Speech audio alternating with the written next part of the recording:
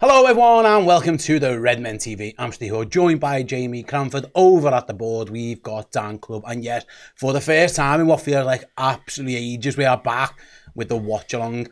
This feels like the longest break I can remember between Liverpool games, other than like off seasons and that mad World Cup break. It feels like forever, Jay, and the fact that the last result was such a grim one. Like, you've been wanting to get back into it straight away, and yet they've made us wait so long for this. It reminds me a little bit of when we broke for COVID and the first game back was a derby. I think that one was at Goodison. It reminds me of that.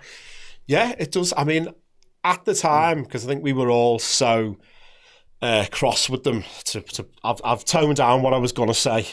Cross with them after the Carabao Cup final. It's one of the few times that I think we've all been glad of an international break, because it's like, I don't want to see you again for a while. We're on a break. You know, we're on a break. Yes. Yeah, I'm not happy with you. You know, we've kissed and made up now. It feels like it. Us and the Reds, yeah. Hopefully, well, you know, let's see what. Yeah, we'll find out. Let's see what happens tonight. Yeah. One of us might be in the doghouse again. Trial period. I described it. Yeah, a trial period. Yeah, it's been a bit rocky in the meantime as well. But there's been some news. So I'm not going to go into that. Now's not the time for that, is it? We're talking Everton. We're talking the Merseyside Derby. Yeah, back on the horse. We're talking. It's been a tumultuous couple of weeks for Liverpool in terms of players potentially leaving, not in terms of content. It's all been going off, but yeah, today's focus is just winning the derby, getting back to 12 points clear, ticking another game off as Liverpool hopefully win that Premier League. We are sponsored, as we always are on our Watchalong series, by the wonderful Dr. Emre. There you go. Have a look at his website. Look what I mean. He did wonders for Rakitic. That's a worldie, that one. Look at that one. Absolutely fantastic. What a hairline that is. Rivaldo's had a good one as little well there. He had the little gaps filled in as well. So if you want to get yourselves involved, or you're looking for the best hair treatment clinic in the world, Dr. Emre got you covered. There's a link in the description. There'll be a QR code on the side of this video. There's a QR code. It pops up all the time. It's probably got Ryan Babel's face on it.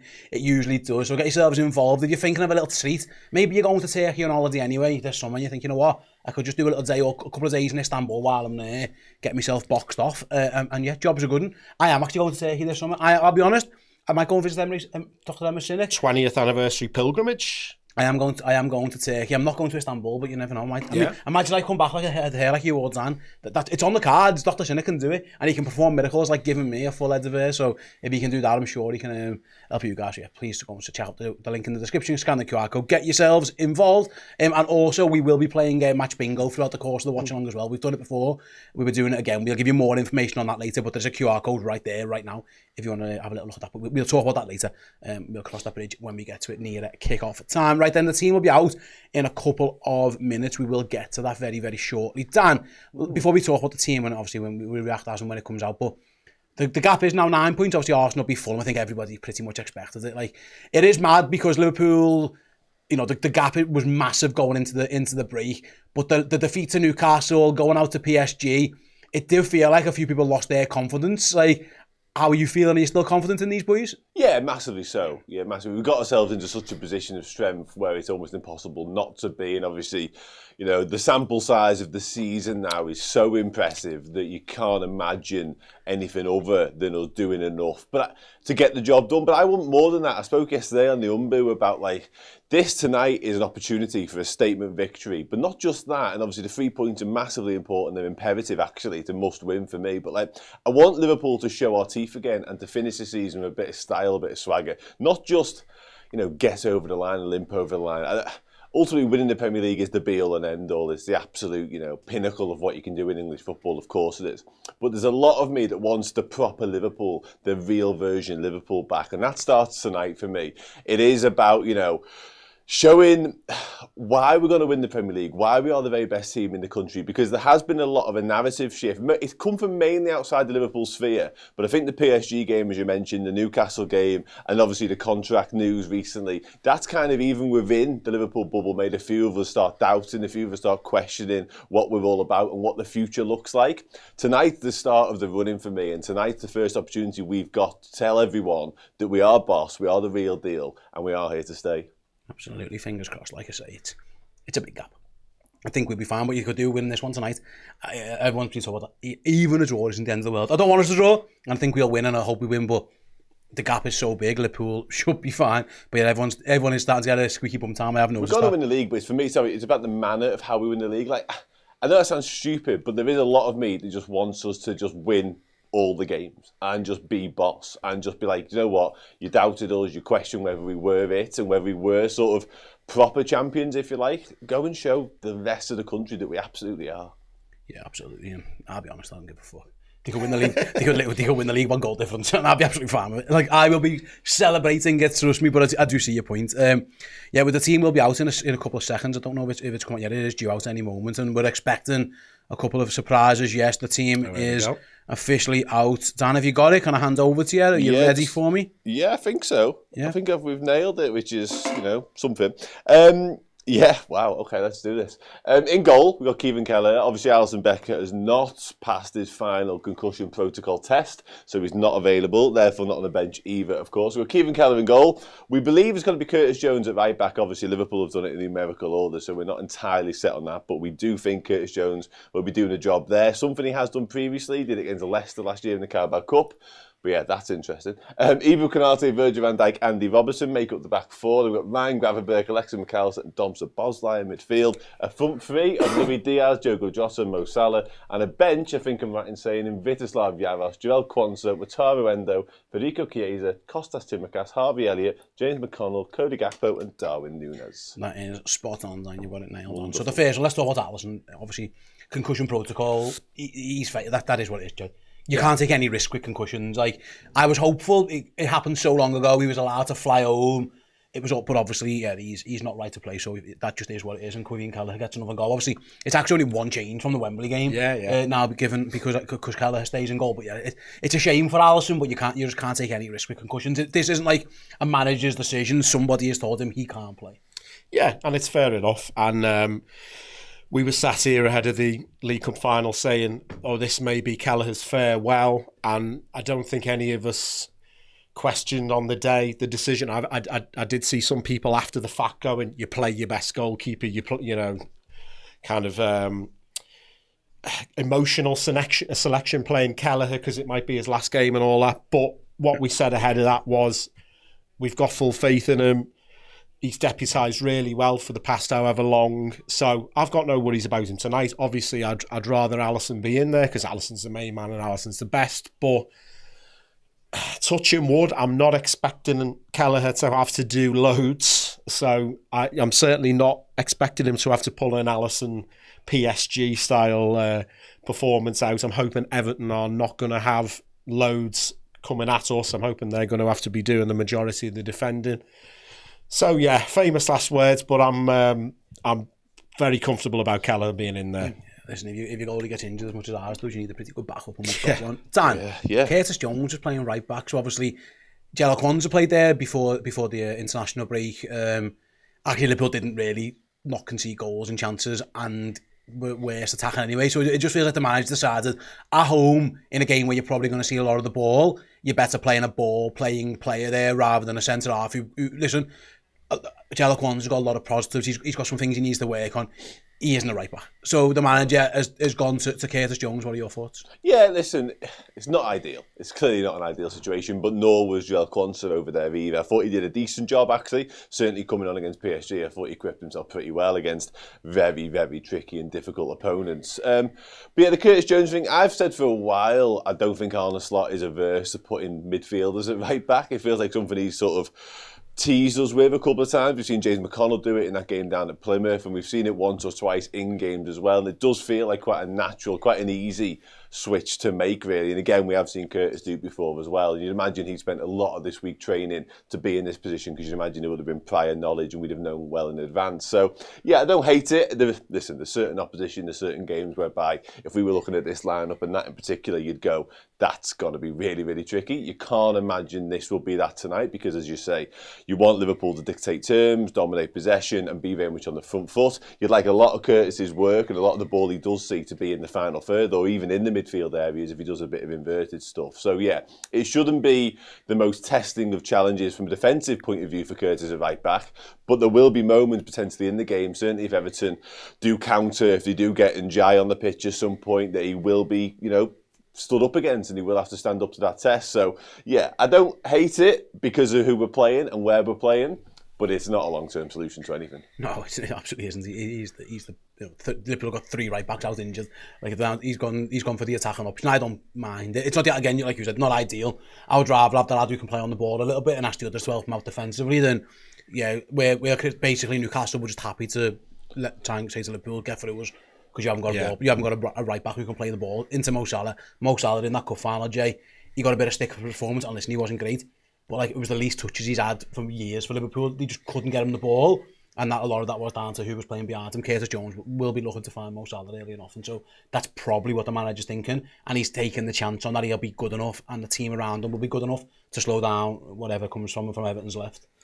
Yeah, as I just said with the Kelleher thing, I'm expecting us to be doing the lion's share of the attacking. So I like it as a selection.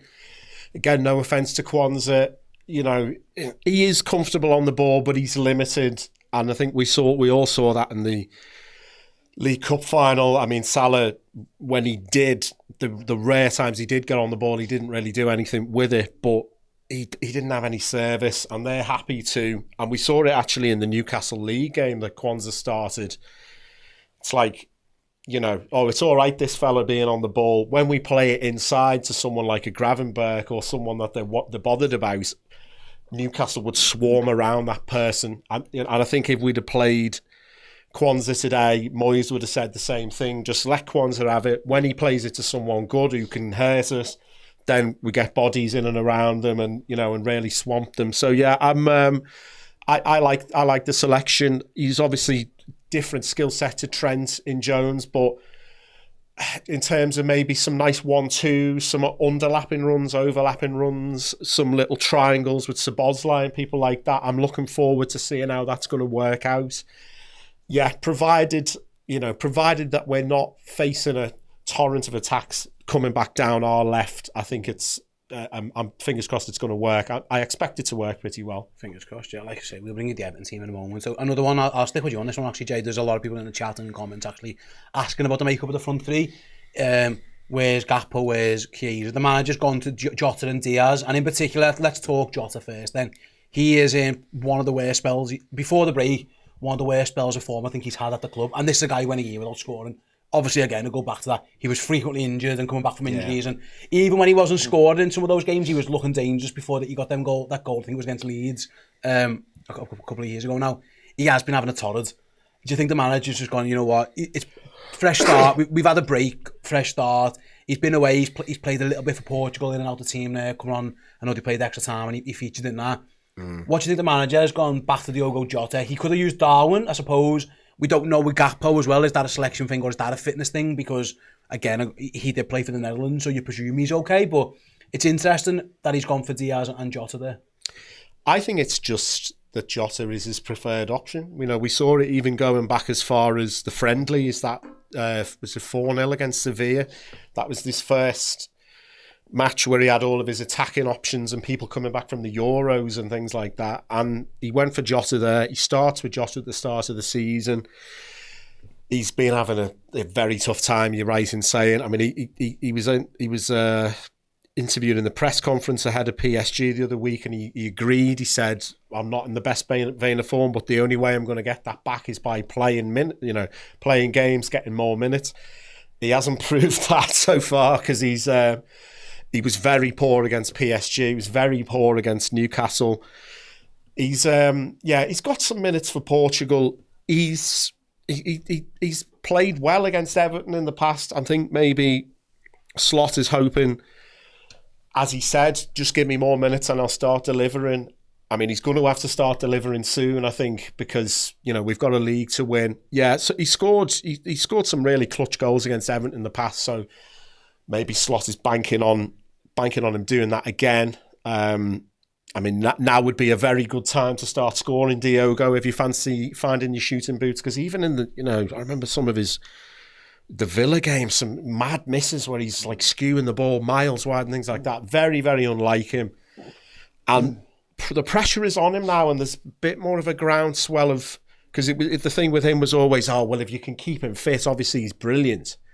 Now some portion of the fan base are doubting that brilliant bit. It's like, well, if you get him fit and then he's not even scoring anyway, what's the point in having him at the club? And his contract's going to be expiring in 2 years, I think, is it? So now it's the kind of the summer where you want to be starting those contract negotiations. I think and all some that. of it, Jay. I think some of it is. I think Jota has not played well.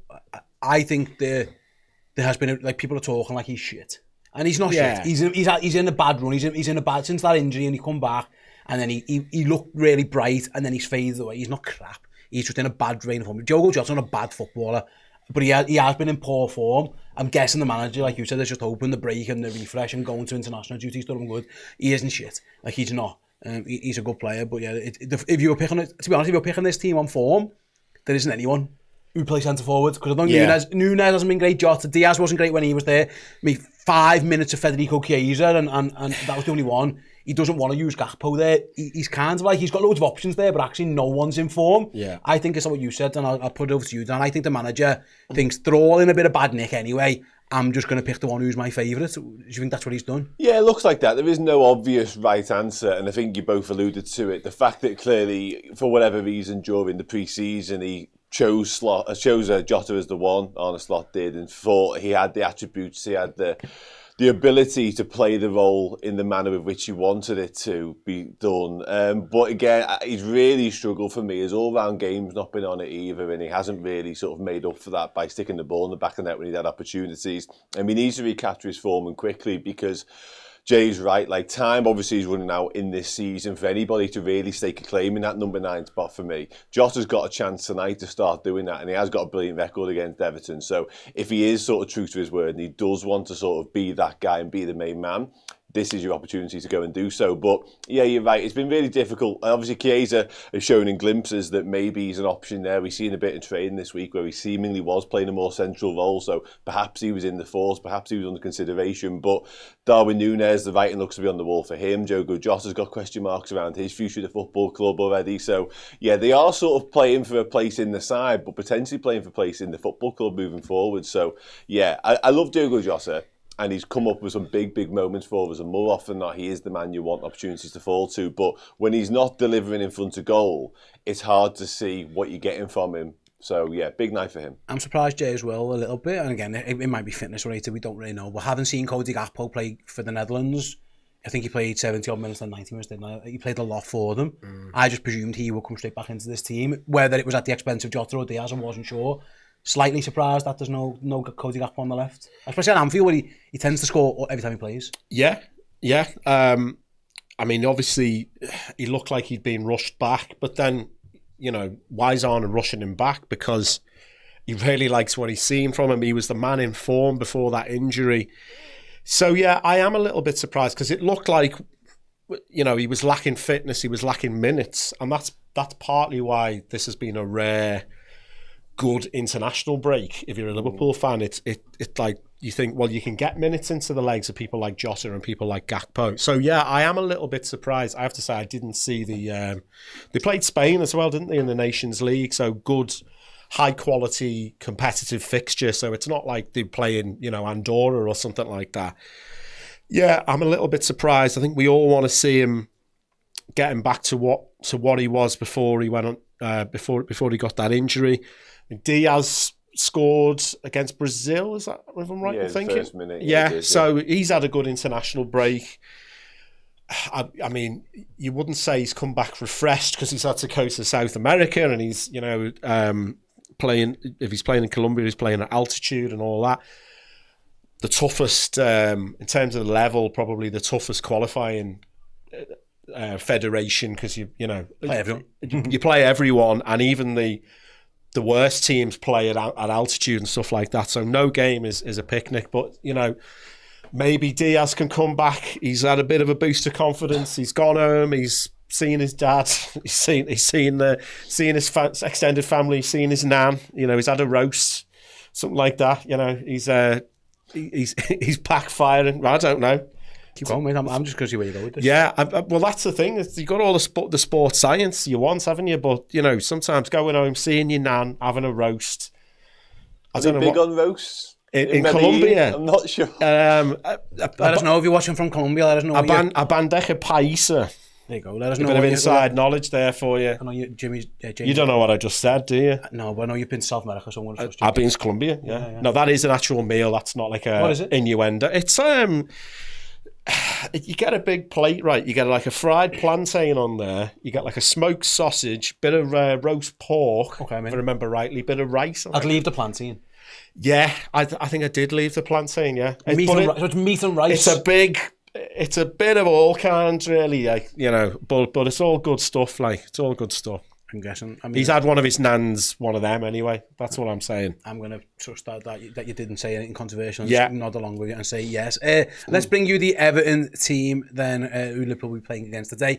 They've got Jordan and Pickford in goal, a back four of O'Brien, Tarkowski, Branthwaite and Mikalenko, a midfield three of Garner and Decore, and then Harrison and Alcaraz it is, who are behind Beto. I'm guessing that'll be Harrison on the left, you would think, perhaps.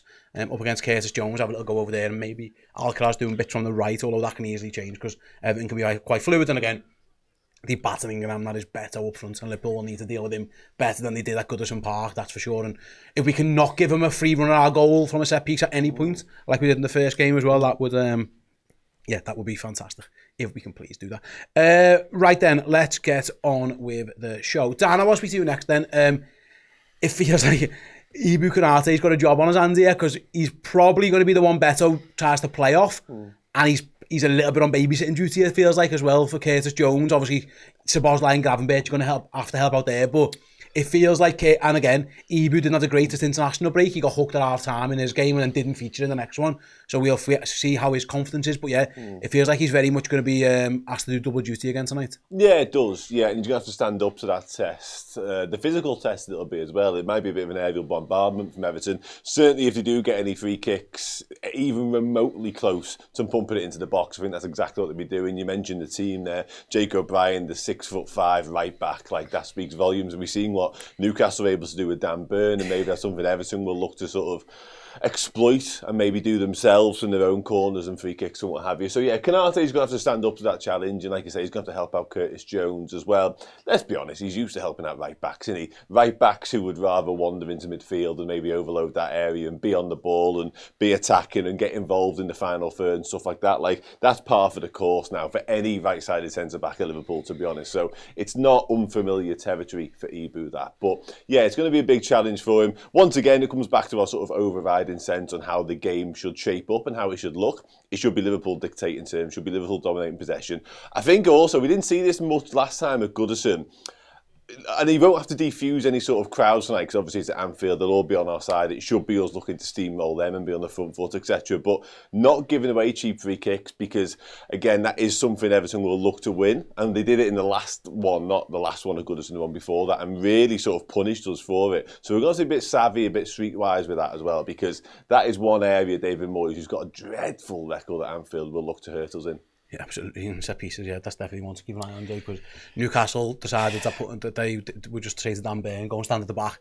And we decided Alexis McAllister would mark him. Yeah. And it didn't go well. Liverpool got a little bit more height in this team, I suppose. I was going to ask you about that. Are either of you worried? Because he came out slot. I hope Alexis McAllister goes near post and Curtis Jones goes and be the one. If they've got a big lad, at least Curtis is tall. Yeah. Get him, be around.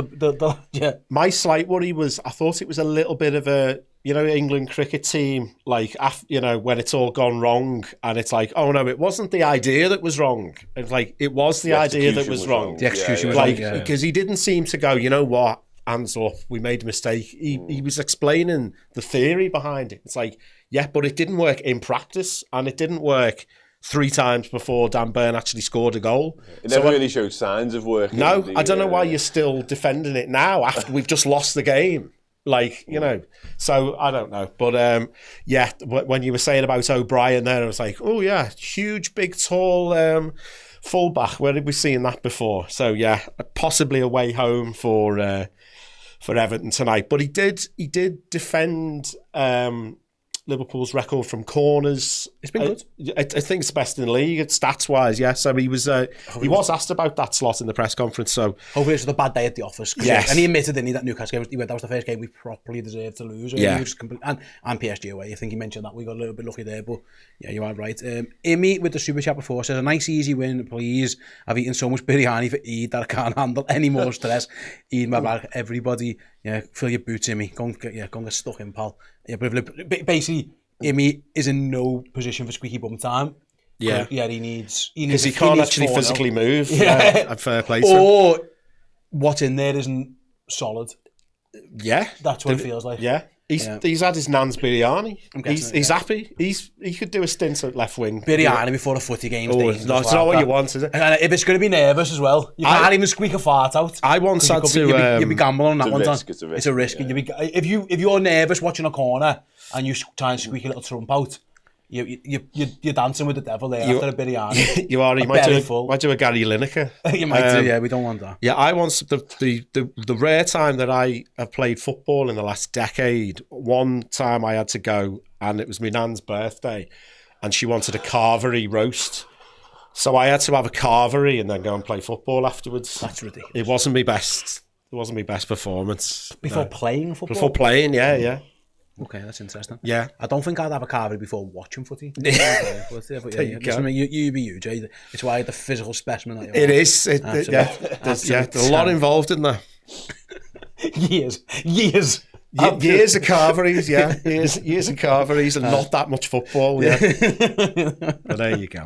Listen, mate, you look fabulous. Don't let anyone tell you any different. And I'm going to come back over there then. Like I say, it is strange because I'm reading the comment section here, and for some reason, and again, it's very negative. For Liverpool are top of the league by 9 points. People are starting to get a little bit panicky.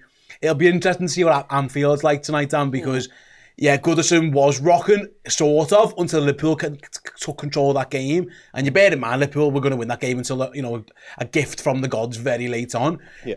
Liverpool could do with Anfield really playing its part tonight. And it'd be interesting to see if the nerves at Anfield are the same as what it's seemingly like in this comment section, which is a little bit squeaky bum time, apart from Amy, who can't afford to do that.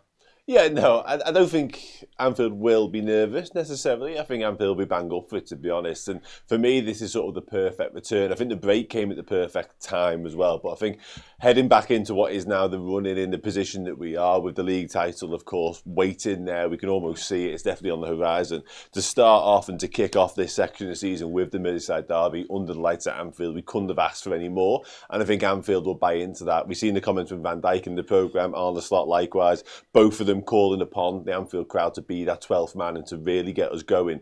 And I think the last two performances in particular, I mean, the Everton one comes into this as well a little bit further back, but certainly the Newcastle one, and Arne Slot made reference to this as well in the past 24 hours about the fact that we were outworked and we were beaten by a team that simply wanted it more, which for me, I said on the day, is unforgivable. And Slot said similar recently. So if the players are now aware of that because it's been hammered into them more recently, we can't allow that to happen. You've got to earn the right to play in any game of football, but in particular a derby. So I'm expecting a team and the crowd are absolutely bang up for this. So yeah, the Anfield factor feels like it might be a factor tonight, but there'll be some nerves if it goes into sort of the 20-30 minute mark. We haven't really got a hold of the game and we haven't really created anything clear cut yet in the way of chances. But if we can start fast and get at Everton and just dictate terms, I'm expecting this to be a good night for us. Absolutely. We've got a super chat. We've got a members chat here from Hawks, thanks very much Hawks.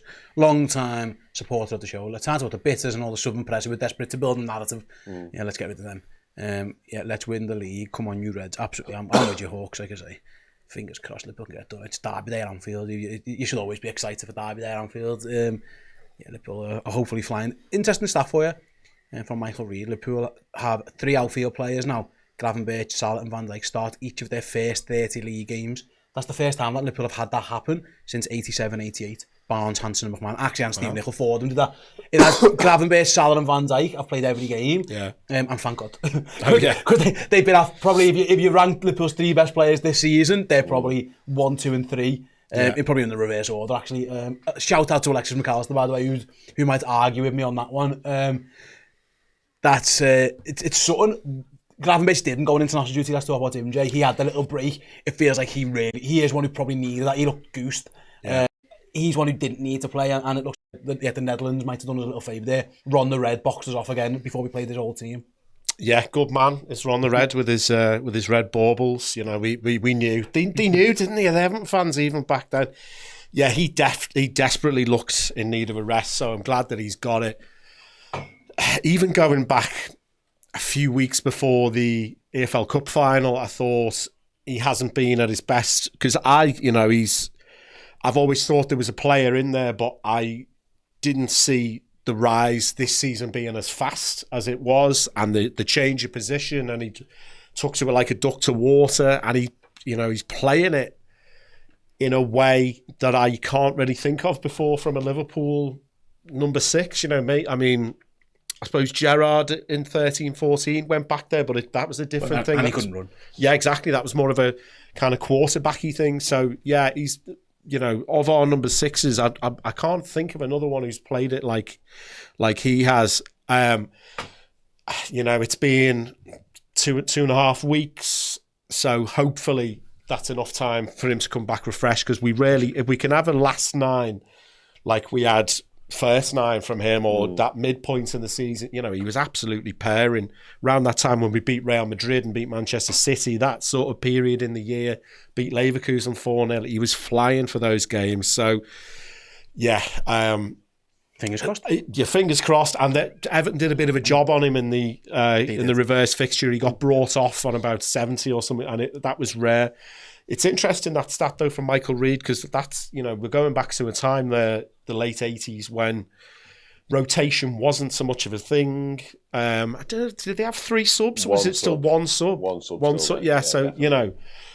That is it's a totally different era that we're comparing it to there. In a rotation era, that is very unusual, and it's kind of no surprise maybe that some of the players have slowed down a little bit with the amount that they've been played going into that cup final. Hopefully Ryan's had his feet up, a nice little break. James with the member chat says Alisson injured. He failed his concussion protocol. He got a head injury playing for Brazil a few weeks ago now. People were hopeful that he'd be right, but obviously the protocols are the protocols, and it's not like a subjective decision. You either pass or you fail. Like it isn't like we don't know. Like there are strict guidelines, and he's not passed the relevant test, so that's why there's no. That's why there is no Alisson Becker in this game tonight. Right then, just to let you guys know to what is going to happen here at Redmen. I'll go to this camera. Okay. So at quarter past, so in a couple of minutes time, Dan will take over in this very chair for the fans after show. You guys can have your say on everything. I mean, loads of you who are kicking off about the team. Dan can be your battering ram for that one. I'm going to leave that one in your hands, Dan. Yeah, you're welcome, mate. And then at quarter to the hour, me and Jay will come back for the entirety of the Watchalong. And like I mentioned before, we'll be playing along with Match Bingo as well during the game. Just adds a little bit of something different to the Watchalong. We'll give you a little bit more information on that at the time.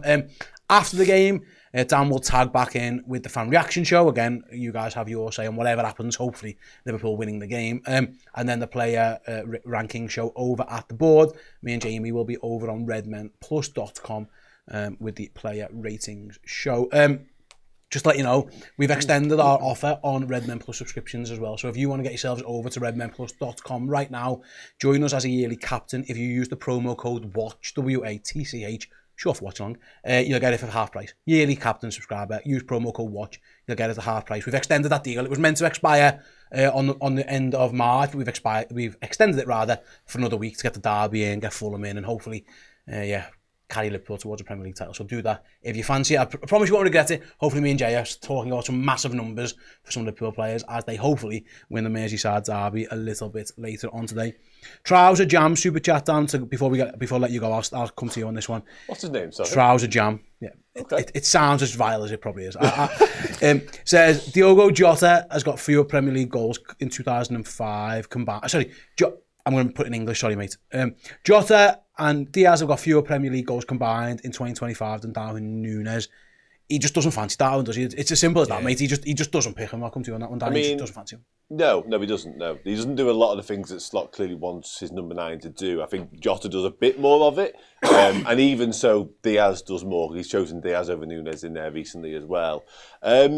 Nobody's claimed that any of them are in particularly great form. I don't think it's by many. It might be like a goal, and it's maybe like 3 against 2. So it's not like we're talking. He's far outweighed them in terms of his prolific nature in front of the stick. So yeah, listen, Darwin is Darwin now. I don't think we're ever going to see him live up to what we expected or what we wanted when we signed him. I think that ship might have sailed on his Liverpool career, his Liverpool time. But having said that, I wouldn't have been... That's kind of what we touched on before. There is no solution to this number 9 problem we've got, and I don't think we're going to see it for the rest of the season. We'll have to sort of get by, grin and bear it a little bit. Hopefully Jota can sort of do something that resembles his usual self tonight. We might see Núñez dropped in certain situations, maybe from the bench a little bit. But yeah, I don't think we're going to see our nailed on, he's the number 9 for the foreseeable at all this year. Yeah, yeah. Listen, I probably would have played. I would have wanted Gakpo to play. I'd have played Diaz up front if I was picking the team. There's an argument for Chiesa. He just doesn't seem to fancy him as well either. Listen, Arne Slot is well within the right to pick whatever team he wants. He's got Liverpool 12 points clear at the top of the Premier League, 9 now, obviously after Arsenal's win last night. He does it his way, and he's kind of not asked. Is ultimately what it's. Just quickly on that, there's a reason there's so much talk already. And I know there's still the league title, it's such a huge deal to get done, but there's a reason there's so much talk around the centre forward already for the summer because of these conversations. It's a real headache right now, and Jota might not be it. Núñez certainly isn't it. Luis Diaz isn't it for me either. That's where we're at. We just got to say get through it. See, I think if Arne Slot, I think Jota would be it if he was fit all the time. I think he loves Jota. In fact, I know he loves Jota because he kind of told me that to my face. But he hasn't shown that he's it. Let's put it that way. Well, Jota hasn't played well enough. Jota was, when he was fit, when he first come back, I was like, oh my God, this is what he wants. And at the start of the season, he quite liked him playing there, and he was doing the facilitator stuff. Jota's injury record just it kills him. And then when he comes back, he isn't able to hit the ground running. It was mad because he kind of did. He scored against Fulham, he gets that header against Forest, and then kind of had a dip again. It's been the Diogo Jota experience. Right then, me and Jay are gonna take a quick break, rest our voices ahead of what is hopefully going to be a thrilling Merseyside Derby with Liverpool winning 8-0. Would be nice. Dan will be back after this break with the fans out, so you guys can have your say on whatever you want. So yeah, get your questions, comments, all that good stuff in the YouTube chat or in the Discord chat. Dan will be back, but first, let's hear from Arne Slot, who was speaking to the press ahead of this game. See you in a minute. Arne, good to see you. Good to see you as well.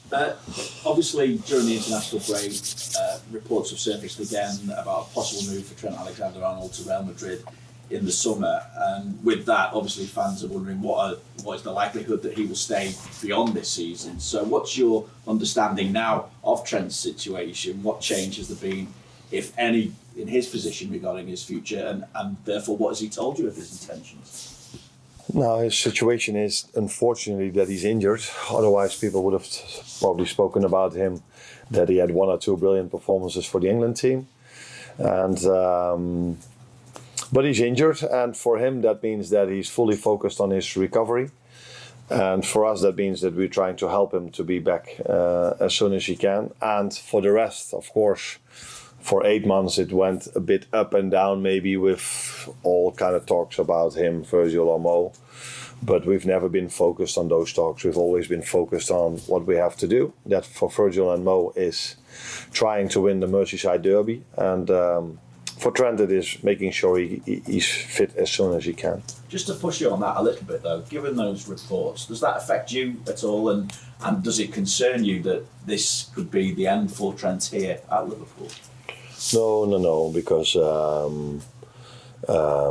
it's a situation that is there for eight or 9 months now, and I think all these 3 players have performed so well under these circumstances. So no, it doesn't affect me at all.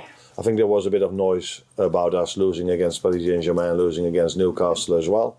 I always try to be rational and try to judge the situation. And in the Newcastle and Paris Saint-Germain situation, I don't think this happened many times that from the 9 serious games a team plays in Europe, because I don't took the PSV game serious because we were already qualified. When you win 8. And you only lose 1, that you're out before the last 8, before the quarterfinals. I was a bit more frustrated about the final, because I think we deserved to lose that one, and that is for the first time I think we deserved to lose a football game. We were not tough in terms of defending. We were not good with the ball, so there were not many things to like. Hello, everybody. Welcome back to the Redmen TV and the match preview part of the day, where we have a chat. We just have a chat. You tell me what you want to talk about. Opinions, questions, comments, anything. We'll chat about the team news. We'll talk about score predictions. We'll talk about how we think the game might go. All that kind of stuff. And there's a lot of stuff to be getting through, I think. It's an interesting team selection from Arne Slot, let's put it that way. I think his hand's been forced in one or two areas. He's probably made one or two calls as well that people don't agree with. Let's talk about it, shall we? Let's do exactly that. We begin with a fellow Dan who says 2-0 tonight, Diaz and Chiesa off the bench. Okay, a lot of people talk about Chiesa. John here says, disappointed with that lineup, to be honest. Jota's been poor for weeks now. We finished on sort of the centre-forward chat, but we'll pick it up again because that's sort of where we've been led to. Thanks very much, mate. Listen, I think we all recognise that there's a huge problem with Liverpool centre-forward position right now. And it's a problem that we've been aware of for some time. Like, I'm not convinced that Jota is the answer there. Far from it, in fact. I wasn't convinced that Luis Diaz was the answer when he was there either. Darwin Núñez has proven time and time again that he probably isn't the answer there either. But they're the three options that we have right now. Obviously, one of them's playing left wing. Maybe that's something to do with Cody Gakpo's fitness. And Darwin Núñez has been left on the bench. Now, clearly Arne Slot trusts Diogo Jota more. Therefore, he's gone with him. I don't really know. Chiesa is the other alternative, clearly. But what evidence have we seen this season that Arne Slot will trust Chiesa enough to throw him into... He hadn't started a Premier League game all year, not once. And I was really impressed with him off the bench in the Carabao Cup final. He had a much-needed energy, much-needed impetus, a directness to his play as well. Obviously scores the goal, takes it well for a very central area too. So there were signs that maybe... we might have seen something from outside the box, let's be honest. It would have been a slightly left field selection because he just hasn't done it at all. And he's gone with Jota, the player, if you rewind to the start of the season, that he did place his trust in. He did see him as the first choice number 9. Now, form and performances haven't dictated that should be the case. But again, his hands are tied a little bit with his options, they really are. And again, he's got us into a position where he can do what he wants, ultimately, as long as we get over the line and we win more games of football between now and the end of the season. It doesn't really matter. But again, I think the conversations that we're having and we've been having for a little while all just lead us to the fact that this summer there has to be a big marquee elite centre-forward signing for me. And I think the numbers and the sort of the reporting, the speculation suggests that might well be the case.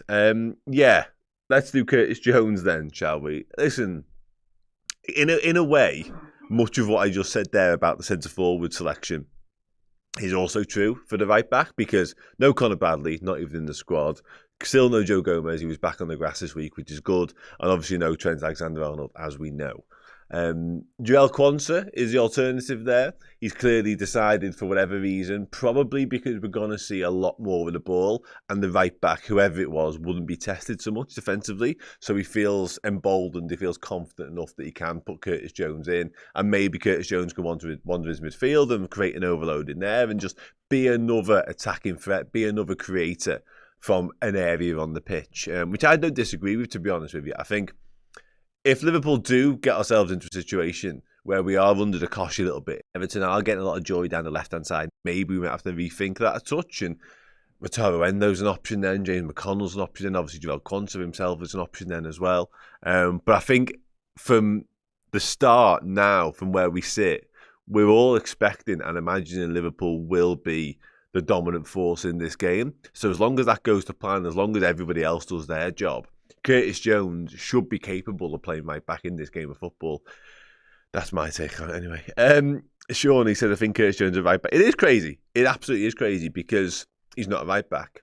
But again, the circumstances surrounding it suggest that it's not the worst selection in the world in my mind. I'd rather see a proper right back there. I'd rather it was Conor Bradley. I'd rather it was Trent, to be honest with you. I'd rather it was Joe Gomez. But those three aren't available to us. And if you're choosing between Joel Quansah, who's a centre-back out of position playing right-back, in a game whereby we are expecting to have all the ball, or a Curtis Jones playing right-back who can be a threat on the ball, I don't think it's that wild a selection, personally. Anyway. I'm feeling nervous, says Inquisitive Minion. Hopefully we play better than the last two games. Yeah, listen, I think the team are aware that they're more aware than we realise of how disappointing and underwhelming those last two performances were. And I think the extended break really, because we didn't play the weekend, came at the perfect time. And I actually think with it being the Merseyside Derby first game back is the perfect scenario for all of the team, all of the squad, the fans inside Anfield as well, to respond, because you're always desperate to get back on the horse when you've been beaten. Certainly in a game of such magnitude, when it's a final, there's a trophy at stake, and you just don't turn up. Because let's be honest, we just never turned up. You want to play that next game 2-3 days down the line. But I think actually we needed a bit of a reset. We all got a bit fed up with each other. Go away, see some different faces, have different conversations, concentrate on different things, and then come back, have your team meetings, and then get ready to go between now and the end of the season. So I think that has all come together and all culminated. And again, there's no better game. It's the perfect game for me. Everton under the lights at Anfield. If you can't get up for that, there's something wrong with you. A, as a Liverpool fan, and B, as a Liverpool player. So, yeah. And actually, the Curtis Jones selection is another one. Like, if any, Andy Robbo's another one who falls into this category, but like, they get this game. They've played in numerous of them now. They understand what this game means to us as a football club and the fan base. Getting more of that on the pitch is no bad thing for me either. So, yeah, let's see how it plays out. LFC Mav, like, I've never been grateful for international break. Yeah, honestly, like, normally international break, I dread them. Honestly, absolutely dread them. But this one was just the sweetest of things. Like, honestly, I can't tell you how much I appreciated that mini break from Liverpool playing. It's not a break for us work-wise, far from it. Like, we have to do a hell of a lot more work, if truth be told. But actually, in terms of watching us, because we look fatigued, we look leggy, we look tired, we looked a little bit, a bit fucking drunk in terms of, like, you just looked a bit done in mentally, psychologically as well, to be honest with you. So, yeah, honestly, I thought it was an absolute blessing, a rare blessing. Kegger for Christie, Kegsy. I reckon we might go free at the back if Everton try. Yeah, that's another beauty of playing Curtis Jones in there. Again, when it's been trends, likewise, Conor Bradley in a different way. Trent can obviously wander into midfield more and be the extra body in there. Conor Bradley can just be so high up the pitch he becomes an attacking option. With Curtis, you can feasibly bring Robertson inside a little bit, tuck him inside alongside Van Dijk, be Canate, Van Dijk and Robert, and allow Curtis to go into whatever area he sees fit. Because if we are going to be camped in their half and just stopping Everton getting out time and time again, Curtis Jones becomes another attacking option again, like I say. So, yeah, I don't think it's the worst selection in the world. It will become problematic if we can't keep hold of the ball. And if there's too many transitions and too many turnovers and we're getting, caught on the break and Everton are having some joy, that will become a problem then. And if Curtis Jones gets isolated 1v1 with any winger, more or less, then we might see a few cracks and a few flaws in what he's done here. But again, if it goes the way Arne Slot will have envisaged, Curtis Jones at right back will be no problem whatsoever. Will Edwards says Jones will be okay, nothing special, but confident he'll be fine. And again, I mentioned it earlier on, he's done it before, literally in a game of football competitively, and he'll have trained for this all week, because there's no way Arne Slot came up with this last night ad hoc and went, do you know what, I'm going to put Curtis at right back. Like, they probably would have had discussions about this all season long. Like, if there's ever a situation whereby we need, a bit of a break glass solution and we think we're going to dominate the game, I might just throw a midfielder at right back just to get another ball player on the pitch. So he'd have been well prepared and well versed in what this looks like. I'm certain of it. Brian McCall says, we need a fast start. Get the crowd up, no easing into the game. I think you're right, and I think fast starts have been few and far between for us this season, but this is one of those nights, one of those occasions, again, after disappointment of what went before the break, where if we do come flying out the blocks and look to steamroll these, it gets the crowd on side, it gets the crowd up for it. It shell shocks Everton a little bit as well, because they'll still be buzzing by what happened at Goodison a few weeks ago. Get out there, lay a few punches early doors, and see how they respond to that. Teddy Border Collie says, I'm nervous now. I'm nervous now. I take a draw. I can't get on with that. Take a draw. I'm sorry, I can't get on board. This is must win for me, honestly. And we discussed this earlier on briefly, and I'm interested to get your thoughts as well. This is a good point. There's been games recently whereby it looked like it took like 4 touches to get out of our feet and get playing again. Got to move a bit quicker. Got to unsettle Everton. Get them shifting, get them panicking. They've chosen quite a bold team selection themselves in picking Alcaraz. He's the maverick, the X factor in that midfield. They haven't just gone for another body, another workhorse in there. They've chosen a lad who can actually create something out of nothing. Make him question his discipline. Get him wondering where people are running off his shoulder. And yeah, like I say, move it quick, move their defence about, and there's going to be holes. Like, they've been conceding goals of late, Everton. David Moyes has made them a little bit more adventurous, a bit more front-footed, which in turn has made him a little bit more fallible at the back. So, yeah, just be on it. Be on it from word one. Absolutely, fizzing the ball around. Just make it horrible for them. Absolutely horrible. But yeah, as I was saying, I'm interested to get your thoughts on sort of like what happens between now and the end of the season, and whether you give a shit or not, actually, to be honest, because like I'll be straight. I'm obviously desperate for Liverpool to win the league first and foremost. That is everything. But I do want us to do it properly, by which I mean put on a performance tonight.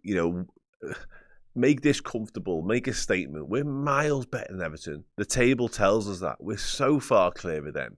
Don't not beat Everton this season. Like, that's not right. We're so far clear, so superior. Yeah, start tonight and then go and win 3 or 4 on the spin. Don't even let people think for a single second there's a sniff, a glimmer of hope for Arsenal to get back into this title race. Kill the narrative dead.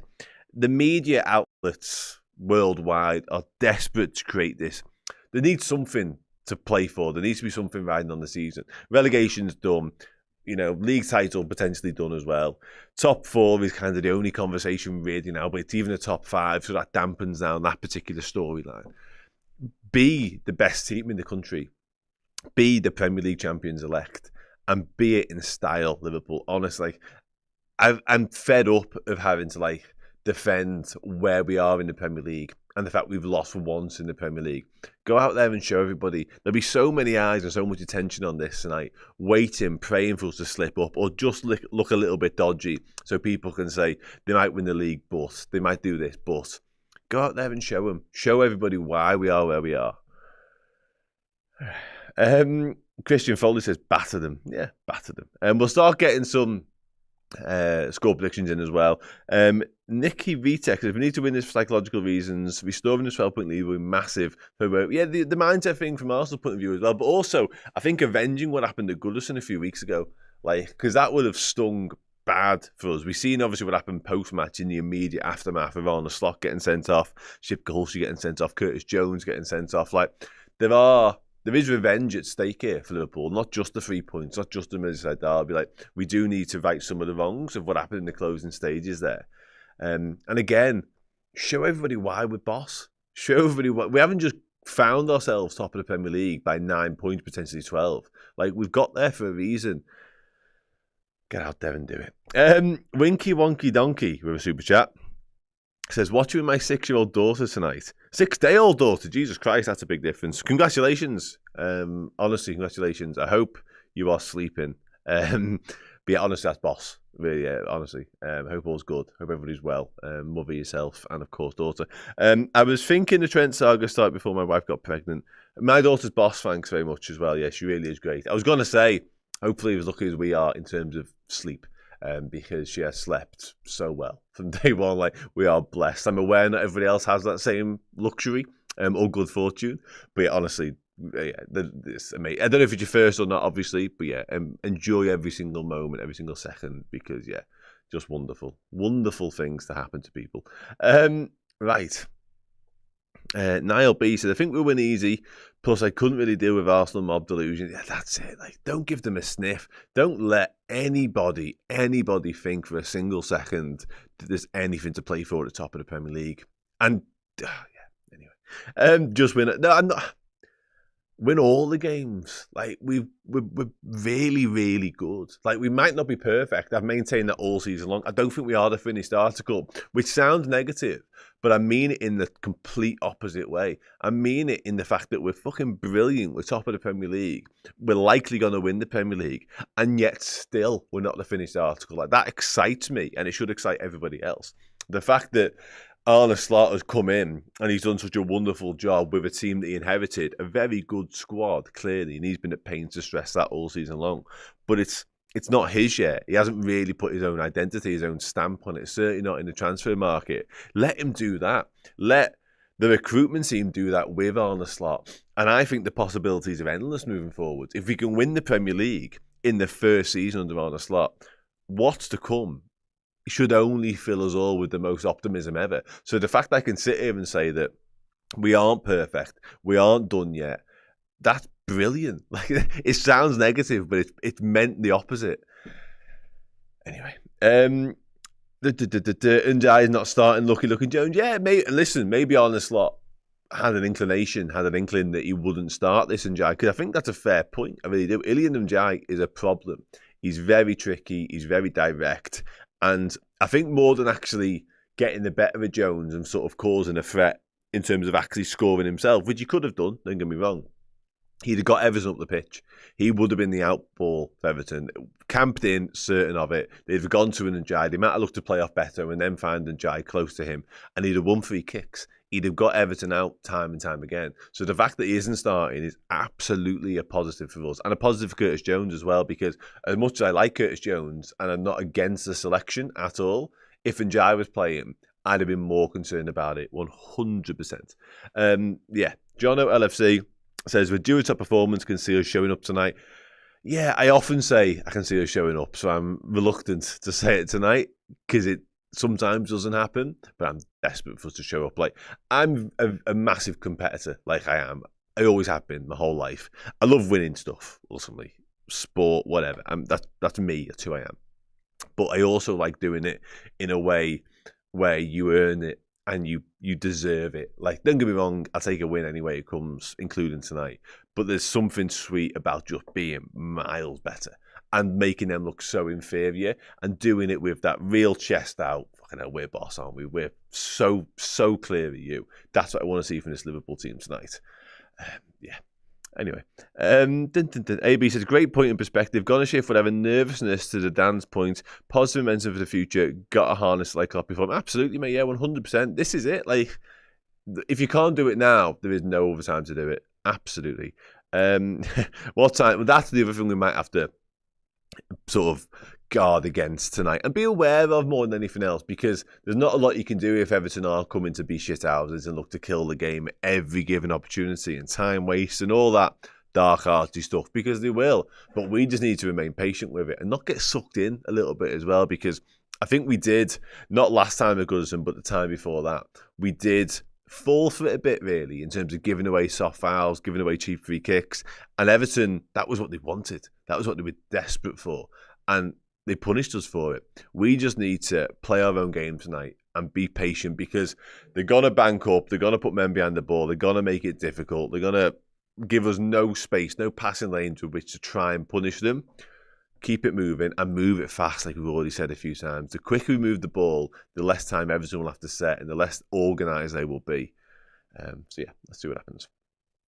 And maybe at a game in closed doors in preparation for this. Possibly, listen, what they absolutely would have been doing is training with Curtis Jones at right back, and indeed the whole formation, the whole system. So it's not a massive concern to me. Eddie Hardy says, to quote Shanks, Liverpool had a few bad performances under his management, and the team form was questioned, described as struggling.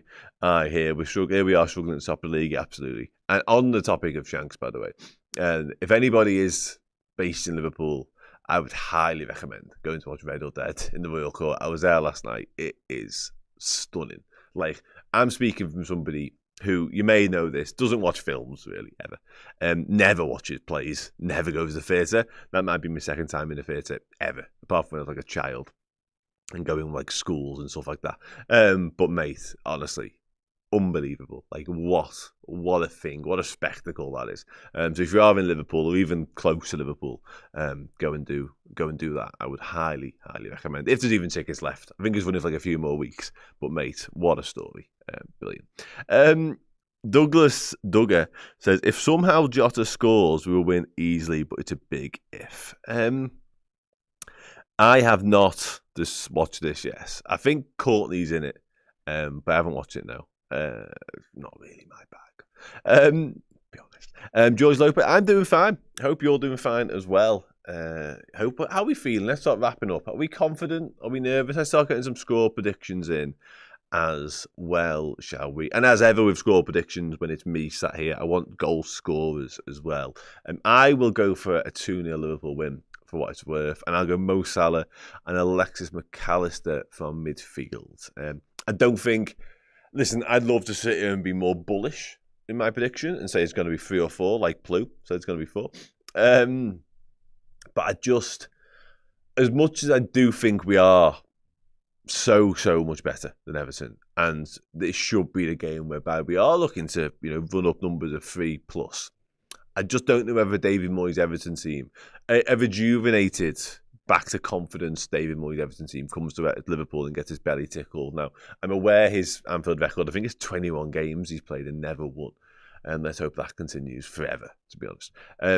But I don't know whether he allows his team to just get turned over in that sort of sense. I'd love it. I'd absolutely love us to run riot and, again, 4 or 5, whatever, back in the old days. But you pick 3 centre-halves, including Jake O'Brien at right back. Yeah, he's going to be so defensive-minded. What they'll try and do, they'll try and copy blueprints of Nottingham Forest a little bit when they came earlier on. Make it really tight, really congested, soak up loads of pressure, and then maybe have a go with 20 minutes to go. That'll be their game plan. We just need to make sure that doesn't work, basically, and stifle them at every opportunity and just look to absolutely overload them with shots, attacks, so they just can't cope anymore. We got a 2-1 from Sam. Salah Macaroni. I don't know who Macaroni is. Is that one of the greatest auto-corrects of all time? I mean, it's not correct. But yeah, that's sensational. 3-1. We were 1-0 down in the first half. Jesus Christ. That's not true if that's aimed at me. Not even close to being true, in fact. 3-1, Salah Brace and Virgil off a corner. 1-0 says Salah and Salah Penn, says Simon Owens. 3-2, Salah Brace and Jota. Where are we here? 3-0. Oh, here we go. Hart says 4-0. Head 1-1. Jesus Christ, I don't like that 1-1 shout. 4-1 Salah Brace, Dom from outside the box, and Gakpo off the bench. Questionable pen for Everton. Gaz says 2-1. Salah, some average Everton player, and Tarkowski own goal. Oh, mate. Yeah, I'm sold. What time is kick-off? 20 minutes from now. I'll be leaving in like 3 or 4 minutes. And Steve and Jay will come back in and take over. 3-0 to the Reds. Put these bitters back in the bin. 5-0, says Dram.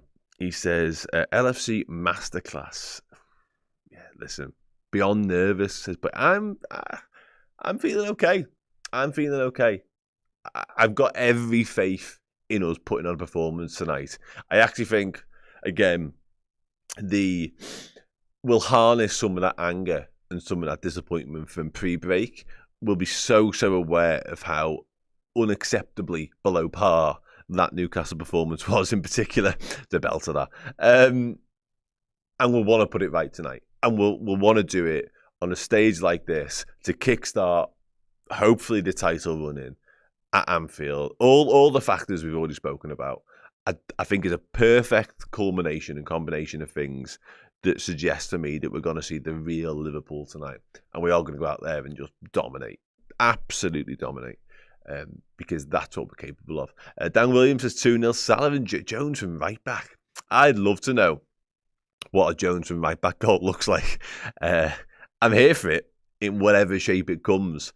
But yeah, I don't really know how that happens. Maybe it's a long range top corner smasher. But let's just see. Everton will use the same tactic for Goodison Park, so we will not use it against. Listen, yeah, I don't know. They will. They'll try to, but it's difficult doing it away from home. When they've got Goodison on side and they've got that, and listen, it was Goodison times 10, wasn't it? Let's be honest. Let's cut the bullshit here, because it was a final ever Goodison. It was a final ever Merseyside Derby at Goodison Park, I should say. So it was so important to them that they turned up and they went until the very, very last kick of the game, which is obviously what they did. But this won't have that same fever pitch atmosphere. There won't be anything for Liverpool to diffuse. The crowd will be on our side, and it should be us winning battles, winning duels, you know, everything should be in our favour, whereas there, it was the opposite of that, and we had so much to contend with. I don't think we, you know, up until a certain point, I think we actually reacted to that quite well and dealt with it quite well. But again, this should be the flip reverse of what we've seen in that game. So yeah, let's just wait and see. They're on a 9-game unbeaten run under Everton. So yeah, they're difficult to beat and they'll be relatively high in confidence. There's no pressure on them now because it looks like they're certainly safe, aren't they? So who knows? We might see Everton have a little go. I doubt it, personally. Anyway, I'm going to love you and leave you because I'm going to go eat some food and watch the game. I will leave you with Steve and Jay back in the building. But before I do, I spoke to Ped, Toffee TV's own Ped, before this game of football to get the Everton perspective and see how he thinks the game might go. So until later on, come back for the family actions and the player rankings. Hopefully we talk about Liverpool absolutely battering Everton. Enjoy it. See you in a bit. Let's put the onus on you in that case. Like, how would you approach that? Like, is it men behind the ball, so good pressure? Have you got the pace on the counter-attack to do that? You mentioned Beto is not the greatest hold-up player in the world. So from my perspective, I'm struggling to see a way. Yeah, but you always say that, and we always somehow do. Granted, yeah, I mean, yeah, obviously. But, like, again, with the personnel you have, if Njai was fit, raring to go, you'd say, well, there you go. There's your out ball. Away you go. If Dominic Calvert-Lewin was, I know you've got a lot of problems, Dominic, but he's a good holder player. He's a proper old school. Yeah, he is. You know what I mean? So you can play off him and get around him. I watches my channel. I love Dom. But without those two, I don't know how that... No, you know what I mean? No, just rely on centre-backs, I suppose, smashing them in.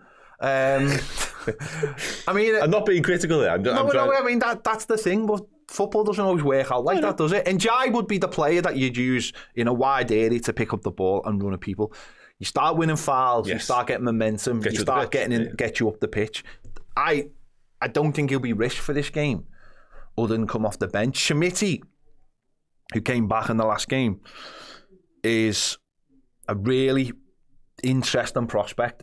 He physically has got everything you need to be in the Premier League. He's actually got a really good touch. Brozier, when fit, drops into really good pockets of space, but it's that weird when he's fit. You know, he's played a little bit of time for Albania in the international break, but I don't know if he'd be risked or not. These are interesting players for that maybe last 20 minutes, if you can get through to the last 20 minutes. But it's getting there, isn't it? It's not allowing a team like Liverpool to get that momentum, so they're always coming up, because it kills you. It absolutely kills you. Our widemen at the moment are not good enough. They're just not good enough, and you know, I'm not sure either of them will be at the club next season. He used the Corey last time, as I said. Do you do that? The Corey has got the ability to get around the pitch, whether people think he's a good player or not. He's a very savvy Premier League player. He knows how to get around the pitch. You know, these players hang around in the Premier for years and years, and people go, oh, he's rubbish, his first touch is terrible. But somehow they still manage to play lots of games of football because they just understand the game. They understand where not to give the ball away, and maybe where to be a little bit more adventurous. So maybe the plan will be for him is to have the Corey in a 3, but there will be times when he is told, break, go support Beto. If we go long, you know, people talk about like activating the press and all that, well, it can work the other way. If Sarkowski picks up the ball and starts playing diagonals, that might be the cue for Decore to go and get over there to be the player that is winning those diagonals, and then that falls into Beto or falls into the wide. Welcome back. Thanks to Dan for all the last segment, and of course his chat with Ped from Toffee TV as well. Yes, it's an only watch along time, 12 minutes to go before Everton face Liverpool. It's the last time we can say they've crossed the park, because now they'll be crossing town, basically. So yeah, this is another one of those last moments for the Reds against the Blues. How are you feeling, Jay? You nervous? The Derby belly kicked in? Are you good? I'm not nervous, although this will not be what our viewers want to hear. I have a suspicion. We didn't do predictions, did we? Go for it. It could be a bit of a stinker. You know, that thinking back to, I mentioned that COVID game, the first game back, it was a 0-0. And obviously it hasn't been, that was several months break. It's only been 2.5 weeks or whatever. There's been that thing of Liverpool not quite being their best after international breaks and things like that. I'm just a bit worried that it's going to be, you know, one of those games, not really any quality. But my other prediction is Liverpool are good and we just batter them. So you know, I'm open for the latter. Yeah, it would be very nice for us to, you know, because there's been some nonsense talk of like, oh, is the achievements being diminished now, and all Liverpool fans were saying they were going to win the quad. We weren't all saying we were going to win the quad, but we were in 4 competitions at one point. I mean, you said you'd be happy if we win the league on goal difference. I mean, it'd be dramatic. It would certainly, there might be a few tops off if we win the league on goal difference. I certainly hope we don't win the league on goal difference. I would still celebrate it if we did. Yeah. I'd take it. I'd like to. What I'm hoping for is we come back refreshed. We come back fast out the traps. Good atmosphere in the stadium. Early goal, something like that. Bit of a nerve calmer. Really show them who's boss. As Dan has mentioned, Moyes got a terrible record at Anfield. He doesn't tend to... not that he doesn't know what to do, but even games when they're doing all right, he tends to go too defensive too early and stuff like that. This is... He said, this might be the furthest away we've been from Liverpool and Everton. That's what he said for a while. He's wrong, because Everton have been worse and Liverpool have been a little bit better at times. But I see, in terms of points difference, there's a huge gap. Actually, they're the 2 most informed teams in the league. We're 25 games unbeaten, they're 9 games unbeaten in the league, like in terms of unbeaten record. So the Everton come here in relative good nick again. Hopefully the break for them has had an adverse effect, you will be hoping. Let's get to a couple of members' chats. First of all, Kieran Orr says, let me see. I'm 30 on Friday, so it's the last game of my 20s, up the Reds. Happy birthday for Friday, Key. You're out getting old, pal. Before you know it, you'll be bald. I was trying to think the last game of my 20s would have been the Champions League final against Spurs. So there you go. That's a good one to leave the decade with. I turned 30 in 2017. So whatever the last game was around then, I'll look it up in a moment. In fact, let's just do it right now while I bring up the other super chat, members chat. If you have to guess, it'll be against Wolves, won't it? Usually it's around Christmas time. Christmas. I thought you meant end of the season. No, it's usually around Christmas time. I'm a December baby. And then Gareth says, "Where's Ali?" He failed his concussion protocol. So Arne Slot described it as he's got loads of boxes that he has to tick to get fit after being in concussion, and he didn't tick the final one. Is what how Arne Slot put it. So basically, he hasn't passed the concussion protocol as of yet. He took a nasty blow to the face while playing for Brazil against Colombia. Actually, it was David Sanchez, who former Tottenham man, who clashed with him. So the last game of my let's have a little look. No, I'm in the wrong year. The last game of my 20s. See if we're good luck, because Liverpool won the Champions League on the last day of your 20s. There you go. It was a key. We beat Bournemouth 4-0. At Salah hat-trick. 17th of December 2017. That was the day before I turned 30. There you go. I think that's right in saying. So we're 2 for 2 for wins in the last game of our 30s. If Kieran follows suit, the Reds have got it in the bank. Diane says, "I'm feeling good about tonight. I hope Anfield rocks it." Anfield, if it's not rocking now, something's... I noticed a little comment before. This is to John Brooks. John Brooks said, "Jamie's on, so we're not going to win," or something. There's a theory that we haven't won with you on here. That's nonsense. Yeah. I've only been presided over one the loss, final, which is the final. And the penalty shootout. Yes. That's it. Come on, guys. I had a 100% record until then. Yeah. So, Liverpool have lost one game in 90 minutes with Jamie. Exactly. Yeah, so a bit of faith. Come on. Yeah, for those asking, Errol's got other work commitments. I think he's at Anfield actually. I was going to say, is he? I've seen him. He was doing stuff. I'm sure you've all seen with Peloton. He's been doing bits and bobs. I think he's there again, doing other bits. So yeah, keep an eye on. I don't even know where he is. I haven't spoken to him actually. I just know that he's not here, and we are delighted to have Jamie with us.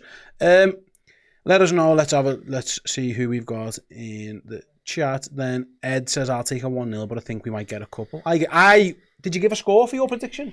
I don't think Dan did. Dan didn't. No. You want me to go first? Go on. I think we're going to win 3-1. 3-1. But the third will be late. Like, it'll be nervy for a while, and like in the 86th minute, someone will score. So my sort of downbeat prediction is 0-0. Like, not very good game. I haven't got a prediction that involves them scoring. My other prediction is like a 3-0 or 4-0. We just turn up and we're really good, and it's like 2 fingers up to the media saying, "Oh, are they even actually any good champ? If they do win the league, will they be good champions?" Come on, like, who cares? Champions are champions. Like, we shouldn't really have to address this, but like, you've got like Villa are like 9th or something, and they're in the Champions League quarterfinals, and they beat Bayern Munich at home. Like, it's a good Premier League, right? It's probably the best overall quality Premier League ever, and we're miles ahead at the top of it. And I don't see why that's controversial or difficult to see. Like, you know, because there's this idea of like, well, you know, some of the Man United won the league with 75 points in the 90s. That means the league was more competitive. All right, teams beat each other more, but the overall standard, I don't think the overall standards. I mean, like Brazil, I know they lost and they sacked the manager, but Brazil had 3 Wolves players in the start, and the Wolves are the 17th best team in the league. This is a very good standard Premier League, and Liverpool are the best team in it. Absolutely. I needed to get that off my chest. Absolutely, and let's hope they can provide it. Both players, sets of players, or most of the Liverpool team, a few Everton players are there in the tunnel as well, ready to make their way out onto the Anfield pitch. Kickoff is in just under 5 minutes' time. We have got joining us right now just under 2,500. Obviously, thanks very much for watching. We've only got 464 likes. So during this quick ad break, I'm going to ask for a few things off you. First of all press the like button. That would be very, very helpful. Let us know where you're watching in the world. What time is it where you are? If you got up early, you're staying up late. You might just the same as us. It might just be 8 o'clock and you're ready for bed after it. And your score prediction for the game. We will be back with the watch-along after this quick break. See you all in a couple of minutes. Hey, are you a young artist or designer? We've got a fun competition for you if you are. In April, we are celebrating 15 years of Redmen TV on YouTube. Since its inception, the Redmen logo has gone through a ton of iterative upgrades, back from the very, very first one that I hand drew myself and was hand painted on a red bed sheet by my wife, and the more modern updates delivered by Kitster. Since then, it went through a variety of updates as well. It was very briefly a circle bird and said RMTV.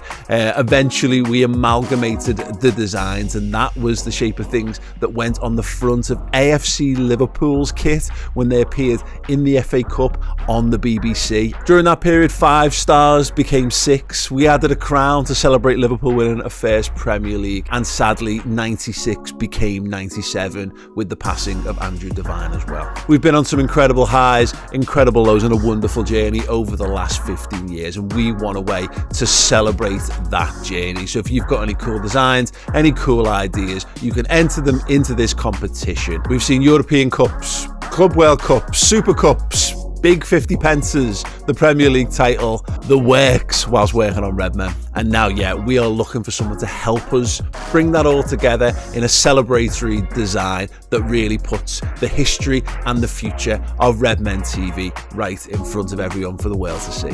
When all the designs and ideas are in, we're going to choose the best one, and the winner will receive a cool Redmen TV prize bundle, a £500 voucher to redmenmerch.com, a year's subscription to Redmen Plus, and a Liverpool kit of your choice for you, a friend, a child in your life, whatever you want.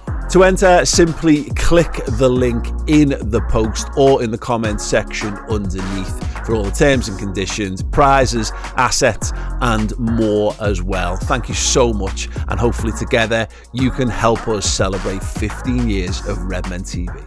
Right then, welcome back. Yes, I'll get to all of your messages in a moment, but first of all, let's talk about Match Bingo. Thank you to Match Bingo, who are one of our sponsors for today's stream. We've got our card here. I'll bring it up shortly on screen. If you want to get involved, there's still time. Click the link in the description below, or scan the QR code that pops up throughout the entirety of the stream. Basically, how it works, if certain events happen within the game, they get ticked off our virtual card. For example, if someone scores a header, if someone, let's have that one, if there's an attempt that goes off target, etc., someone takes a free kick, someone makes a sub, there's a goal, a yellow card in a minute that ends with 6, all those kind of stuff, get yourselves involved. If you can win cash prizes for getting a line, 2 lines and a full house, and there's a bonus as well. Feel free, like I say, there's get yourselves involved. We'll be playing along throughout the course of the show, and like I say, if you haven't got one already, do use your use the link or the QR code, get involved. And if you are playing along with us, let us know in the live chat as well. If you get any lines, full houses, 2 lines, if you win any prizes, I'd love one of our viewers to be the ones who win the cash. I mean, I'd like to win myself personally. But if I can't, then one of you guys will have to get yourselves involved. Hopefully it's one of you as well. Right then, we've got about a minute as Anfield's in full voice. Let's see where people are watching from. I'll get as many of these in as I can. We've got Gordon's in the northeast of England. I wonder if he went to the Newcastle parade. Esso is in Bangkok. It's 1:55, going for a 2-1 win. Griffin is in Utah, going for 3-1. Vanessa's down in Plymouth, going for 2-0. Ash is watching from Northern Ireland, also going 2-0. Right then. Another one in Utah. Sean is in Utah as well, going for 3-1. We've got Dickie Oy Red, Melbourne at 5:55 a.m. I'm guessing you're getting up early rather than staying up late. It says 2-0. Gaz is watching from Germany, going for a 3-1. Gift is watching from Namibia. It says it's 8:55 there, so just an hour or so behind us. We've got Bullet Train to Sack, a nice name. It says, I'm a Scouser living in Styria, Austria. Hopefully you're going to enjoy this one. Plenty of you here with us throughout the course of the watch along, so please get involved.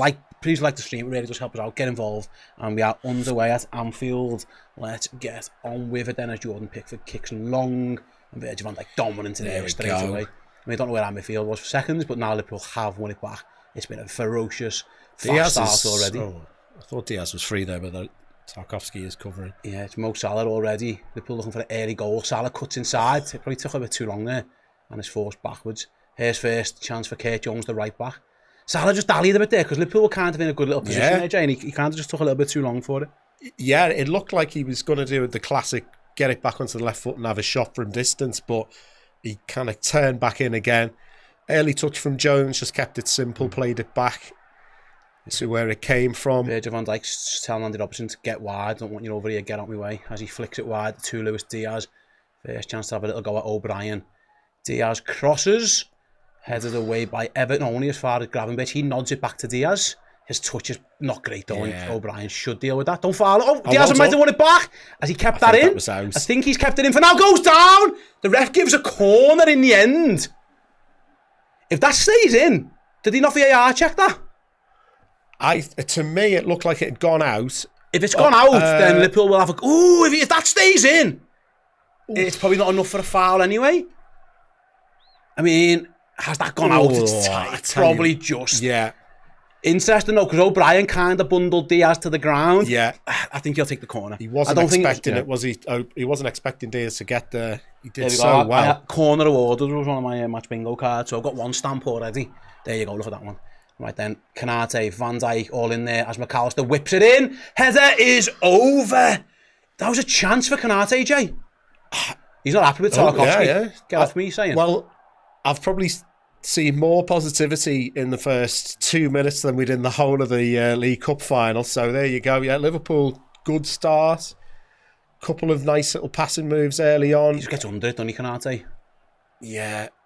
He pushes past the corner. Yeah, it's hard to score. He's hard surrounded. Yeah. And he wasn't happy. James Tarkowski just leans on him a little bit. Kanate wasn't having that. Get off. Everton go long straight towards Curtis Jones, who wins his first header, and Liverpool clear again. Nearly a mix-up at the back for Everton, but they get away with it, and they go long again. They're going to ask... It's a Harrison. Actually, Harrison's playing left and sprints over from the other side, so it might be Alcaraz up against Curtis. Here's Jones's first touch. Kelleher, well, in a right-back position, I should say. Goes back to Robbo. It's been all Liverpool for nearly 3 minutes. Everton haven't really had a kick. As Diaz goes for the big switcheroo, gets there to Salah. Go on, Mo. Bald Ibu looks up for the game as well. Yeah, I like Bald Ibu. It's more aggressive. Yeah. Here he is on the ball. He's got Jones to his right. Salah advanced, but he goes long looking for Jota. Ooh, it's a good ball in terms of the idea. Just half a yard too far ahead of Liverpool striker, and Everton kick it long. Oh, pick it up, Keith.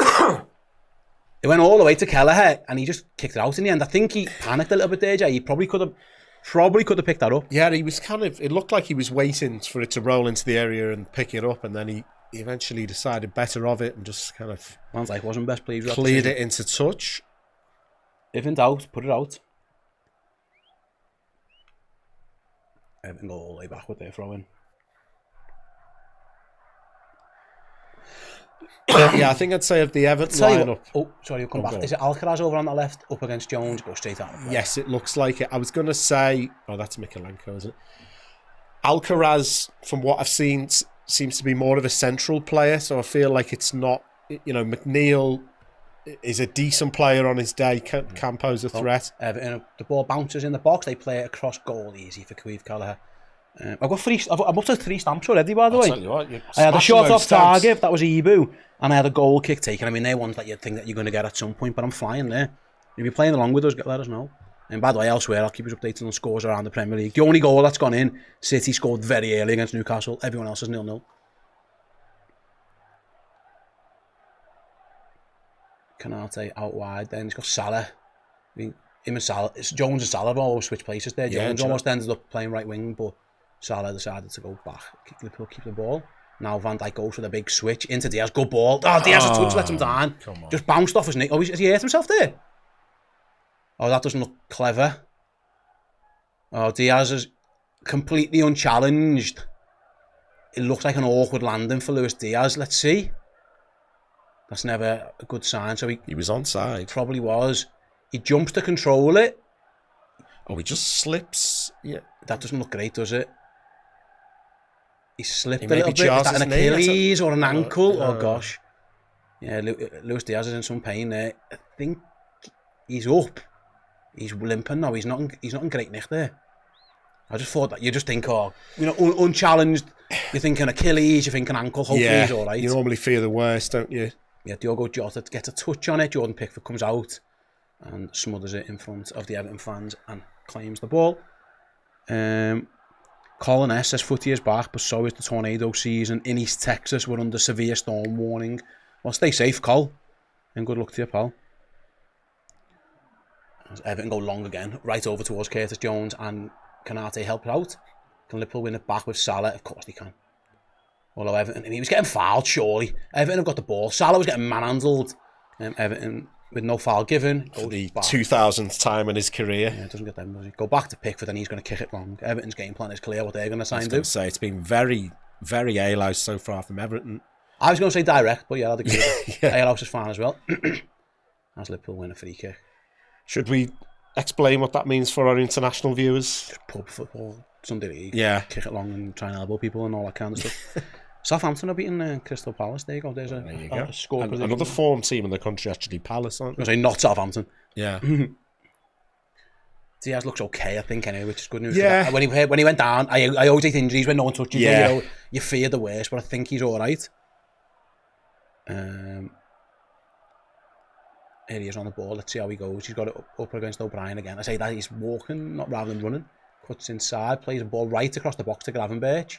Through. Good little pass to Salah. Salah crosses. Everton will deal with that all day, you would think. James Tarkowski, that's meetings in for him. Low cross in this time is blocked. So Bosley wins it back though. Good from Liverpool. Jones has got a chance this time, but Mikalenko wins that one. Liverpool won it back again. So it's been all Liverpool for 7 minutes, really. Everton haven't had a kick. Yeah, Jordan Pickford hasn't really had to make a save though, but it's been a decent start for Liverpool. Salah plays inside, just over it towards Bosley, and Jordan Pickford can collect. Stevie G with the £2 super chat. Hey up, will there be any end of season details soon for Liverpool? We're planning a few things, pal. So yeah, hopefully sooner rather than later. We've got some big plans as well to blow what we've done in the past out the water as Everton go long again.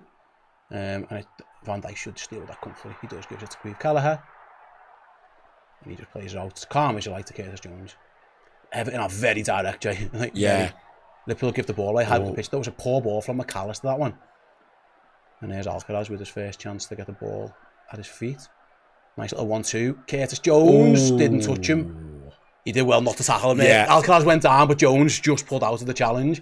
I felt, oh no, he's going to give a penalty away. Yeah, my warning siren, my internal warning siren was going off big time there, but so was Jones's, thankfully. Alcaraz was trying to buy that. Yeah. Yeah, I think he was just desperate for Jones to dangle a leg out. Chance for Robbo. Yeah, Andy Robbo, left-hand side, crosses, but it's blocked. Good work by Harrison getting back. Robbo's won it back, though. Really good from him. Plays it across the box. Sabah's like weird flick. But Liverpool kept hold of it just about. Another poor, that's 2 passes in a row that McAllister's got wrong. But Liverpool have won it back again, this time with Jota. We are winning the ball back a lot. Yes, and winning some second balls as well and some loose balls, which we barely did a single time in the final. Yeah, and against Everton last time we played Yes. them, really. Everton go long, well, direct again. Liverpool cut it out again. It's been the story of the half for 9 minutes, that. And we go again. McAllister looking for a better pass this time. Gets it right to Diaz. Again, he looks alright, Jay, doesn't he? I think. Yeah. Jota's drifted out to the left this time. McAllister finds Gravenberch. Everton got everyone behind the ball though, so trying to find space isn't easy. So Curtis is just scanning his options. Where's he going to go? He's going to go to Mo. Never a bad option to go to Mo. Into Gravenberch. Back to Salah. Liverpool trying to up the pace. Szoboszlai flicks it on to Jones. Back to Szoboszlai. Yeah, Liverpool trying to keep the tempo up, which I think's the right idea. Yeah. Salah loses out, but Gravenberch wins it back. Is Curtis Jones at right back looking for a pass again. Finds Salah. What's a bit of Mo magic, please? He's forced backwards and Liverpool being patient if nothing else. Everton have got everyone behind the ball. They've hardly kicked it. Diaz cuts inside. Jota does well. Turns. Jota into the box. Shoots. Block. Good block as well. It was Branthwaite. Liverpool have won it back, have they? Oh, he's flew in there. Oh, what? It's going to be... That was a reckless challenge. Yeah. He got the ball, but he took the man as well. Alexis is in some pain there. Yeah. Was it Tarkowski? Now, he got the ball, did he? I think, but he got the man after it. It was a... He's gone for one of those. He's being booked. Alexis is in... Let's have a look at this. Smashes the ball. Smashes. That's dangerous challenge. Yeah. Is that not a red card, Jay? He gets the ball, but then he smashes him on the back of the car. Yeah, and are you allowed to do that? His foot is very high up. It's one of them where it's like, I don't care, I'm getting everything here. Oh, it's a bad one, that. I think that's a red card. I think that's a red card. Yeah. It's Tarkowski on McAllister. Yes, he gets the ball. Yeah, VAR looking at this. He could be off here. That could have broken his leg, that. He's got the ball, but he's smacked into McAllister afterwards. First job is McAllister's in some pain. Yeah. His ankle does an half twist. That's a red card for me. Just because you get the ball doesn't mean you're allowed to do that. He's going to get away with it. They're going to say yellow. Is that because he got the ball first? I mean, he gets all of the ball, as you know. He does get the ball, but the follow through is vicious.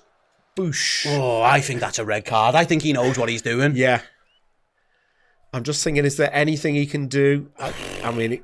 It's a heavy challenge. I think he's lucky. By the lesser of the law, he knows I am going into this full blood and I don't care what happens as a result. Arne Slot is not happy with that decision. Yeah. No, he's got to be careful. He let emotions get to it with the last derby. A rueful shake of the head from Arne. I don't think, he's going to... I don't think getting the ball is enough to allow you to smack someone on the back of the calf at 100 mile an hour. Curtis Jones got sent off for winning the ball. I was gonna mention that. I think it's a little bit different with him because his foot kind of goes over the ball.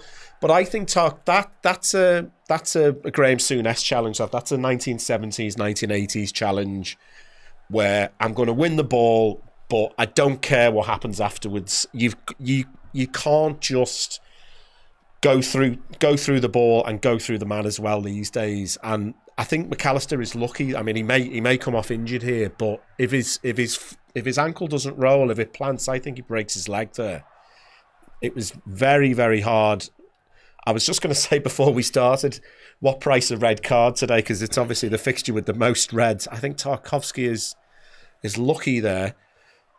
I mean, he's very lucky. If one thing, it spared us a load. I hope Alexis is okay. He's in some pain. I was going to say he's probably going to have a horrible mark on his leg. Josh with the super chat. That's even worse than the Jones against Tom. I think that's a red card.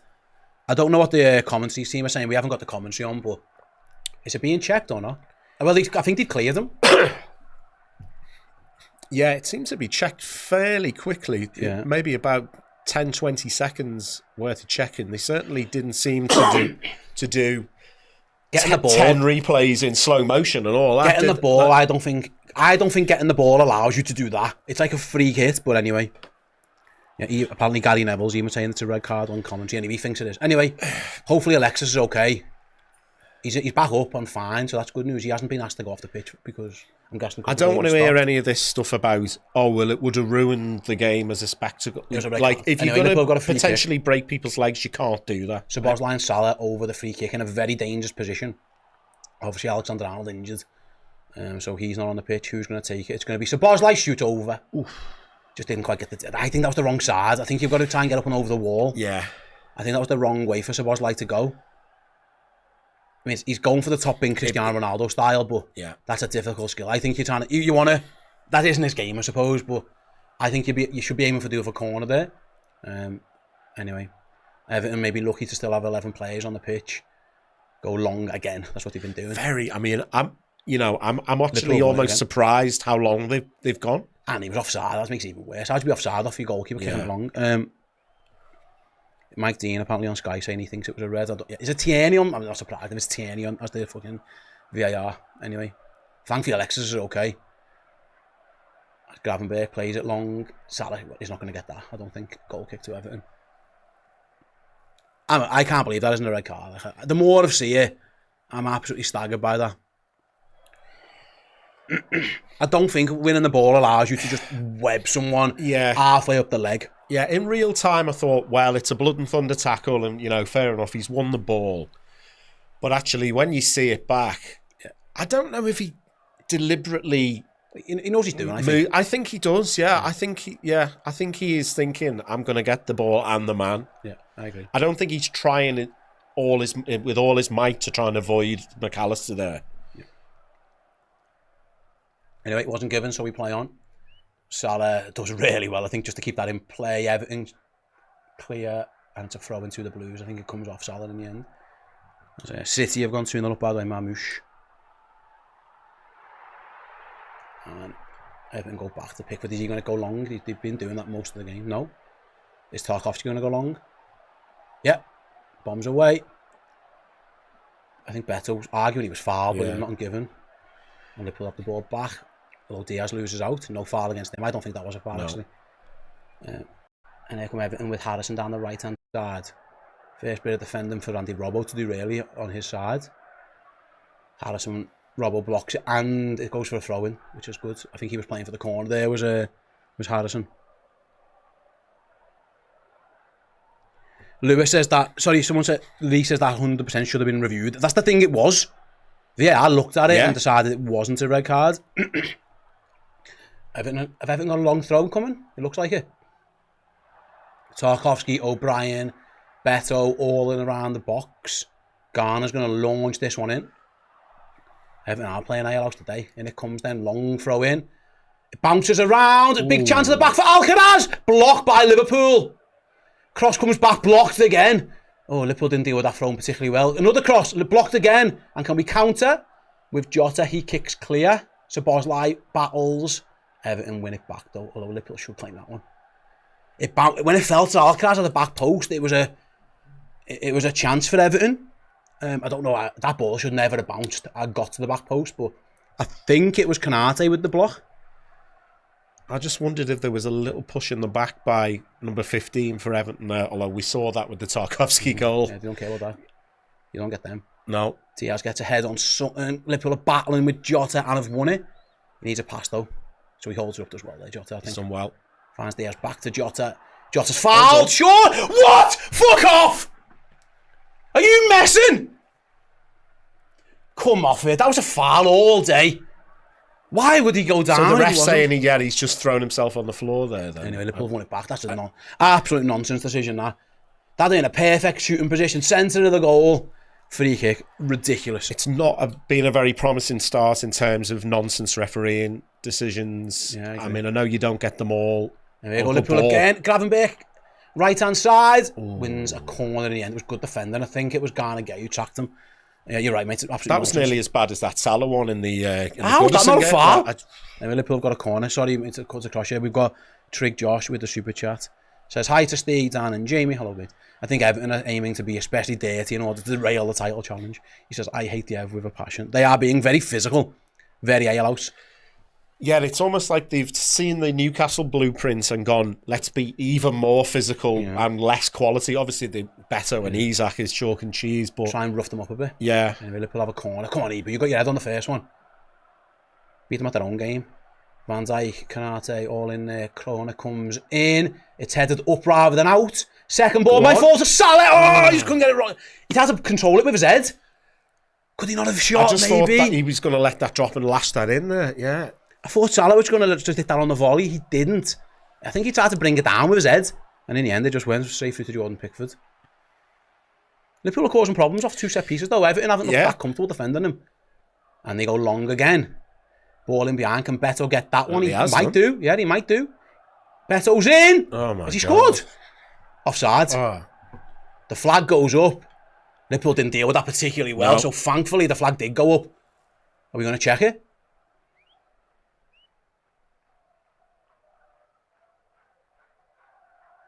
That's tight if he's offside. I think his left foot is just... I think he's just offside, but Virgil lets it bounce. Van Dijk did not deal well at all with that one. We're going to have to draw the lines here.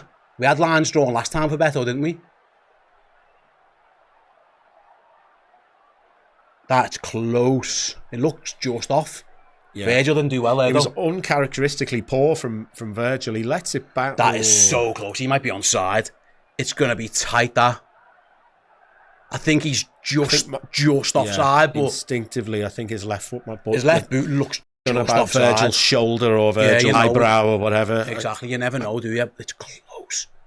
I think he's just offside. Van Dijk got away with one if he was. I don't think Kelleher was great either. No. The first big lump up the pitch. If this is a goal, fuck me.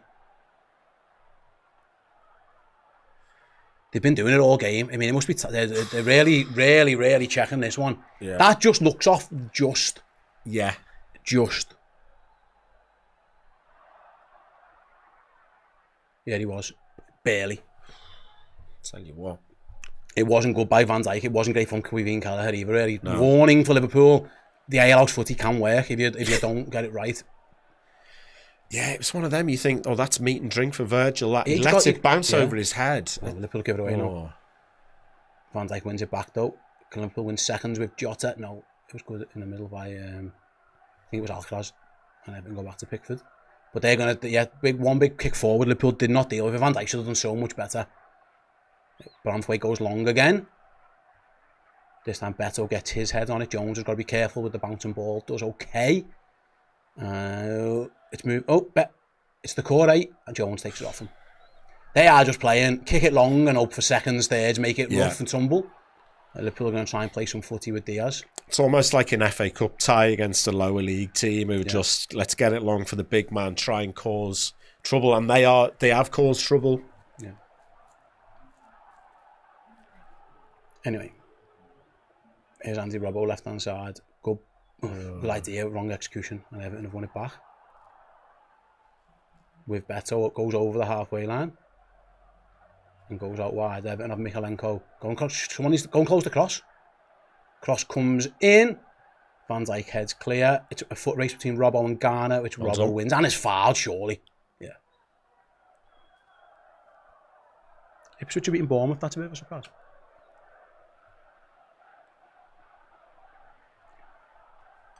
Liverpool have actually been completely comfortable up to that point. But it was a... Yeah. Yeah, like I say, Van Dijk just didn't deal with it at all. And I don't think Kelleher was great either.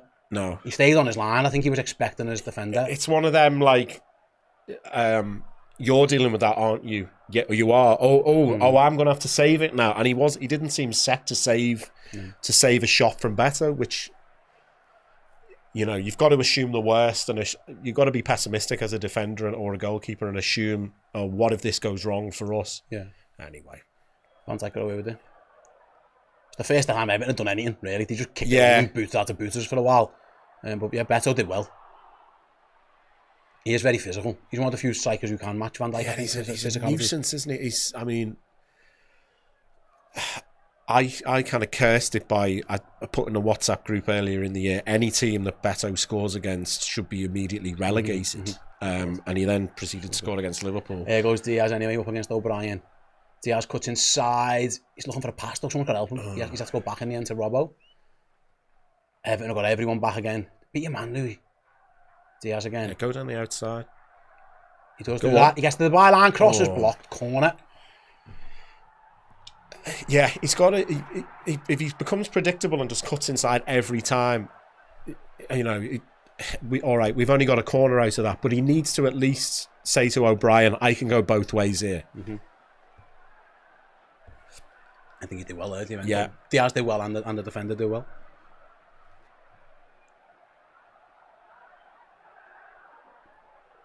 Corner for Alexis McAllister to take in front of the Evertonians. Surely we're getting a nice welcome off the Blues at Anfield there. Whips in said corner. Pickford comes and flaps. Gets away. Everton are going to look to counter with Alcaraz. Mo Salah does his defender, but not quite. He slowed him down but didn't stop him. And then, Konate. Everton. I think it was a little tiny pull. Everton wanted the book, and they're not going to get one. See, Josh says we're nearly at 1k likes. Keep them. Yeah, we are nearly at 1k likes. Thanks very much, Josh. Yeah, press that like button. Is this a foul? Where's the foul? Let's see. Oh, it's Virgil. I mean, that's not on that.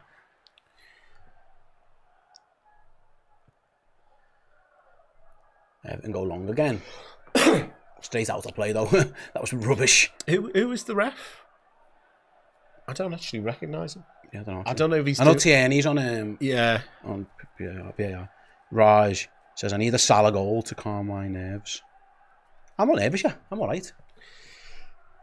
Yeah, I think up until that Beto disallowed goal there, I thought Liverpool were on top without creating an absolutely clear cut chance. That's the problem. We haven't really had to make a save, actually. That's the But Liverpool have moved the ball okay. But you are right. You want a bit more of a clear cut chance. Having said that, Everton should be down to 10.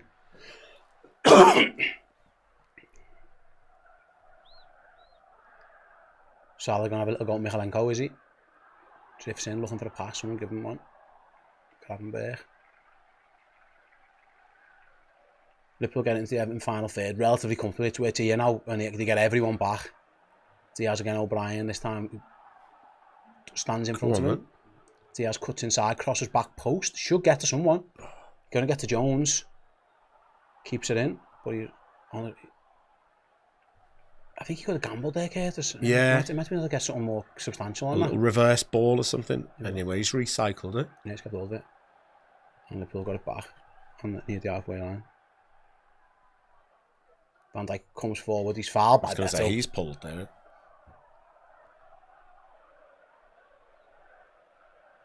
Liverpool take it quick. Gives it to Diaz. Diaz cuts across the side of the box, looking for a pass, finds Szoboszlai. No, sorry, Gravenberch. Robbo. That good ball down the line to Jota. Squares it, blocked. Jota gets a second bite at it. Shoots just wide. I think in the end, it might have been further away than I thought, actually. Good ball by Robertson. Yeah, brilliant ball.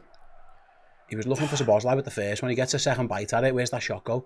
Yeah, it's not that. Just fades away, doesn't it? Yeah, difficult angle to score from. Yeah. I don't think he had much else on other than the shot.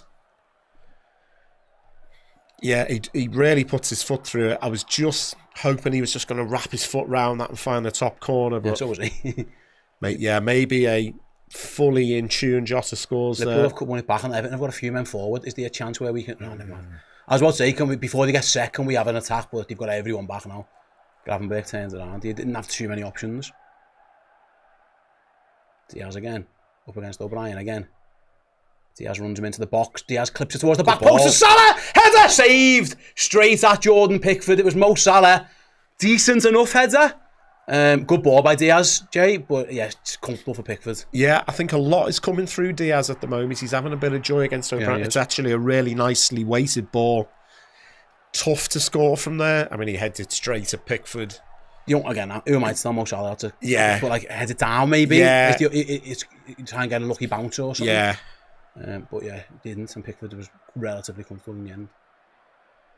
Beto's causing a nuisance for himself up there. Yeah, I suppose if he heads it right at the goal line, Pickford's then got to get down low. But he's in it. Liverpool, but Konate's just got Beto booked. Konate went to take a quick throw in. Beto kicked it away. Booked. Oh, fair enough. Stupid yellow card to get that in for no reason, really. And here's Diaz again. He's having a bit of joy up against O'Brien. Can he get more out of him this time? He's fouled, surely. Oh, fucking hell, ref! He looks young, this ref. I think he's doing a bit of a I won't be swayed by the Anfield crowd, but he's just pushed. That's just a foul. Yeah. That's a foul all day. Where does he touch the ball? That's just a foul. Yeah. Oh my God.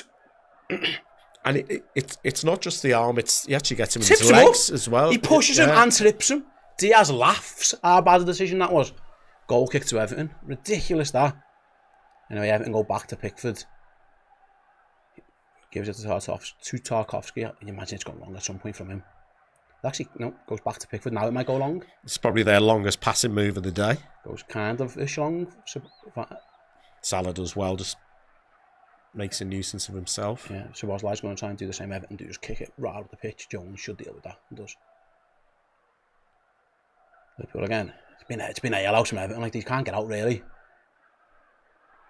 Can't be that ref, man. Robbo's made a... Diaz is causing him problems, O'Brien. Yes. Have another go at him. Robbo in the centre forward position at the moment. He's made that run a few times. He's curled infield. He's not really the fella you want in the penalty area. Like crosses. Tarkowski clears. I was going to say you don't get much joy crossing at Everton, but like we did score. McAllister scored the header. So maybe you can get a little bit of joy there, but Tarkowski should be comfortable with that all game. He'll be happy with that.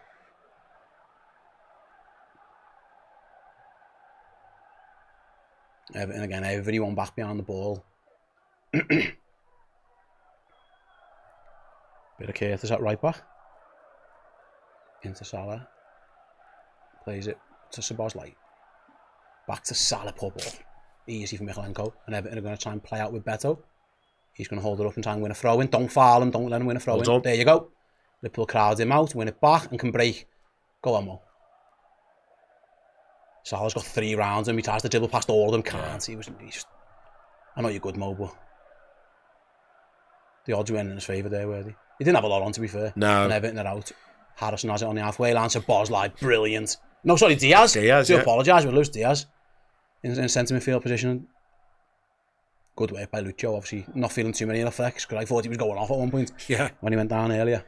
Yeah, and McAllister as well. We thought he might be going off, but both seem to be all right. He does that a lot. McAllister. That's his MO at this point. Here's Salah. Inside to Jones. Again, loses out. Wasn't a great ball from Mo. Liverpool try and win it back. Everton don't go long this time. Now they do. Canate clear, well, comfortably touches it under control and can go back to his goal. That was good by Ibu.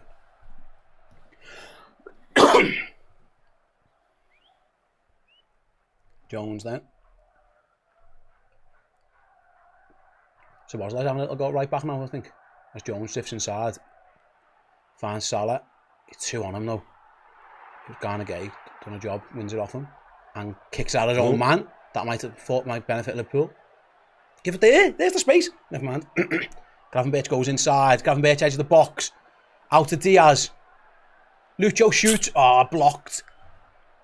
Wasn't the best option, I don't think. He had to sneak one in. Liverpool have won it back though. Gravenberch on this side this time. Cuts inside. Still goes Gravenberch. He was looking for a penalty there. Didn't get one. He was desperate to be fouled, you could tell. Liverpool. Be careful here. Nah. Van Dijk's had a stinker! Oh no! It's Beto! He's hit the post! Oh, Virgil, you lucky boy! Complete air kick by Van Dijk, left Beto 1-on-1, and he fluffed his lines. Oh, Virgil van Dijk got very, very lucky there. That's 2 now, unfortunately, from the captain. Oh my goodness, he's living on borrowed time at the moment, Van Dijk. It was a nonsense of a challenge really. He went for a complete air kick, missed it. Beto was in, and thankfully he bottled it really at the post. He should have scored. Yeah, that's... He's the only negative really for Liverpool so far really has been the captain performance. I was going to say, how many times have you said that in your life? Yeah, here come Everton again down there left then. Canate should cut that out. In fact, he'll come across and let it go for a goal kick. Virgil van Dijk needs to calm down. Liverpool left themselves completely isolated. Canate, no one went for the seconds. He should have got the seconds in the first place, Virgil. Yeah. He panics. He goes to challenge Beto. Air kick. Beto's 1-on-1 in front of the cop. I mean, Kelleher does well to stand up as big as he can, as long as he can. And Beto slams it off the post. I think Kelleher does do well because he kind of shows him, like, go to that side and Beto's trying to so precisely place it in the corner. Get away with one there, Liverpool. And Isak or somebody scores there. A better player. I don't know what. It was the air kick. You feel like Virgil could have got the ball in the first place. Yeah, he let it bounce and then backpedaled and then he air then kicked gets it. an opportunity to get back in and then completely misses the ball. Very uncharacteristic from him. We go again with Diaz. Diaz inside looking for the header. Oh, it was a Bosley cutting in. He just didn't touch it. He just missed it. We've had a winner, by the way. Someone just won the line on Match Bingo. Congratulations to Winnie. Winnie, if you're watching the watch along, let us know if you're not. Then, yeah, well, I'm sorry it wasn't used. Oh, so Bosley just didn't get any contact on that one. I was going to say, are you supposed to be updating this, Steve? I don't update it. They do it. It's automatic. Oh, they're doing it. I was going to say, yeah, because you're going to be otherwise engaged watching this, aren't you? Yeah. So that's updating as it goes. Yeah, absolutely. Oh, bouncing ball. Michalenko does well in the end. Yeah, so I wasn't really close to the line, to be honest with you. But 2 lines might be still in play, and there's a full house bet as well, pot as well, so there's still time to play. If you want to get involved, the QR code, by the way, comes up on screen. Get yourselves involved. Liverpool down the right-hand side. Jones doesn't cross. Instead, he goes back to McAllister from distance. Liverpool have been the better team, but Everton have had the better chance. Yeah, yeah. It's fair to say. Beto really should have scored. Robbo's going to cross this time, goes deep. Edge of the box, he falls to Szoboszlai, takes a touch, he thought about shooting but didn't. Probably should have. Yeah. Maybe the angle was just, I don't know, we just didn't fancy it. I feel like they're trying to be... It's like picking a lock, but it's the most difficult combination lock in the world. Like they're moving the ball quick enough. They're not quite getting the last bit right. Yeah. But I think there's been enough like decent positions. But like you say, you've got to keep the back door closed. Virgil van Dijk, of all people, gets away with a very lucky one on the offside, and even luckier because Beto was onside and he fluffed his lines. Their plan is to double up on Mo Salah, which is obvious. It's given Diaz joy. Liverpool keep finding Luis Diaz for now, I would say. He's done quite well against O'Brien. Yeah. You know, Curtis Jones. I don't think Liverpool don't really want to be crossing it too much from there, I wouldn't think. No. Yeah, he had an opportunity to swing one in before and he chose not to. I don't think it's the wrong idea. Design play a bit more.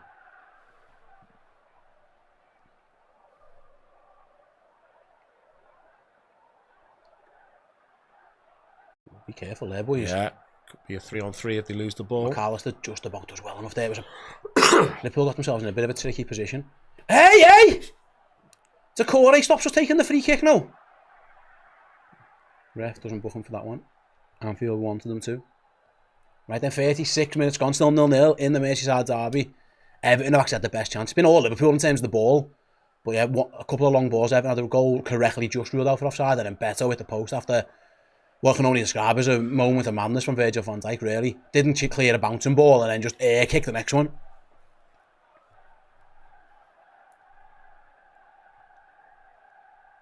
Liverpool go long. Diaz does amazingly to keep that really in. Well. Get there.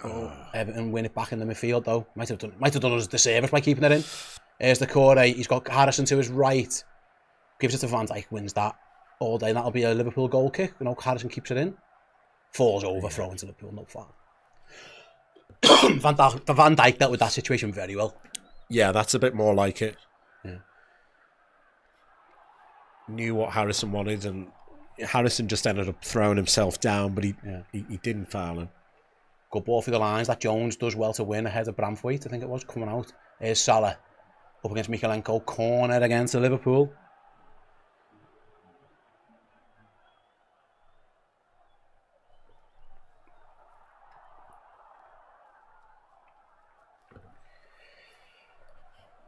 We've had a few promising corners, I'd say, but Pickford flapped that one. Yeah, Arte got ahead on one. There was nearly a chance at the back post for Mo Salah. There hasn't really been many that they've just headed straight out and dealt with. So hopefully another. There's Big Verge coming up now. Can he replicate his debut goal? I think he maybe slightly owes us that after his 2 mistakes. Corner, outswinger comes in. Head at the top, obviously does head that one clear this time. Jones recovers. Going to be a second bite of the cherry though for Liverpool. Do cross it in again. Stayed up there, the Van Dijk Everton clear this time. Not very far though, but Beto should win it. He doesn't. His touch is poor and Liverpool won it back again. Ooh, Gravenberch just played a straight at, I think, Beto, yeah. Can Everton... Oh, he's played a risky pass. Can Jota get there? Oh, nearly. Tarkowski just in the nick of time. Here come Everton with O'Brien down the right then. Rare chance to get him out his own half. Alcaraz, he looks like he's got like a free roll there, doesn't it, Jay? Because he's popping up everywhere. Yeah, I've seen him a little bit on the left, and yeah, he's come over. Everton tried to flick it on, Canate deals with it. Tarkowski just about got there in time. There's him up to a match bingo, by the way. I'm still... I need 5 for the 2 lines. I'm in trouble, I think, at this moment in time. Yeah, I'm in trouble at the moment. I don't think I'm on, but you never know. Oh, a little flick from Tarkowski. Just got him out of trouble, didn't it? This is going to be a long throw in from Everton, isn't it? Yeah, it's Garner drying his shirt. Yeah, and listen, the last one caused a few issues to Liverpool. Yeah. Garner, then long throw in. Van Dijk does well this time. Heads it back where it come from. Garner's going to imagine cross this one in, is he? He does. So Bosley kicks it up rather than out though. Liverpool still haven't quite cleared it. Be careful, it's bouncing round. Fired across goal. That's going to be a corner for Everton. Is it? I think it was. Off blocked by Robertson.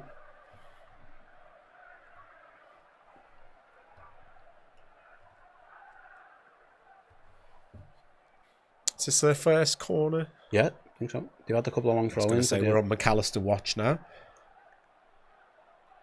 Alcaraz is trying to block McAllister from Tarkowski. That's, I mean, Liverpool are going to keep it with what they've done in the past. I wonder if Everton are going to do the same thing. Let Tarkowski hang around like Dan Burn did. I was going to say, if I were Alcaraz, I'd just leave McAllister alone and just try and let the big man beat him in the air. Everton have got a game plan for Alcaraz to... Alcaraz is blocking the blocker, if that makes sense. Yeah. Keep an eye on it. And Tarkowski runs in. Everton cross very, very deep. Nodded back across. Keller comes and claims. Can Liverpool launch a counter? Break. They do. Let's go. So Bosley flicks it round to Diaz. Can Liverpool... I mean, Everton have got a lot of men back. Go on, Luke. Diaz, he's done well there. Diaz beats Harrison. He's running into trouble though. Where's he going to go? Still going, Diaz. He tries to find Salah and does done really well. Salah with an inch of space. Crosses. It bounces around and Everton clear.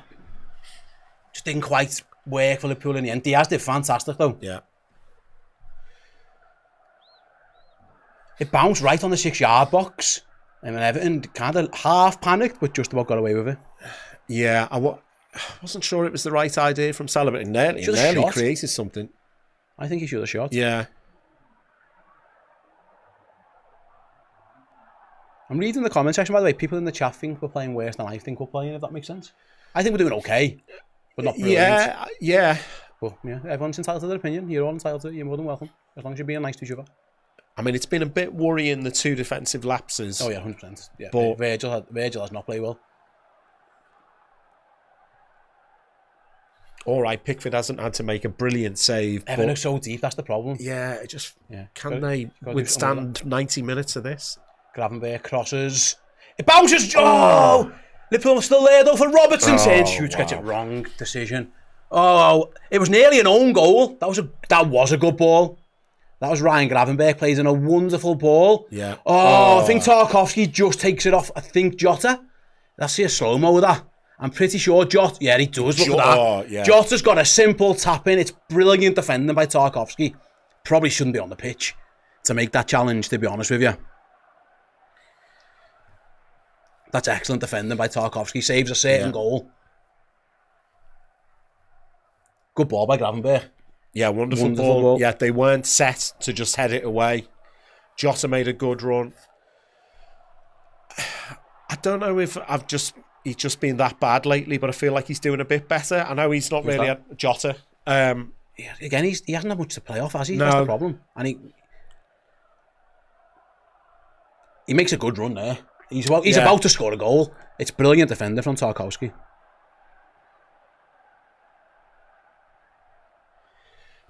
Yeah, maybe I'm just trying to be the eternal optimist, but I just felt like he offered almost no threat in some of the recent games, and he's at least getting into decent areas. He's had that one shot that it was a difficult one to hit first time. Yeah.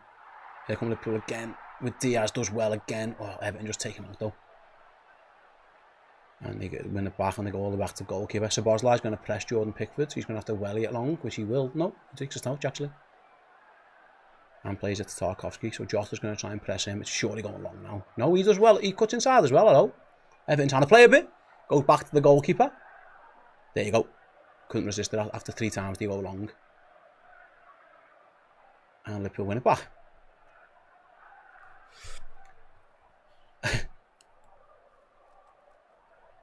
Salah up against Mikalenko.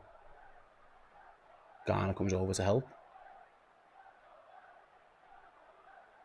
Salah plays a nice little ball on the floor. Liverpool edge of the box. Shot from Gravenberch. Blocked, deflected. Oh. And into the hands of Pickford. The deflection could have worked in Liverpool's favour. Yeah. It was a good strike by Gravenberch. Again, it's a good block by Tarkowski, you know. Was it going in? Probably going wide. Oh, no, it's going well. It's going wide. Could have gone in. Yeah, it could have went in the end. It didn't. Better from Liverpool. Everton go real alehouse this time. And it goes towards Kawhi and Cal. Ironically, their best success off the long ball has been when it's really long. Yeah. The shorter of the long balls, if that makes sense, Liverpool have actually dealt with quite well. The ones that it's just a huge pump. Yeah, Dave. Yeah. Anyway, added time at the end of the first half. 4 minutes of them. Here comes Luis Diaz, plays a ball down the line towards Robertson, does well. Robertson wins another Liverpool corner.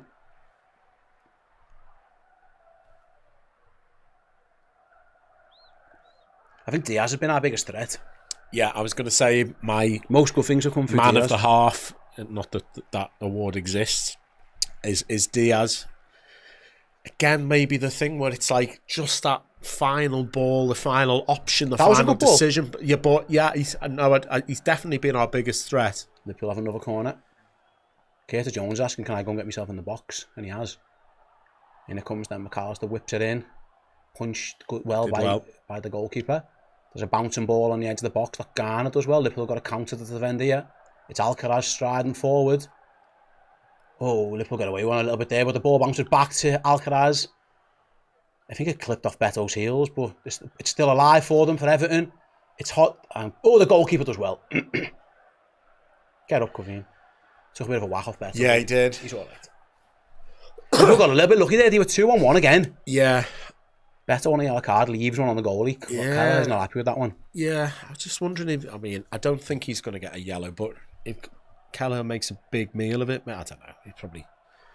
Emi Martinez is making a big meal of it, isn't he? Foul the back post on Jones anyway. Yeah. If nothing else, let's see.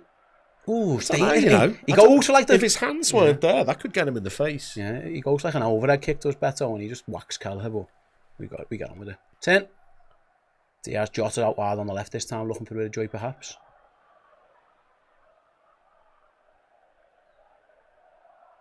Jota to Diaz. No foul given on Diaz. No. And Everton go long again. And Beto's got another chase on. This time it's up against Canate. He's got to the ball first, Beto, but it's both Liverpool centre-halves with him. Alcaraz from distance shoots, deflection over the bar corner. Could have looped anywhere, that one. It goes over the bar. In the end, Kelleher was all right with it. They're just webbing it as quick and early as they can up the pitch. Canate gets himself into a good position. The little layback, if he scores from there, it's a 1 in a million. Canate's block's good, but Everton do have a corner off it. To be fair to them, it is sort of working, isn't it? I mean, but yeah, listen, it's 0-0 and they've had chances of it, so you can see why they're doing it.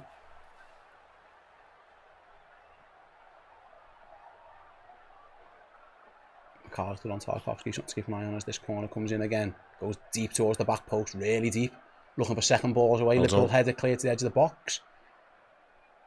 It's Garner Gay. What's he going to try and do? He cuts inside. Can Liverpool take it off him? No, he's give a free kick. Jota adjudged to have fouled him. Jota's not happy with that one. Let's see. Is it a foul? Yeah, it is. It is. I think it is.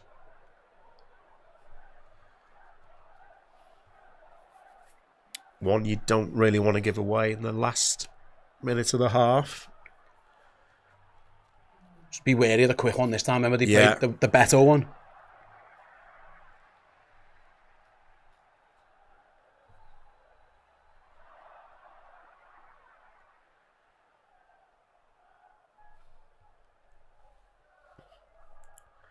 These were the sort of ones Slot warned them about before the Goodison game. He said we gave away too many free kicks in Klopp's last derby.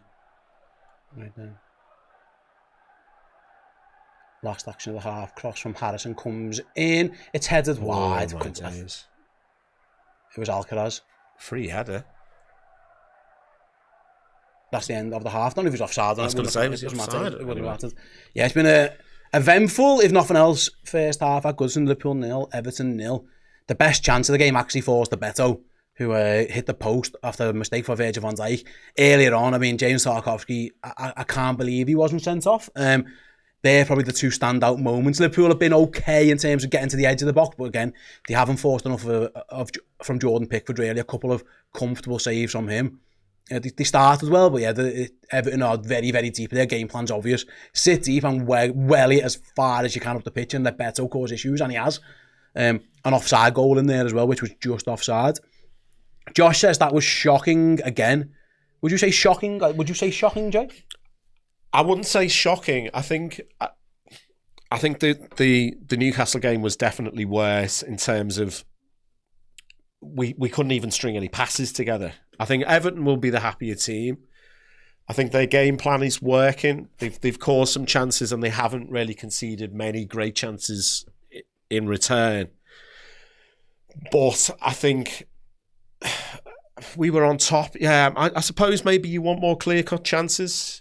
I wouldn't go as far as saying shocking, no. But we definitely, when we get into, I feel like we're just trying to be, if anything, too precise when we get to, you know, we saw Gravenberch had a shot, which is going wide. It gets deflected, it could have gone in. Like sometimes, maybe just have a shot or just, you know, try. They're trying to find the perfect pass every time, and Everton have got 11 men behind the ball. It's very difficult. We've seen it before. We've seen it for years and years and years under different managers.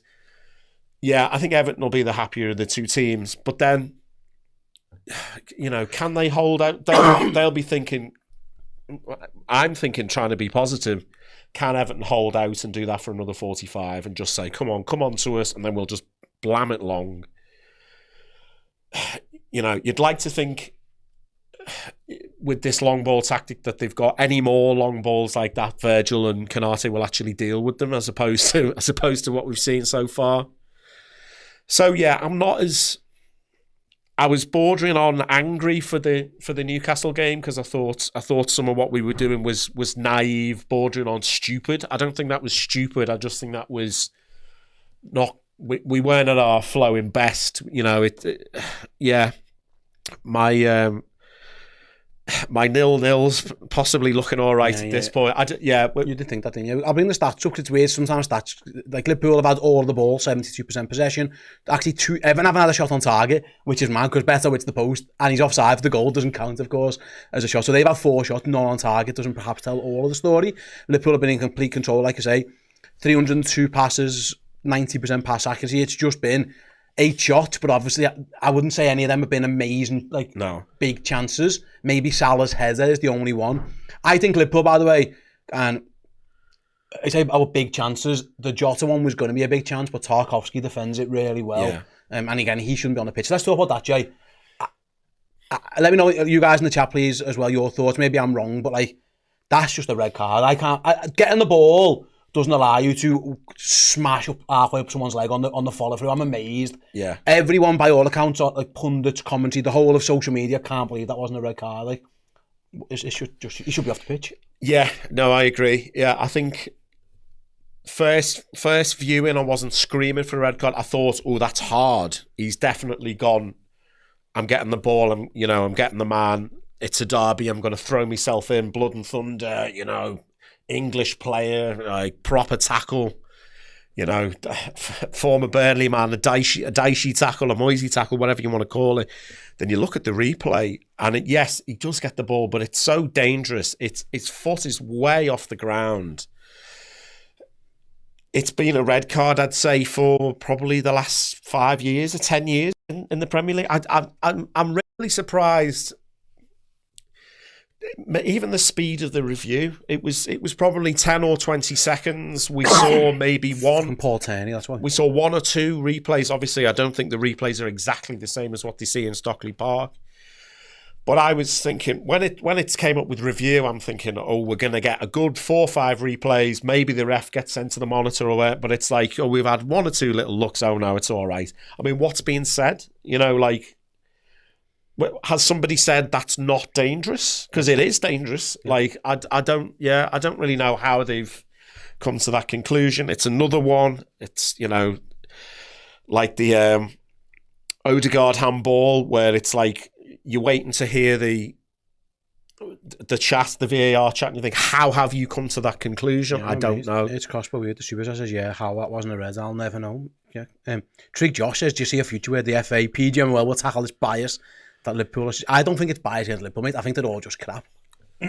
Every team thinks refs are biased against their team, and they're all just... The problem with VAR is it's refs who don't want to overrule their mates. Yes, they want to give the benefit of the doubt to their mates. That's all it is. And honestly, look at some of the decisions you've seen over the last few weeks, mate. It isn't just Liverpool; they're just shite. But I do definitely think Tierney's got it in for us. He's horrendous. The problem I think with the whole system is it's like in order to send them to the screen, it's almost like they say, right, we've got evidence, Steve, that you made a mistake there. So we're recommending you go and have a look. And they're almost saying you've got to overturn it. Yeah. They never say, do you know what, have another look at that. Because I think if that ref gets told, have another look at that, then he sends him off. Yeah, absolutely. But and that's where it's kind of protecting your mates, not wanting to make your mates look bad. Oh, here we go. We've got Sky.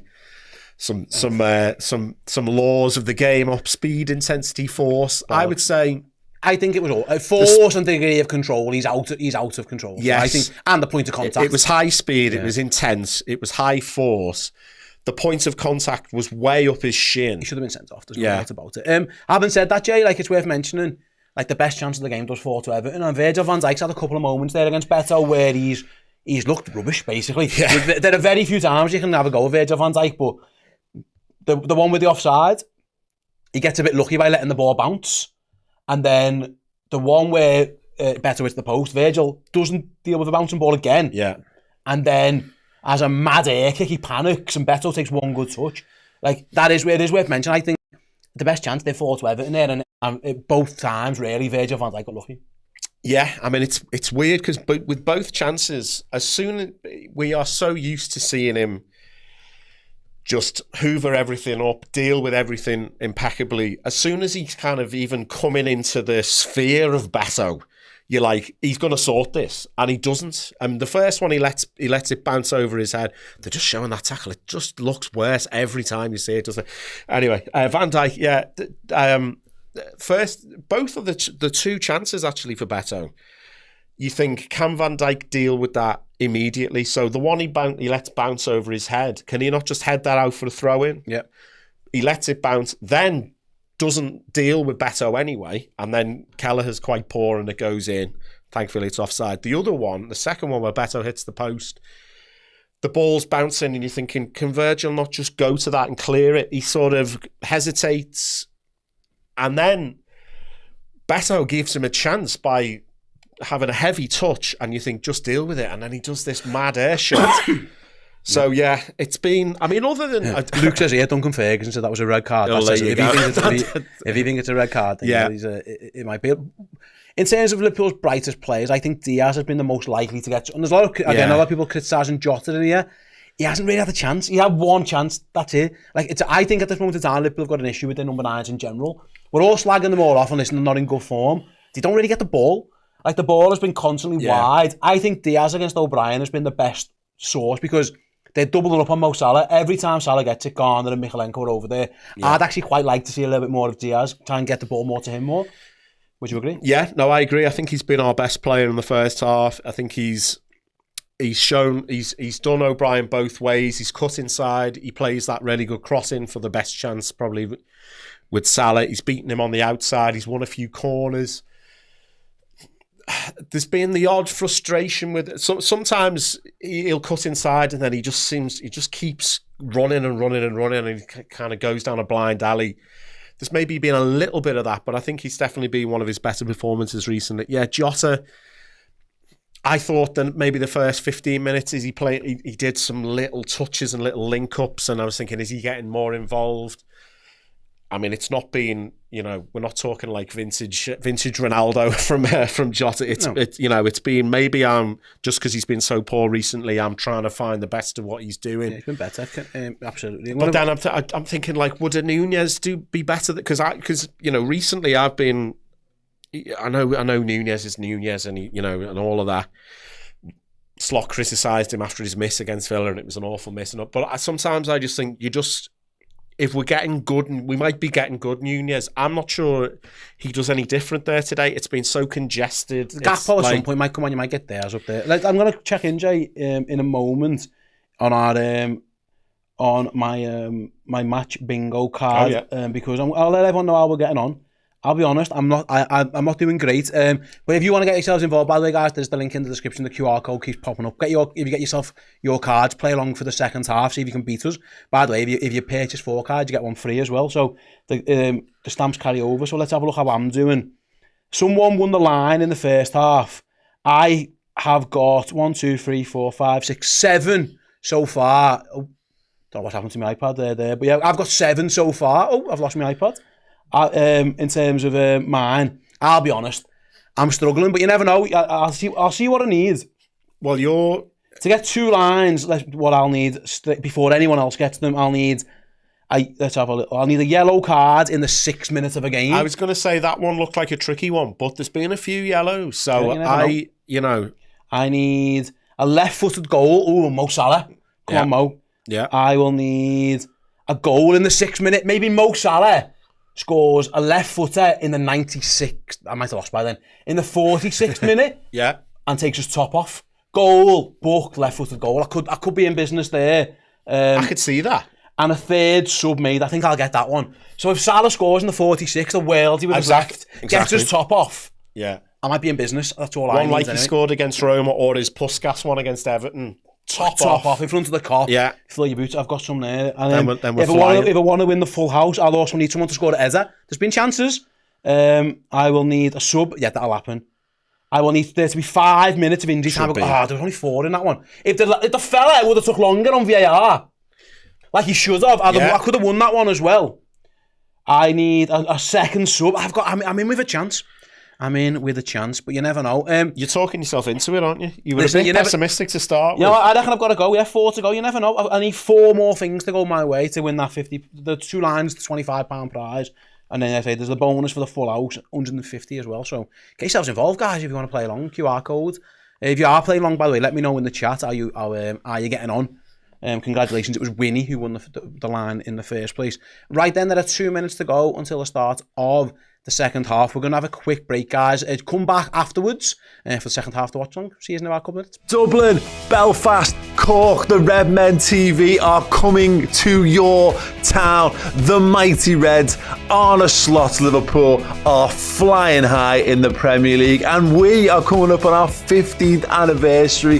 What better way to celebrate 2 amazing things than to head on a tour of Ireland? Yes, me, Chris and Steve will be bringing our usual brand of hijinks, cartwheels, foul language, slagging off other football clubs that we don't like very much, and generally loving Liverpool Football Club. This time we've got Mark Kenny with us, bringing the brilliant Liverpool tunes as well.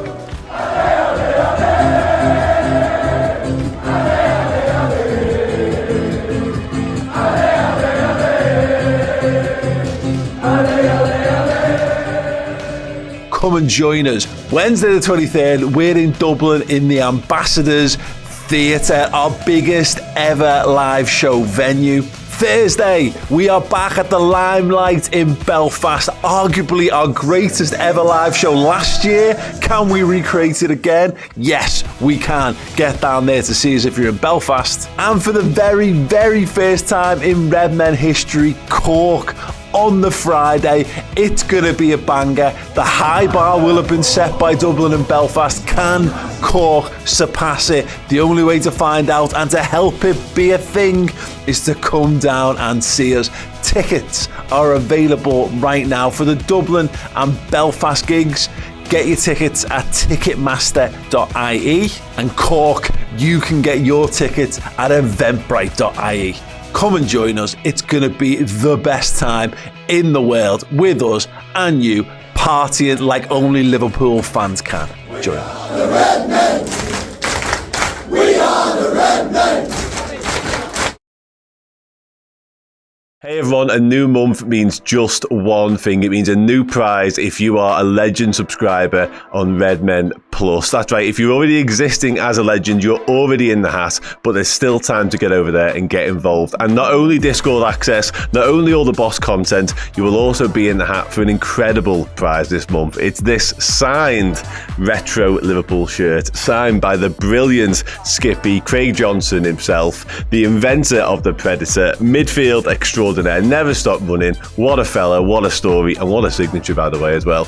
Get over to Redmen Plus, sign up as a Legend yearly or monthly, and you will get all the brilliant stuff that we do here, as well as a chance of winning that incredible piece of memorabilia. Take it easy. Welcome back. Both sets of players are just out on the pitch. Armstrong makes his way out to the touchline as well. Liverpool will be kicking towards the Kop in the second half. Doesn't look like any changes from either side. Hope you enjoyed the advert for the live shows, by the way. We are coming over to Ireland and Northern Ireland in a few weeks' time. Get your tickets. Link again in the description. Belfast, Dublin and Cork as the Reds are underway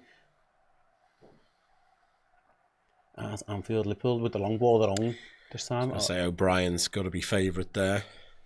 James says 3.7k watching. Smash the like. Yeah, absolutely. Maybe it's your fault. What are we up to on those likes? 1300. Let's get to 1500. As Liverpool go long to Jota. Good touch from Jota. Taken off his toes by, again, Tarkowski.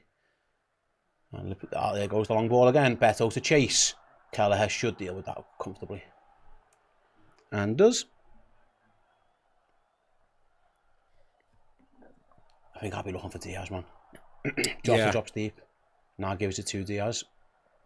Lucho. Looking for a pass. Finds Robertson. He's got Gravenberch.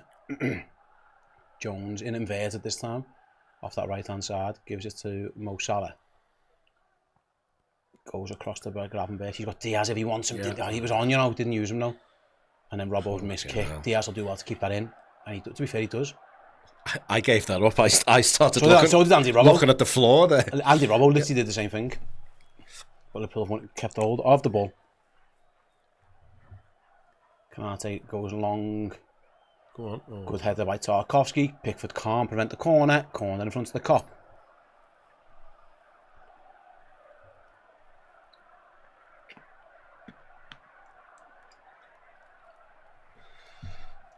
Yeah, we've had. Do you know? Can you tell how many corners we've had so far? We've certainly had. We've had five or six. I'd say. This says 5. Yeah.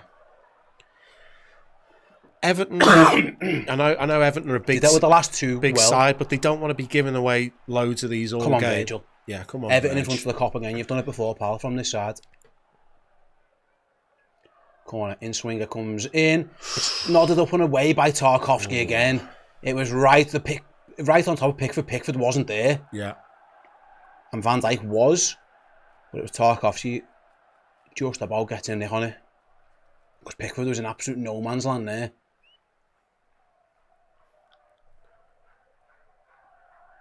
Corner again. In swinger again. In it comes again. Better header this time from Everton. And then can they counter? They're certainly going to look to. No, they can't. Liverpool have done well again. And it's Diaz again who picked up the pieces. Really well as Diaz. Sprinted all the way to the other side of the pitch. And then plays a terrible pass to Jones after all that work. And Alcaraz has the ball at his feet. It's a foul. Diaz just about holds him up and Liverpool win it back. No foul. He's given away again this time. Get your head up, Diaz. He looked away and disgusted at himself then. Don't worry about that, mate. Make a mistake, get back. Maybe he just doesn't like being on this side of the pitch. He's got it now again on this right-hand side, though. And he goes to Salah. Jones is there if he wants him. He doesn't. He goes back inside to Diaz. Back to Salah. Jones got the pass down the line. Doesn't use it. Goes inside Mo Salah. Very central. Is he going to try and find? Jota peels off. He'll be impatient. Yeah, it's all this. It's very, Everton, very well, tough, isn't it? Just 11 men. Well, 10 men Yeah. actually, because they keep better up front for the big kick-up.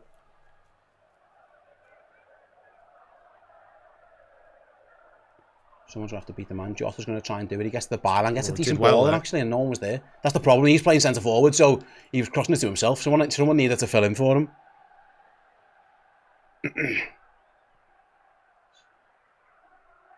Here's Gravenberg. Left-hand side, again. Robbo's going to cross from deep this time, looking back, post, poor ball, though. Straight to Jordan Pickford.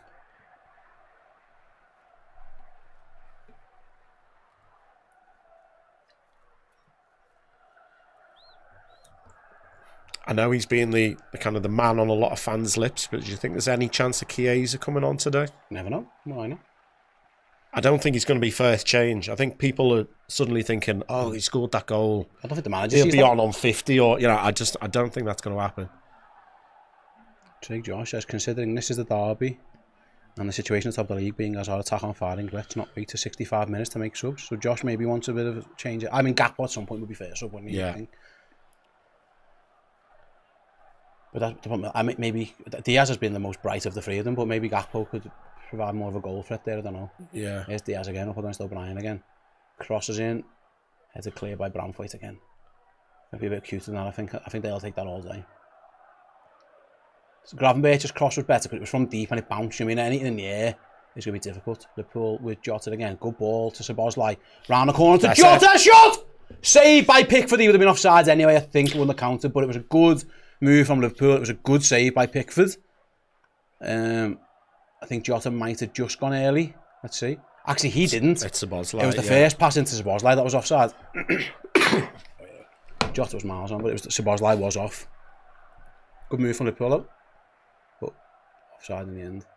Everton go long. Liverpool win the header again. And the second ball again. They've done quite well with that recently. Robbo plays it inside to Jota. Back to Robbo. Didn't quite get there, though. I don't think that was the pass. Yeah, does it have to be first time there? No. And Everton can maybe launch a little bit of their own counter. Here's Alcaraz again, central. Come on, someone go to the ball. It's the Corey, pulls it across goal. And cleared by Szoboszlai. Not quite out of danger yet for Ghana Gay, though.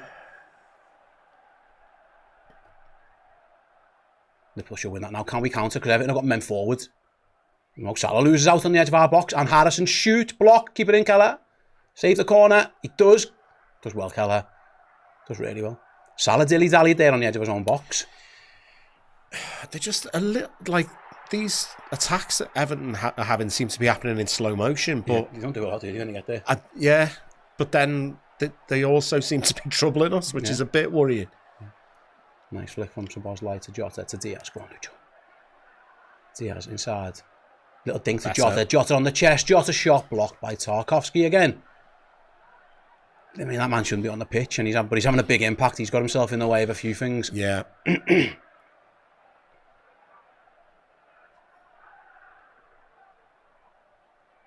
Liverpool again down the left. It's all coming down the left at the moment. Inside to Gravenberg. Shoots from distance. Parried by Pickford. And then header behind. As Salah went to shoot, Branthwaite dived in. It was brave from the defender, to be fair. It was a poor parry by Pickford, really. Just right into the danger area.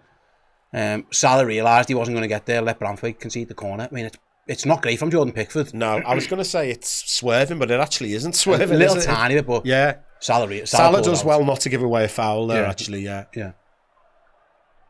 Yeah, Branthwaite. Brave, to be fair, for Branthwaite. He threw his head in. And it's an outswinger this time from Alexis. Come on, Ibu. Come on, Virgil. Outswinging corner. Heads are clear by Everton. Can Liverpool get the seconds with Jones? They can't. Be careful. Counter-attack time. Everton sprinting forward. They got men in its attack. It's Harrison. Still goes forward. Plays a rubbish pass straight to Quavine Keller. That was a poor ball. And Liverpool will look to counter the counter. Can we do that?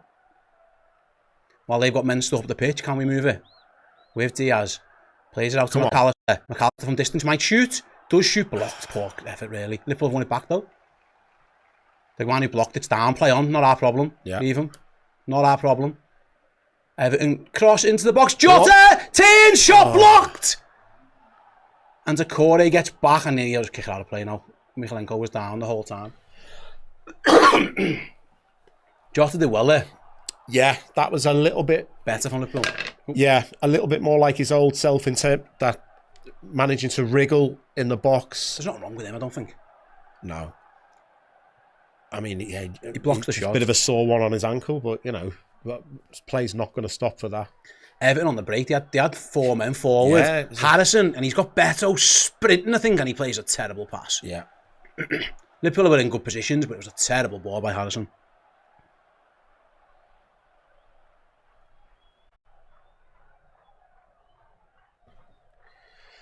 Yeah, I don't know where I am on the shooting from distance, because I feel like, you know, that's 2 Gravenberch shots that have nearly come to something there. Yeah.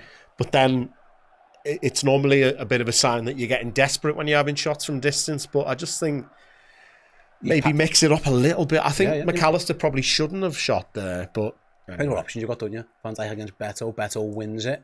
Liverpool win the seconds, though. Or goes all the way back to Callagher. Well, Beto's going to try and put him under pressure this time, but he usually likes to go to Curtis.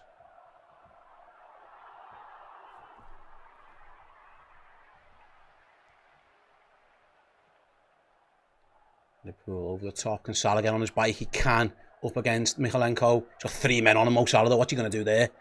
Someone foul him? No, okay. He's done well to find Szoboszlai in the end. Oh, he was offside after all that. He doesn't think he was. He was as well. Yeah. He was, to be fair.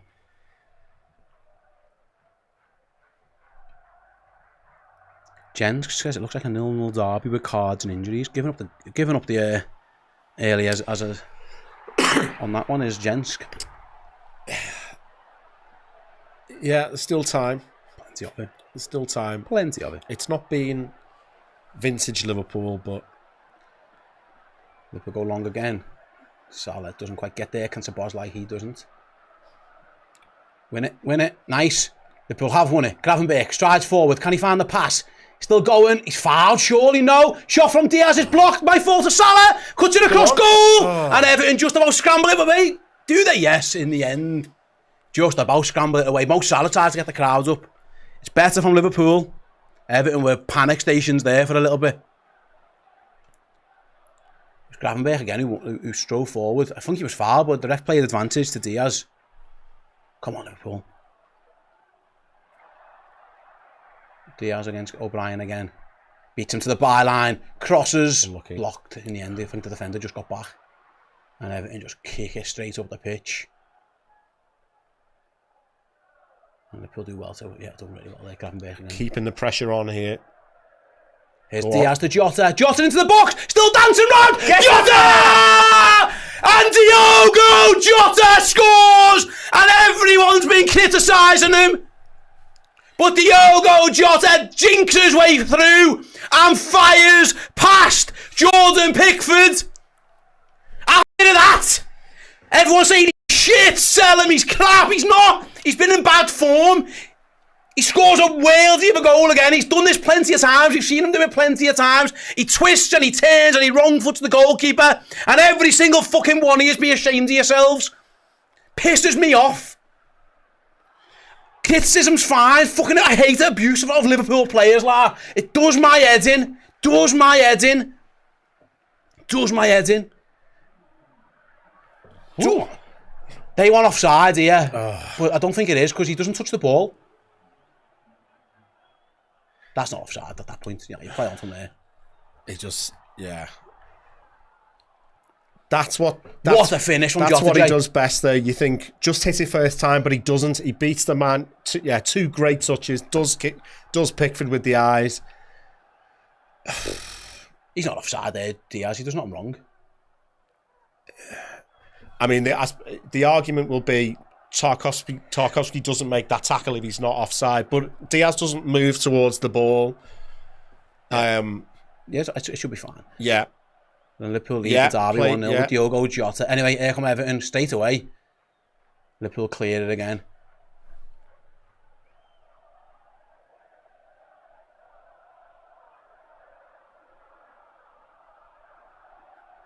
Where's my song? was going to say we haven't had any songs. Where's my Jota song? Next to Garcia. Yeah, there we go. Oh, it's working. Honestly, it pisses me off. You can criticise our players. Absolutely. You can absolutely criticise players. Not a problem. Don't abuse them. You don't abuse Liverpool players. It pisses me off. Anyway, what's going on? I wasn't paying attention. So, Jota, I think... What a goal, by the way. I'll be honest, I lost my head a bit there. I blacked out a bit, but what you should say is... You started transcending there, didn't you? I went a little bit all over the place, but he does so well to keep his composure. Yeah. And he twists and he turns. That's him all over. There was maybe a little preview earlier on where he got it back to goal. He did a little spin and it didn't quite work. But you think that's where he's so smart in those tight areas where other people would just blam it and try and score. He's got that. He saw it with that goal he scored against Fulham when he came back from injury. Yeah. He sits the fella down and does the keeper. Just back the team, lah. You can criticise them, honestly criticise them, and he's not playing well. But some of the abuse I was seeing on this chat before towards that fella, my God, I hate it. Anyway, it's fine. What's the fucking top of the league? He's been rubbish. He hasn't played this. He hasn't, but he's been all right in this game. He's been fine. Yeah. The abuse is just mad. Why would you abuse your own players? Criticism's fine. Abuse, mental. Anyway, Raheem says, "This is my public apology to Jota. Hope he goes on the job street now. Fingers crossed." Thank you, Raheem. Anyway, Liverpool lead the derby. That's the most important thing. Yeah. Here's Diaz. Out wide to Gravenberch. Well, sorry, essentially to Gravenberch from out wide. It's been all day. Keep feeding Lucho the ball, lad. He's the danger. They're doubling up on Salah. There's space over there. They're saying to O'Brien, deal with him, and he has done okay, but sometimes Diaz has had the better of him. It maybe felt like it was coming a bit. In the first half, Everton looked fairly settled, but there's been a few there's been bodies on the line for Everton, which is a good sign, and we've eventually managed to break through.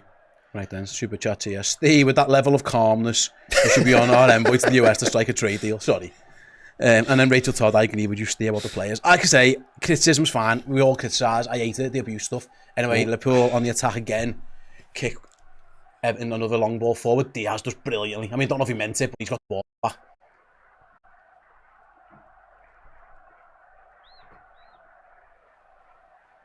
Long ball forward into the Everton box, but it's going to be harmless out for a goal kick. Liverpool then. That was a big goal, Jay. Because the longer that's 0-0, you start getting twitchy, and they have posed a little bit of this long ball does cause. It hasn't caused too many problems. Keller hasn't had to make a save. Literally hasn't made the save. But there's been like the odd bounce of a ball, or like say, they hit the post, the offside goal. So you've got to. Your Arne Slot tells his players, point. The longer it went on, because I thought, as I said, I think in the half-time break, can Everton withstand another 45? Eventually, is it going to tell? But then the longer it goes 0-0. Gravenberch dilly there, but you're right, Jay. Yeah, you're right. I felt it was coming. I thought Liverpool had upped the tempo a little bit. Here's Diaz again. He goes out wide to McAllister. Little dink across. I'm not sure that's ever going to work. Easy days for Pickford. Yeah. How are Everton respond now, though? Because... Yeah, did he come out or did he just... I think they carry on for 15-20 minutes. Why wouldn't he? I think Moyes was maybe warming somebody up there on the bench.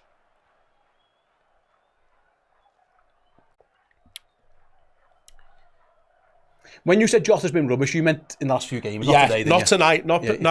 There was he was poor in the final. Tentative signs today, would have thought. You did say that before. He's a little bit more involved. Yeah, you're right. And I was thinking, am I just being generous to him because he's been that bad in the last few weeks? No, you're right. But I agree with you. Yeah. Nice by Keller, by the way, there. Yeah, I'm so pleased for him. Yeah, me too. He admits himself he hasn't been quite at it. Yeah, exactly. And the manager fully justified again, and maybe in his decision. Yeah, I thought that was going to be the front three. I wouldn't have picked those three if it were me, but there you go. That's why we're sat here, Steve. Still need 4 on my match bingo. I haven't gone any closer. Marcus says we got lucky with that goal. We could have been called offside. I don't think it was offside because Diaz didn't hit the ball. In a weird way, Tarkovsky's almost better letting Diaz get it. It's one of them anomalies of football. I don't like that law for that reason. And it's one of those. It's one of the anomalies of the offside rule. Because as a defender, if you see a bloke there, you're not just going to go, and just leave it, are you? You're going to deal with it. So then they say, well, the defender's played the ball. And it's like, yeah, he's played the ball. If any Blues are fuming, I'm sort of with you in that I don't like that rule. I don't like the rule. It's done us over. It is the rule. Jota's going to get a yellow card here, I think, for that reaction to not winning the throw-in. Don't clap him, Jota. You'll get yourself sent off. Yeah, you don't want a... well done, he's saying. Diogo needs to calm you don't down. Want He's going to get himself sent off. A sarcastic thumbs up, do you? Walk away, Diogo. Momadou Gaming says, let's get 2k likes for Steve's passion. I do apologise. I did genuinely nearly faint. Yeah, I was like, I'm not going to interrupt this because you need to get this off your chest. It was a bit of therapy. That I enjoyed it. Yeah, ball bounces all the way through to Jordan Pickford. He kicks it long, and it goes straight to Quivine Kelleher. Jota needs to be careful now. He's on a yellow. He is a hothead. I think he was right. I think he was fouled. And then I think it should have been his throw-in. But I mean, on a yellow card, then don't get him booked for dissent and then sarcastically clapping. Yeah, you might get yourself. Sent off. That happened to Rooney back in the day, didn't he? He clapped in the ref's face and the ref went, oh, have a second yellow then. Yeah, see you later, lad. Here's Curtis Jones. Oh, be careful there, Kurt. Goes back to Quivine Kelleher. This one's going to have to go, yeah. I mean, the way Everton have played... Jota's just took a whack on the face. Nothing given. Ref says play on. Oh, good block by Van Dijk that time. He dealt with that one much, but that's much more Virgil-esque. And here's Diaz. Have a go at him. Again, Diaz against O'Brien, he's twisting and turning, plays it inside, good ball to Szoboszlai, dinks it off to McAllister. Oh, he's got it caught under his feet. He was trying to find Jota. A couple of times from McAllister where he just has, like, uncharacteristically just done something a bit daft. Yeah. There was one in the first half where he just booted it up in the air for some reason. Yeah, I think he hit his own foot there. Marcus says, I'm not complaining, by the way, just nice to get one on our side of the dice. Like I say, I don't think it's offside, maybe because of the rule. Yeah. But the rule is probably a bit naff. Because the defender's almost better off not defending, but listen, you get what you get. Like, you shouldn't have been on the fucking pitch to be playing onside in the first place, so don't worry about it.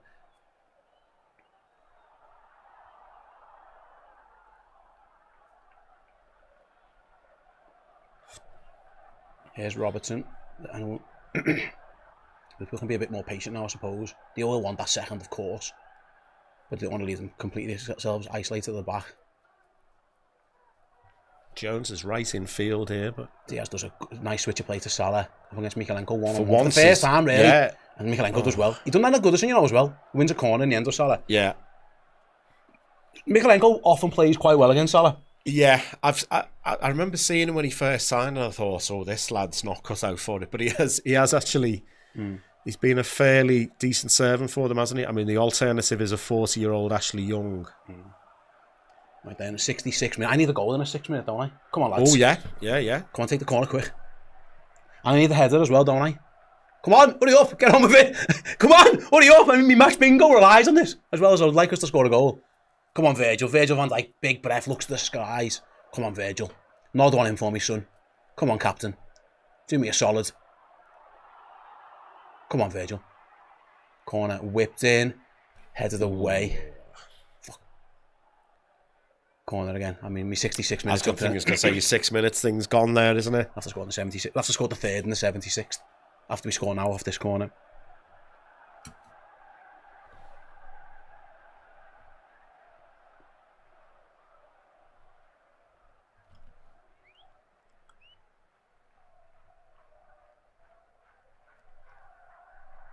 Corner in again, near post this time, easily cleared.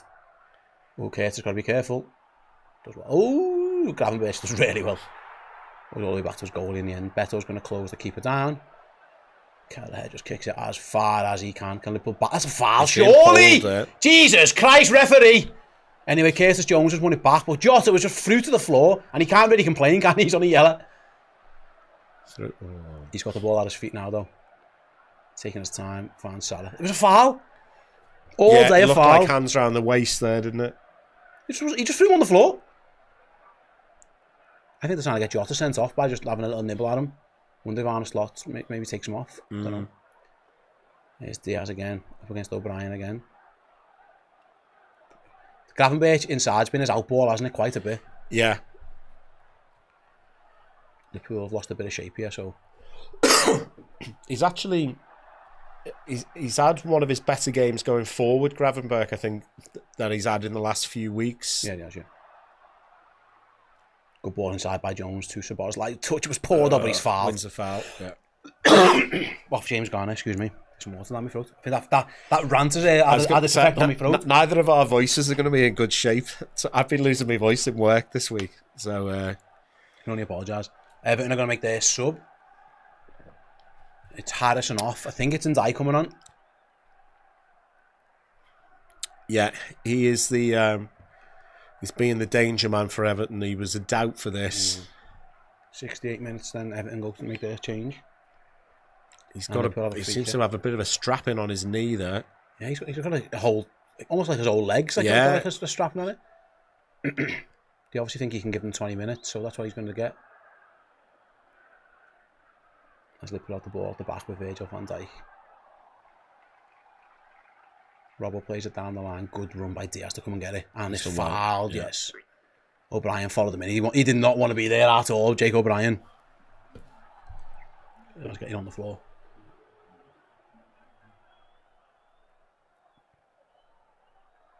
I still need 4 to go for these two lines. I'm getting no better on my match bingo so far, unfortunately. Anyway, Liverpool are winning. That's the main thing. If we could win both, though, it would be nice. As Liverpool go long again. Let us know in the chat if any of you are playing along. How are you getting on? As Decore drops into the gap. Here's Ndai's first real chance. He looks okay considering he's got like half a bandage on his leg. Yeah. Although he does sell the pass short, but Szoboszlai doesn't get the challenge in. Szoboszlai undersold his challenge. Here's Decore. He's looking for a foul. Don't foul him. It's because he's strapped up like me after playing footy after the roast. I did on my jumper's knee. I had Steve. Yeah, it's called an inflammation of the Hoffer's fat pad. Jesus Christ! There you go. Everton play a long throw forward. Kanate wins the header. It's going to be a corner for Everton. Seemed a bit needless that.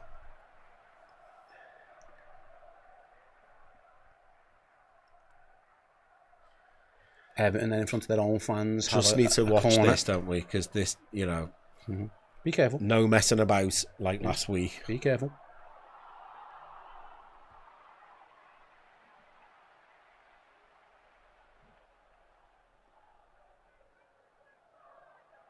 Corner for Everton then.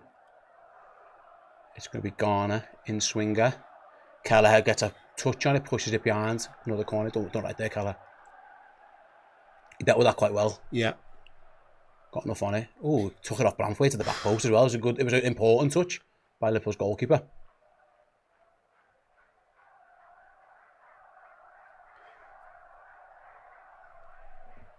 Is he going to the other side to take it, or is he the same fella? Yes. Yeah. Yeah, so this one's going to be an in-swinger then.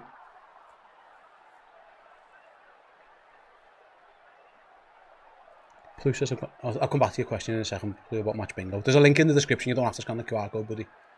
But just let you know that. As Everton this time then with the outswinger. Tarkowski's wrestling at the back post. Everton have kept it alive though for now with Alcaraz. Can Liverpool break away? No, Everton just about keep hold of it. They go all the way back to the halfway line. Long ball forward. Up towards Tarkowski. His touch is shite and it goes out for a goal kick. Plu says, I've got no idea what the match bingo. I can't follow the QR code. You can click on the link, mate, if you're on desktop. Or scan the QR code with your phone. Basically, you're hoping for certain events in the footy to happen. And if they do happen, you get a stamp. And if you get enough stamps, you'll win enough prizes. It's as simple as that. It's like normal bingo, except rather than getting 2 little ducks and all that kind of stuff, you need certain things to happen in the footy match. That's where we're at. Right then, 72 minutes gone. Liverpool with Quavian Kelleher kick it long up towards Mo Salah. He battles well. Everton don't quite know where the ball is. Salah's won it! Salah has won it! He just couldn't quite find the pass. I think that at first he was offside, was Diaz. That's why. But Liverpool have won it back again. Jota plays inside. That goes astray. Jones playing centre mid at this point. And very much inverted. I was going to say the last few times he's been right in field. Robbo's out wide. Crosses. Good header behind by Branthwaite. I thought it would have been on goal at one point. Good ball by Andy Robertson. Yeah, that was an old. That was vintage Robbo. Yeah. Cross. That could have gone anywhere. That Branthwaite does well to not score really well. Goal. It's another Liverpool corner. I think that's 10.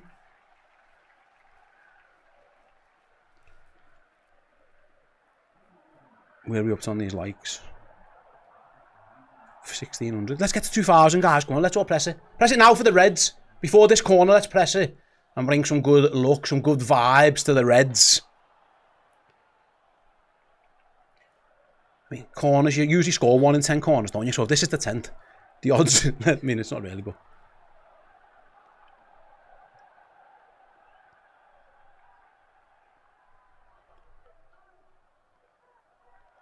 McAllister outswinger to the edge of the box. Curtis Jones will pick that one up and go back to the halfway line for Gravenberch. He'll give it back to Jones, who's got himself wider if he wants to cross. What's happened here? What's he give? Was there a foul off the initial corner, I guess? I didn't see what happened, but Everton have got a free kick for something. It looks like Virgil van Dijk was punished for something. I didn't quite see what it was. Let's see. Just throws Tarkovsky, I think, on the floor. Fed up with him.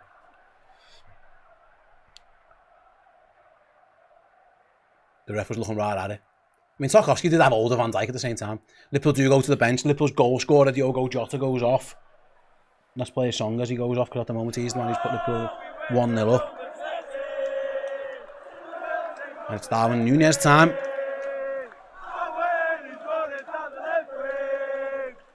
I think partly for the yellow card, partly because the fitness, and again, Liverpool might just want Núñez a bit more physicality and a bit more pace, perhaps.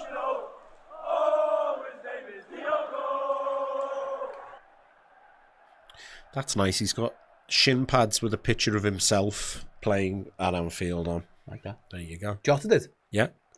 Does shin pads with a Jota number 20? Ooh, Kanate plays a slice clearance. Thankfully, it falls to Liverpool. And Virgil van Dijk wins a throw-in off Beto. Kanate got a bit lucky there with a bit of a slice.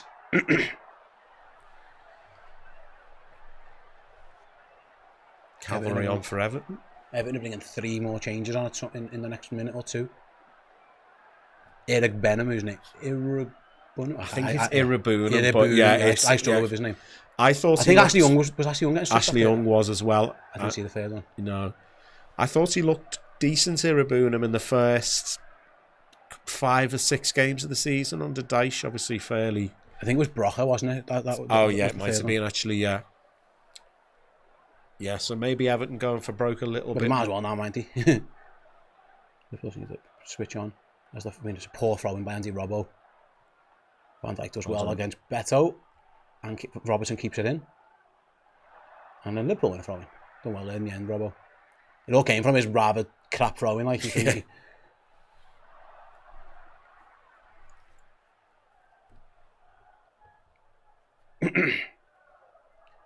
Wonder if Liverpool react. If they've made a triple sub, the Liverpool try and get a few more fresh legs on, we'll see. As Andy Robbo goes past James Garner into Diaz. He's going nowhere really though. In the end, Everton win a throw-in. Diaz doesn't like that decision. He thought it should have been his ball.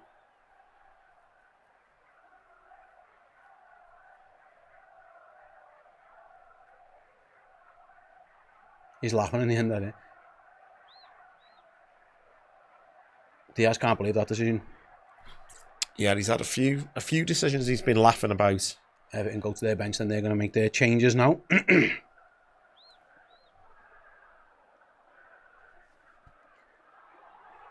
So James Garner goes off, not Garner Gay. He'll go off for Ilboom, I guess. Now does Brocha go up front with Beto or instead of Beto? Yeah. We'll find out. Who else is... My suspicion is it'll be a straight swap, but I'd probably just send the pair of them up and just go for it. I mean, they're taking the time. Fucking hell, mate. Oh, yeah. The fella can't use this board. Alcaraz is the second one for Ashley Young. This fella can't use his board.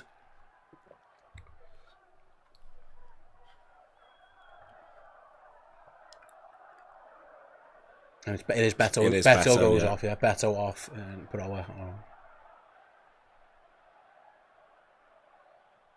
Beto steps off the other side of the pitch. There we go. But there in the end.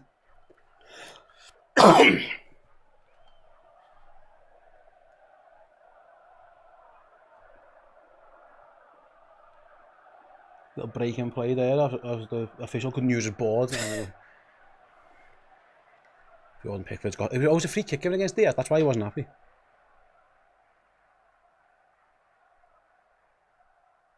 Long ball forward to Brocha. Didn't quite get there though because his teammate won the first flick on. And Van Dijk clears. Liverpool got it back with Sabazlai. Be careful though. Be careful though. Yeah, it's got to go. Van Dijk just wellies it. Right decision. And towards Mo Salah, which is never a bad option. Well. Up against Mikalenko. Salah gets there first. Of course he does. He's getting ragged everywhere here. Again. He's kept hold of it though to Jones. So strong, Mo Salah in those situations. He's like an ox. Just backs in. He players rag him everywhere. He never gets fouls given for him. He still does so well. Yeah, in a way, it's almost been to his detriment because he's got so good at backing in. Because the guy marking him is almost always bigger than him, more physical than him, but he so rarely gets those fouls. Yeah.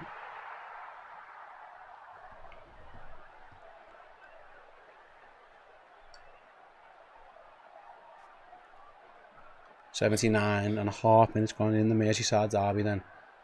As Luis Diaz has the ball, wins a throw in. Oh, sorry, I apologise, it's Darwin Núñez who won a throw in.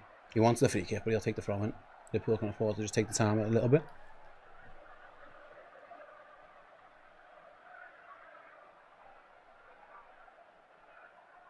Okay, the Jones sent very much inverted from that right back position. Yeah. Finds Salah. Down the line to Sabazlai, good ball. Sabazlai crosses. Good defending again by Braithwaite. Everton have cleared it now, although Van Dijk should be comfortable with that one in his. And then Robertson goes back to Kobe and Kelleher. They've pushed the core a little bit more forward, haven't they? So he's almost like a front two with Charbrocha now. Tiki Red says, give us a song. I will do. All right.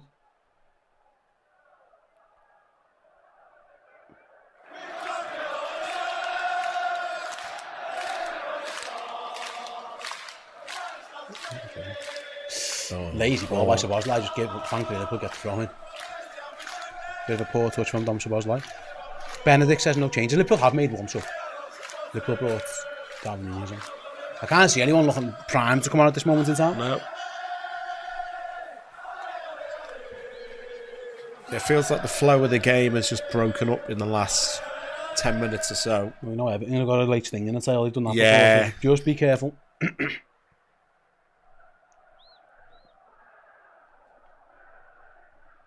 Van Dijk pressure, man on. Plays inside to Gravenberch, nice. He goes wide to Robertson. He goes down the line looking for Núñez. He finds Diaz.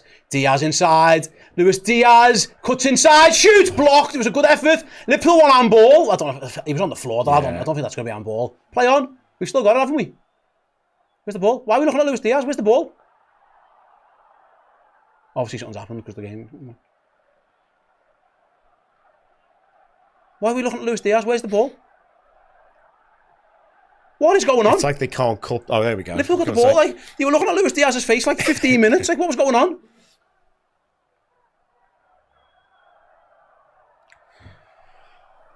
I wonder if that was the right option there. I mean, obviously, you know, it hits. They'll go long looking for Núñez. Can he get there first? No, Pickford does. I just wondered if Diaz could have squared that there. I haven't seen a replay because all we saw was a zoomed in on his face for 5 seconds. Didn't see a replay. There was handball, shouting everything. We haven't seen nothing of it, so I can't tell you what happened. All I know is that Jordan Pickford's got the ball and he's kicking it as far as he can up the pitch. Everton win the first flick on. Jones wins the second ball. It's bouncing about. Decore flicks it on. Round the corner to Decore. Here's Ndiaye. Out wide to Mikalenko. Liverpool need to defend here. Goal kick. Brocha got there first, but it was poor. I don't know what. What's he trying to do?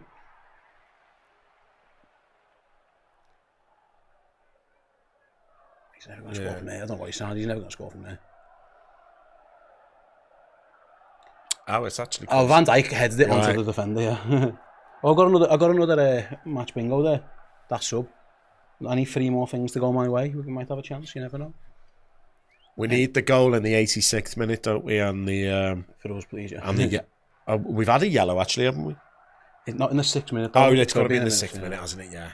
Salah top off, left foot to goal, please. Yeah. Win me all 3. Or Núñez. I'd take Núñez top off as well. Left foot to goal, win, get your top off.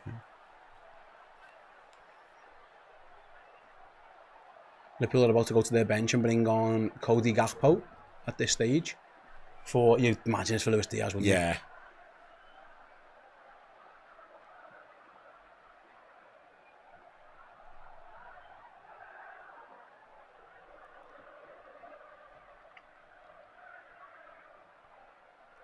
Free kick to Everton by pretty much their own corner flag, really, as Darwin Núñez fouls Carnegie. Everton are about to make another sub at some point.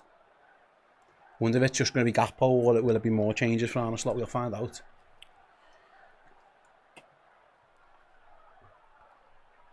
For now, Jordan Pickford goes long.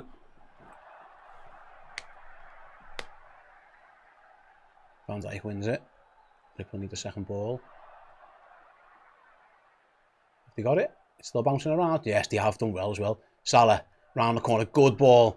Liverpool might be in here. Oh, it's a poor ball, but Liverpool put it back. It's Diaz. Luis Diaz cuts across goal. Still got it. Finds Jones. Looking for an angle. Looking for Sutton. Inside to Salah. Back to Szoboszlai. Back to Jones. He shoots. It's blocked. It all just got a bit messy in the end. And then Curtis Jones just commits a foul. It all just got a little bit untidy at the end there, didn't it?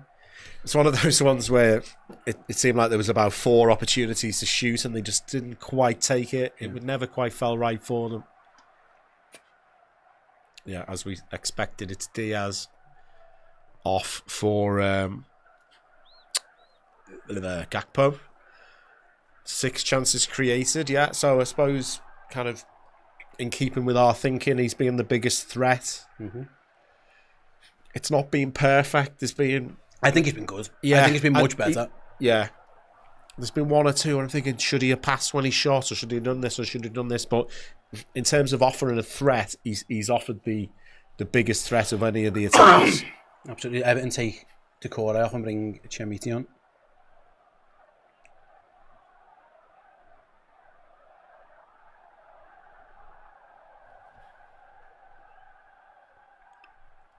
Kick it miles down the pitch. Kanate wins his header.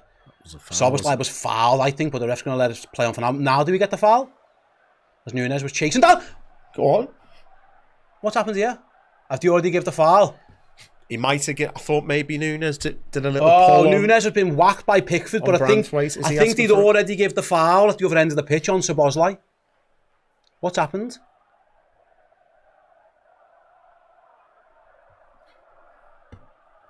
Not Pickford injuring people again, is it? I don't know what's happened here. Szoboszlai's down as well. Has he pulled it back for that?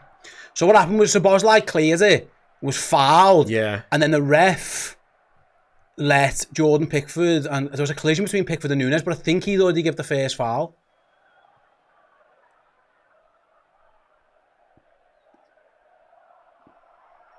Núñez looks in some pain. Yeah, he's pointing to his shin. He's not happy. McAllister's just told him to roll on the pitch. Let's see.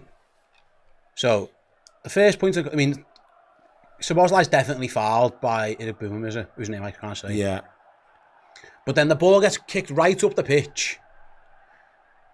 Because the ref kind of lets it play on for a little bit. Yeah. Núñez gets there ahead of... And he's wiped out by Pickford. It would have been a penalty. If the ref hadn't already blew the whistle, it would have been a penalty. Yeah. But because he's already given the foul at the other end of the pitch, it's not going to be a penalty. If he'd have just held his whistle for a couple more seconds... Is he going to book Núñez? I think he's going to book Núñez for coming back rolling back onto the pitch.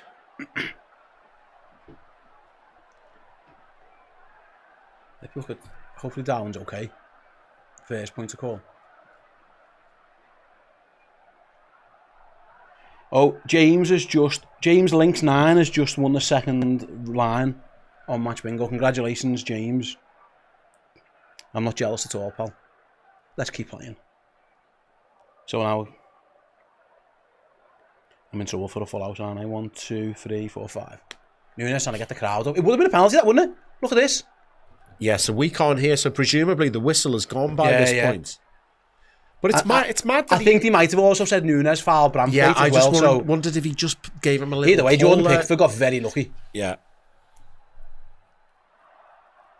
Anyway, Liverpool down to 10 men at this moment in time because they can't get Núñez back on the pitch. But we do have a free kick. Play backwards, yeah. The Arne Slot saying take your time. Johnny Heitinga just told Darwin to calm down. There's going to be a lot of added time here, by the way. Johnny Heiting is a man who got sent off in the World Cup final, but there you go. Benefits of experience. Had a fight with Steven Gerrard once, didn't he? In the derby, yeah. Now he's a red.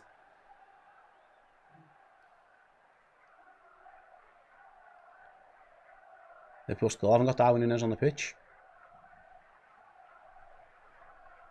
As we get into the 89th minute. Come on, ref, let him on. I feel like he's punishing him here. Oh, he's on. All right. 89 minutes and Everton have the ball on the halfway line. It's going to go long. There it goes. Jones heads it. Throw into Everton. And all eyes are going to be on how much added time there is. And Everton, looking like Michalenko is going to try and take a long throw.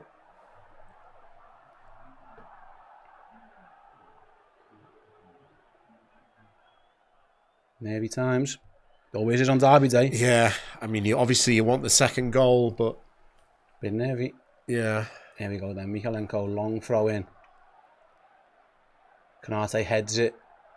Back to where it come from. Michalenko chips it in. Everton have got loads of men forward. Liverpool need to defend. It's going to... Lucky bounce just fell straight to Everton. Good defending by McAllister. It still isn't quite clear though. And then there was an offside flag. Goodness gracious me. Thank God for that. Where's the offside? Let's see. It's... I don't think it was. I don't think it was. Yeah, maybe his back foot, number 22. It'd have been tight, but not given. 6 minutes added on time then. 6 minutes added on. This ref's finally... Fourth official's laughing because he's finally got the thing to work. Endo's been called back. I think that's a good option. Yeah. I was wondering if we're going to see a little bit of Kwanzaa as well for the last couple of minutes. But... I think Pickford done well not to get booked for that, by the way. I know the foul had been given, but like it was reckless from him. Exactly, yeah. I get they're not going to give a penalty. Van Dijk storms out, wins his header, and then Gakpo's battling with O'Brien. O'Brien plays it down the line. Andy Robbo slips throw into Everton.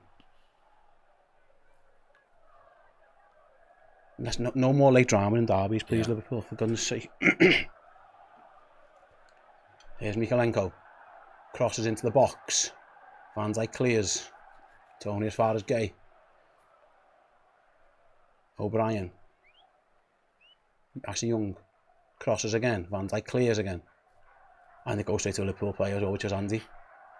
Szoboszlai kicks it long, sorry, but Gakpo's not going to get there. Branthwaite comes across and covers. Plays a bit of a loose ball. Gets away with it though. Eddie does well. Spins away from Szoboszlai. Oh, God. My mate who had the biryani before. He's probably regretting it now. Let that one all day. But goal kick to Liverpool. Keith Queller should take his time.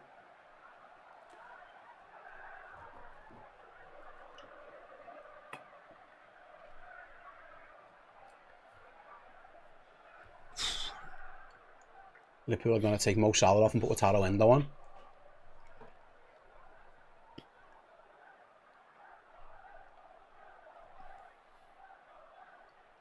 That'll add another 30 seconds on, you think, wouldn't it? He's going to ask Dom Szoboszlai to kind of do a job over on this right, I think. Yeah, I can't because I feel like the game's gone a bit bitty in the last 25 minutes. I'm thinking, does that suit Liverpool? Because we're obviously in the lead, but then it's just like... You never know. You just don't want to give Everton a chance between now and the end, do you? Yeah, there was 6 minutes to add on. We've played 2 of them, but again, Liverpool have made a sub now, so that might add a little bit more time on.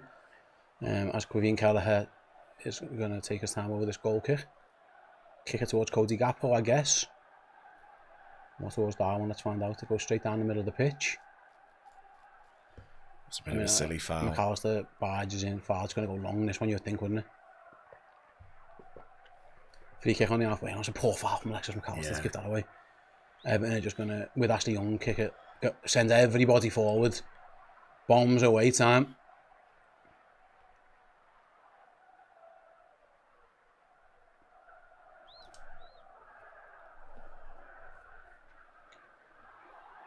Here it comes, long ball forward. Tarkowski nods it down. Robertson heads cleared as well. Liverpool are going to try and press it with Ashley Young up against Gakpo. Ashley Young just kicks it back into the box. Danger for Liverpool. Great defender really by Curtis Jones. Brilliant back post defending by Curtis Jones. And then as Liverpool go to clear, they've been offside anyway. It would have been offside anyway, but Curtis Jones was not to know. Absolutely fabulous defender at the back post. Like I say, it would have probably been offside in the end, but it was brilliant. Absolutely brilliant from Curtis Jones.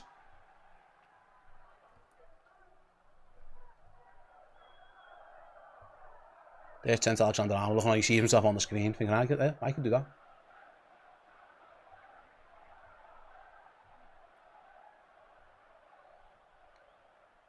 Kelleher kicks it long, then 2 minutes to go in the Merseyside Derby.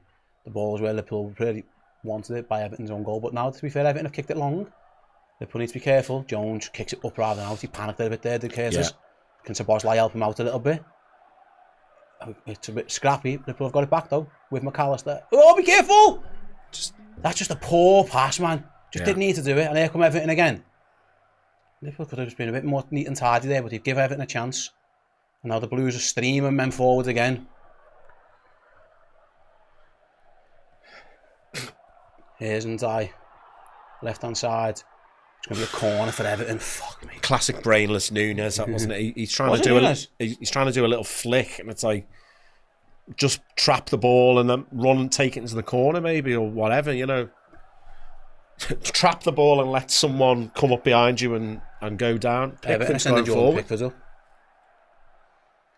We're into the last minute of the game. Everton sends everyone forward. Corner for Liverpool. Probably going to be the last chance by the time this is taken, or there might be a little bit extra for the subs. For God's sake, Liverpool. Ashley Young, corner comes in.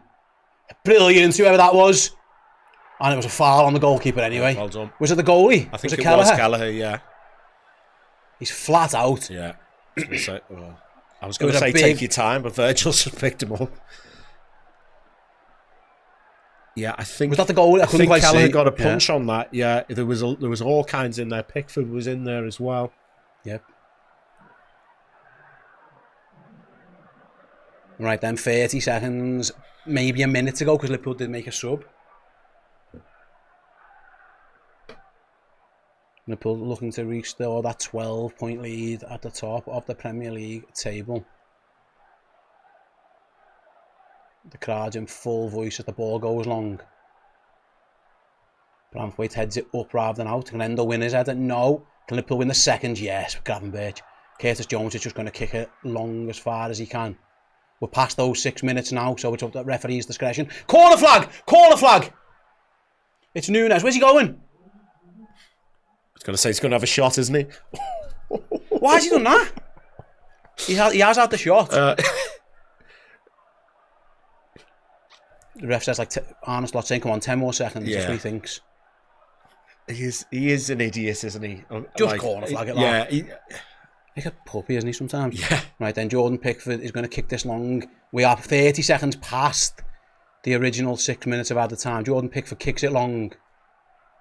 And the final whistle goes at Anfield. It's Liverpool 1, Everton 0. Liverpool back, 12 points clear at the top of the Premier League table. It's Diogo Jota, the much maligned Diogo Jota, the difference maker in the end. And yes, Liverpool win a game. And the stats will tell you Everton didn't even have a shot on target in that game. It felt more nervy than that, though. Jay, before we crack on, we do have to name our match bingo man of the match. Who would you name as the match bingo man of the match? I'm going to go Diaz. I think. So would I. Yeah. I know Jota won the game. Yeah. But I think I would go for Diaz as well. Let us know your thoughts, guys, in the chat. Would you give Luis Diaz the match bingo man of the match, or who else would you give it to?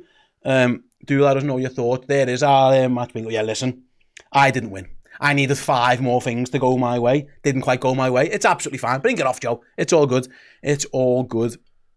Right then, Liverpool then 12 points clear at the top of the Premier League table with just 8 games to go. There you have it. Yeah, Liverpool needed 5 more wins that they needed. Now make it 4. And yet after Arsenal won yesterday, Liverpool respond with a win of their own. That's 3 Premier League wins on the bounce actually for Liverpool. People can't forget that, given how well they've performed. Alan, would have give Curtis Jones man the match? Yeah, I don't mind that one. I thought Jones did an admirable job. Well, yeah, I mean, we're going to be doing the match player ratings. Possibly want to talk about because he was a big selection. It was a big call by Arne. Yeah, I think he rewarded him. Yeah, I do think he was good. Yeah, thought he was excellent. Curtis was superb today. Yes, says Rabadam, absolutely. Trig Josh with the super chat says the Facebook, this is Anfield link, says Liverpool fans were outraged that Tierney. Yeah, I mean, yeah. It was a red card. Everyone got away with one there, didn't he? I think Tarkowski just apologised to McAllister at the end. It looked like he was tapping him on the back. And then Tom Carlson, Pickford will forever be a see you next Tuesday. Yeah, he is, isn't he? Absolutely. Right then, Liverpool 1, Everton 0. Virgil van Dijk waves, fist pumps on a slot, gives the crowd some as well. Liverpool 1 step closer to glory, 1 step closer to that Premier League title. Thanks everyone for joining us. Do not go anywhere. Very, very shortly, Dan will be in with the fan reaction show. Have your say on what you've just seen. Liverpool 1-0 winners, back to 12 points clear at the top of that wonderful, wonderful, wonderful Premier League table. Dan will be in, like I said, with the fan reaction show and then the player ranking show as well. Me and Jay are going over to Redmen Plus for the player rating show. Get yourselves involved at redmenplus.com. Never been a better time. We do have an offer for you. If you sign up as a yearly captain subscriber over on redmenplus.com, like I mentioned, use the promo code WATCH, WATCH, and you'll get a year's worth of content, half price. It works out at roughly £2 a month, if that, which is absolutely bonkers. We're absolutely giving it away, but please do come and join us over there. Me and Jay, thank you very much from us. Congratulations to our match bingo winners. I do apologise that I couldn't win. I apologise. I'm absolutely gutted, to be honest with you. Thanks very much again to our mates Match Bingo for being part of today's stream. Thank you, of course, to the wonderful Dr. Sinnock for sponsoring us, as he always does as well. The best in the business. We're going to a quick break. Do not go anywhere. Very, very shortly, Dan Club will be here having his say. And more importantly, allowing you guys to have your say on all things Liverpool 1, Everton 0. See you all soon. Dublin, Belfast, Cork, the Redmen TV are coming to your town. The mighty Reds, Arne Slot's Liverpool, are flying high in the Premier League, and we are coming up on our 15th anniversary. What better way to celebrate two amazing things than to head on a tour of Ireland? Yes, me, Chris and Steve will be bringing our usual brand of hijinks, cartwheels, foul language, slagging off other football clubs that we don't like very much, and generally loving Liverpool Football Club. This time we've got Mark Kenny with us, bringing the brilliant Liverpool tunes as well.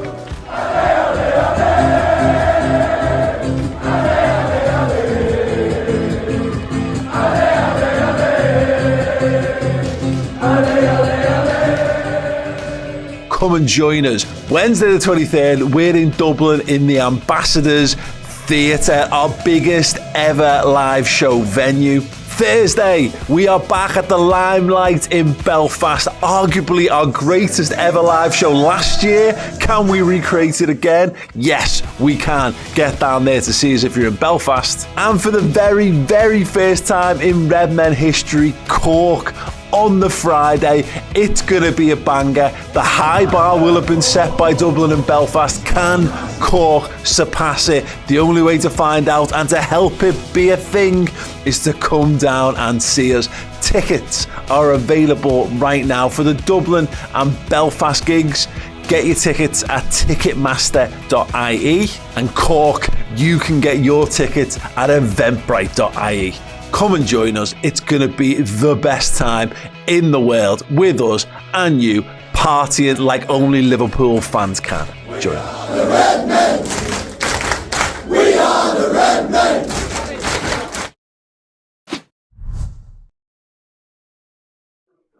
Hello everybody, welcome back to the Redmen TV and the fan reaction part tonight after Liverpool beat Everton 1-0. Relatively convincingly, I think it's fair to say. Everton without a single shot on target. They had some moments, they had some chances, they had a few situations you might look back on and rue not making more of. But ultimately, Liverpool, 3 points, runaway Premier League leaders, get the gap back to 12 at the summit. Breathing space and then some. Job done. Diogo Jota with the goal as well. They're much maligned. They're heavily criticised. And listen, fairly so, it's fair to say, in recent weeks because he's not been in good form at all. He's been in really poor form, actually. But back to more like his usual self tonight, I think. And it was a very, very, very Diogo Jota goal. Slaloming his way through inside the penalty area and an unerring finish to boot as well. What do we think of it? How are we feeling? We must be absolutely fucking over the moon, to be honest with you. We've just beaten our nearest rivals, just beaten those across the park. And yet a little bit of revenge, a little bit of payback for what happened, obviously, over at Goodison a month or so ago, which is good, and victory tastes that little bit sweeter when it comes against them lot, doesn't it? Let's be honest. Right, sound, let's dive into the chat. Rakeem says, Grav was pretty good, best midfielder on show today. Yeah, I don't think the midfield was particularly purring, to be honest with you. I thought he was better, had more energy than what we saw before the break. He definitely needed that break. But yeah, I don't think it didn't necessarily run the show. It wasn't really a game for that, was it, really? It was a little bit scrappy, got bypassed a lot, certainly by Everton. They were just going long, looking to get out more often than not. And I don't think we dealt with the Beto presence. Virgil van Dijk definitely didn't deal with the Beto presence. He felt Beto's presence, actually, particularly well in the first half. They won a few too many second balls for me because it did feel as though they were just aimlessly anywhere will do clearing the ball.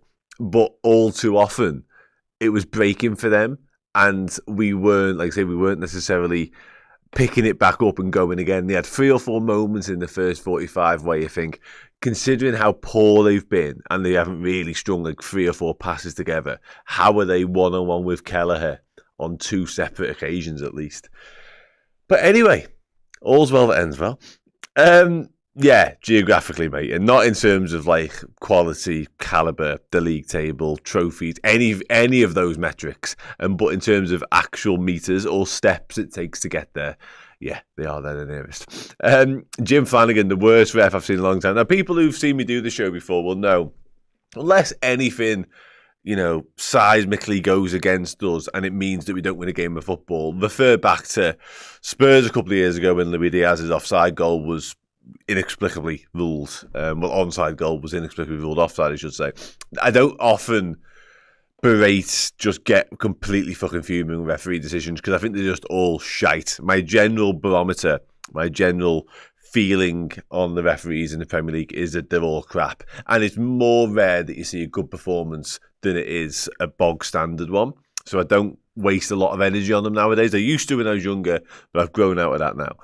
However, having said all of that, he was bad. Out of his depth is probably how I would describe the ref tonight, to be honest with you.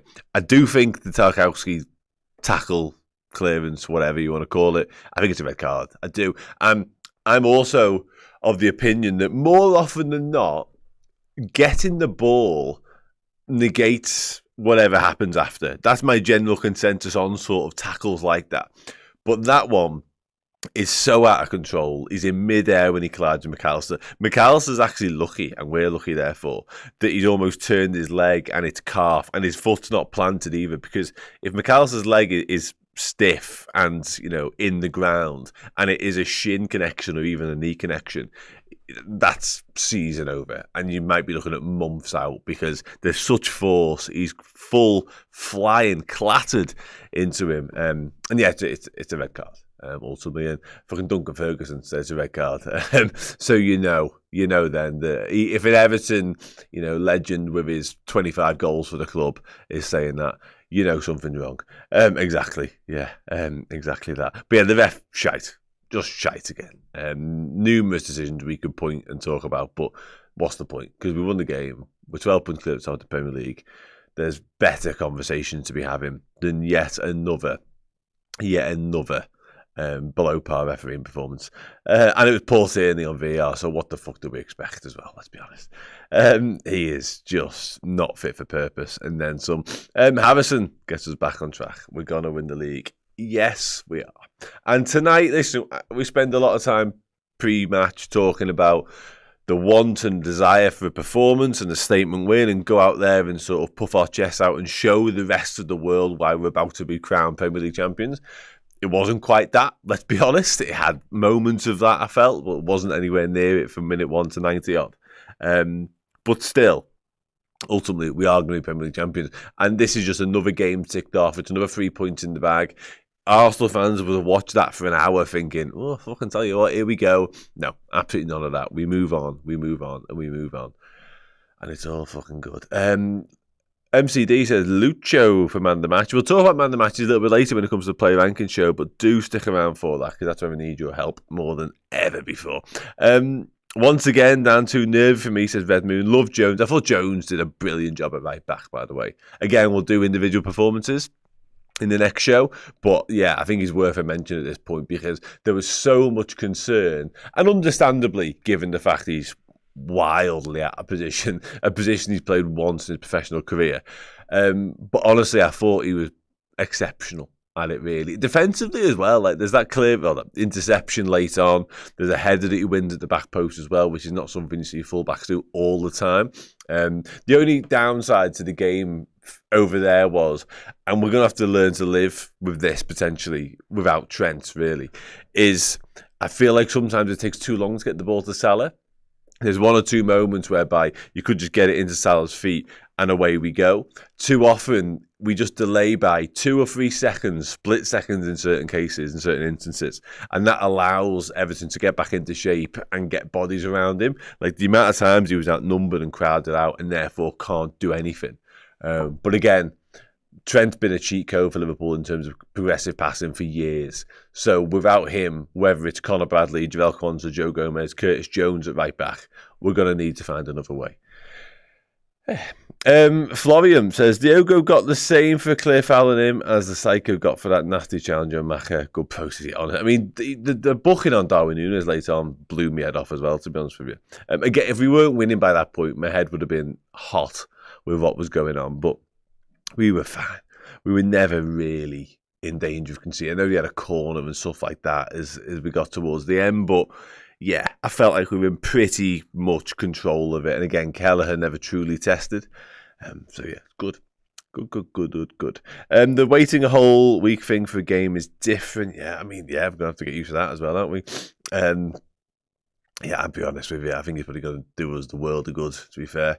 And we might get some better performances as a result. A bit more freshness in legs. And I did think we looked sharper across the pitch tonight, actually. I do think we got a much better version of Jota, even before the goal. And I know he hadn't necessarily threatened the score at that point. He had 1 or 2 half chances. But everything he did just looked a bit more... He's more involved, first and foremost. But everything he did just looked a little bit more at it. And yeah, quicker of thinking, wasn't second guessing. His touch was a bit more like him. Yeah, I thought we got a much better performance than the previous one in the Carabao Cup final. It would have been hard to dip below that, let's be honest. But still. Dan Wars says, why are there only 2 people on the planet who don't understand what contributes to red card? The ref and the VAR. Yeah, mate, honestly. And how quickly did the VR move on from it as well? Like, he had one look at it and went. And have you seen that Premier League Math Centre thing on Twitter that tries, or it's supposed to justify and explain how referees and officials have come to certain decisions? It might just be me, but it makes no sense. Like, all it says is basically the VR checked that it was reckless and confirmed it was reckless. And like, it's a much longer sentence than that. But like, that doesn't say anything. Surely that's a bad thing. Surely the reckless nature of it is bad on both counts. I don't understand how their explanation for how it's just a yellow is 2 negative points. Make it make sense. Yeah, Jesus Christ, honestly. Honest to God. That was a mad moment, that one with Núñez and Pickford later on, because obviously the whistle's already got... It's a penalty, by the way, if the whistle hadn't gone, because Darwin gets there first, has a trickling effort that sort of rolls across the goal line, and Pickford just smashes him, as Pickford often does. Unfortunately, he's got a fucking tendency for that, hasn't he? Fucking head the ball. Super chat from Shroob says... Everton do my head in. They exist merely to piss us off. Got the win though, and 100% confident we win the league now. You'll never walk on. Yeah, absolutely. And again, listen, I think a lot of people lost sight of just how strong our position was in the Premier League when, again, don't want to fucking harp on about it, but the negativity pre-break and then the Trent stuff mid-break, a lot of people became disillusioned with Liverpool, I think it's fair to say, myself included, because there was a lot of, bad press around us, and we'd had suffered a couple of blows and stuff like that. And now you play again, and we win again, and look at the league table again, and you can take a deep breath and go, actually, do you know what I mean? We are in such a fucking dominant, brilliant position. It's dreamland territory. I've said it for months. Like, if you'd have told me back in August, new manager, no signings, let's have it right. Chiesa was a bit of a whatever signing at this point. And if we'd have got to now in where we are, if you'd have told me that, I'd have bitten your hand off. Even with the Champions League exit, arguably even with the Carabao Cup heartbreak in the final, and the FA Cup piss poor showing, basically. If I'd have given all that, I'd have swapped all that for being 12 points clear at the top of the Premier League with 8 games remaining, and that's where we are. And I think it's important just to get a little bit of perspective and a bit of context around it all as well, because exactly this. It fucking feels good, doesn't it? It feels good. We're going to win the league. We are going to win the league. And I think we might do it by winning some more games of footy as well, which is going to be even better. It is better. Absolutely is, Jason. 100%. Like, also, every single game you tick off where your points buffer remains as high or even higher, then yeah. I don't think that's true, personally. Gary, if that's what they've said, I don't think they looked dead in the feet at all. I think there was much more added energy in that department. And they all last the whole 90, I think I'm right in saying as well. We never changed any, did we? Because obviously Endo comes on for Salah later on. We go straight swap Gakpo for Diaz. We go Nunes for Jota. So yeah, I think if Slot felt like they needed a break or needed some more rest, he'd have done something about it. And similarly, if he felt like they were looking, as that says, dead on their feet, I think he'd have made changes as well in that department. So I don't think they were all energy, all action, every single blade of grass on the pitch performance type, but it didn't necessarily require that either at the same time, did it? I thought Luis Diaz was that, by the way. I thought he was non-stop all night, to be honest with you. Very, very impressive. Very, very impressive. Good. Jonesy says, let's see how hard the Blue Shites try against Arsenal the weekend. Yeah, don't hold out any hope. Don't hold your breath for anything there, mate, to be honest with you. I can't see Everton particularly lifting a leg to try and get something against Arsenal, can you? Dom was the only poor midfielder. Yeah, I thought he was okay. Good and bad moments, really. McAllister did well to get the 90 under his belt, considering he got fucking his leg broken off early doors. But yeah, listen. Again, we'll talk about the individual performances in a moment. I'm just going to dive onto the Twitter whilst we are going into the chat here. 1 second, let me scroll down. Scrolling down. The video from Anfield, lovely. By the way, Curtis Jones got a man of the match over on socials, so we'll have to see whether you guys agree with that in a minute. Why have I got fucking X Twitter these days is a fucking nightmare. I don't want to boost that post. Get the fuck Elon. Right, sorry, we've got a super chat to deal with before we go on. Connor says, good win, that's all that matters. Yeah, and yeah, absolutely it is. And again, I think the style and sort of the way and the manner which win games of football is important. But when you get to this stage of the season, the business end of the season, you do take 3 points any which way you get them. Right, sound Twitter. LFC Seattle says there's still 12 points with 8 to go. Nervy the whole way through. Did you get nervy? I wasn't massively nervy about it, I must say. Everton never really built up enough of a head of steam. They had moments in isolation in the first. Listen, when Beto was one-on-one with Kelleher, obviously at that point I'm fucking nervous. But outside of that, even late on when they had the corner, I never really... There was a bit of me that went, oh, fucking hell, here we go. And then the camera pans to Tarkowski and Jordan Pickford comes running up and you think, I've seen this script before. But honestly, I never really panicked. Never got particularly scared that Everton were going to cause us any great problems because they just never look like it, never threatens necessarily. Yeah, anyway. The rest of the comment is, Jota comes back from the wilderness to get the winner and the Reds righted the Merseyside Derby wrong from Goodison. Wasn't pretty, but it was pretty effective. We'll take it. Props to Curtis Jones for stepping up. Yeah, Craig Everton says, massive round of applause for Everton, winning an astonishing 0.1 tonight. What a breathtaking display of dominance. Let's not forget their glorious 2-2 victory earlier. A bit of Schadenfreude going on here, I fear. Football history books will struggle to contain the sheer magnitude of these epic achievements. Yeah, okay. Anfield Community says, massive 3 points, 13 points needed from the remaining 8 games, 86 points needed. If Arsenal win all their games, jeez, there's a lot of numbers going on here, meaning we can still win the league a game before we face Arsenal, which will result in them giving us a guard of honour. Yes, I'm here for that. Anfield Cartel just says 20 with a trophy. Jack Weston says very, very big win. Yeah, it's so important, that win. Like, it really is. It really, really is.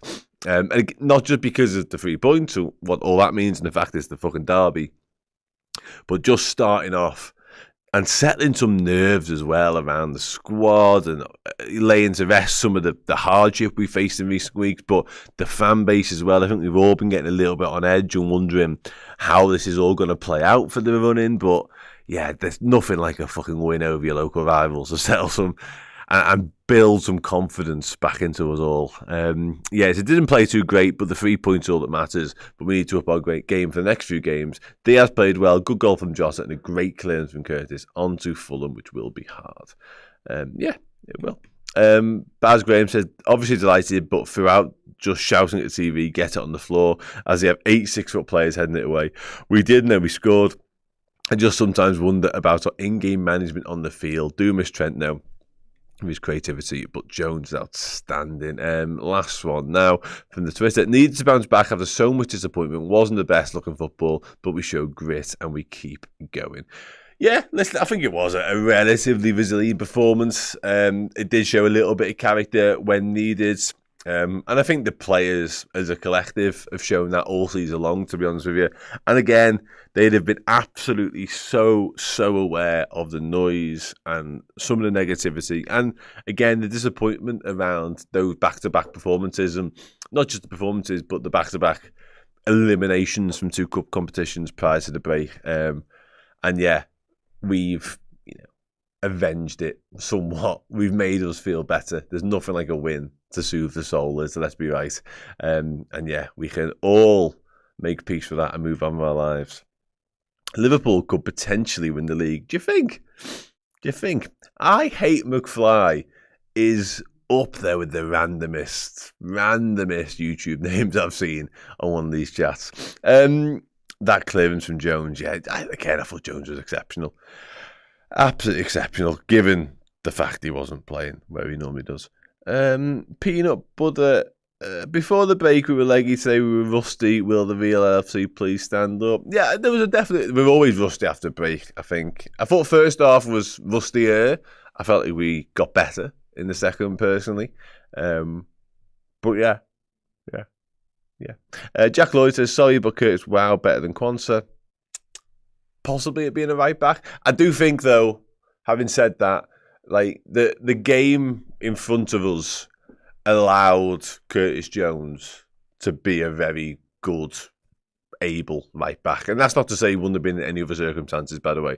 But I'm not convinced that Slot even picks him. Even if it's on Sunday, potentially against Fulham, like that might not be a Curtis Jones game, that, because it's away from home.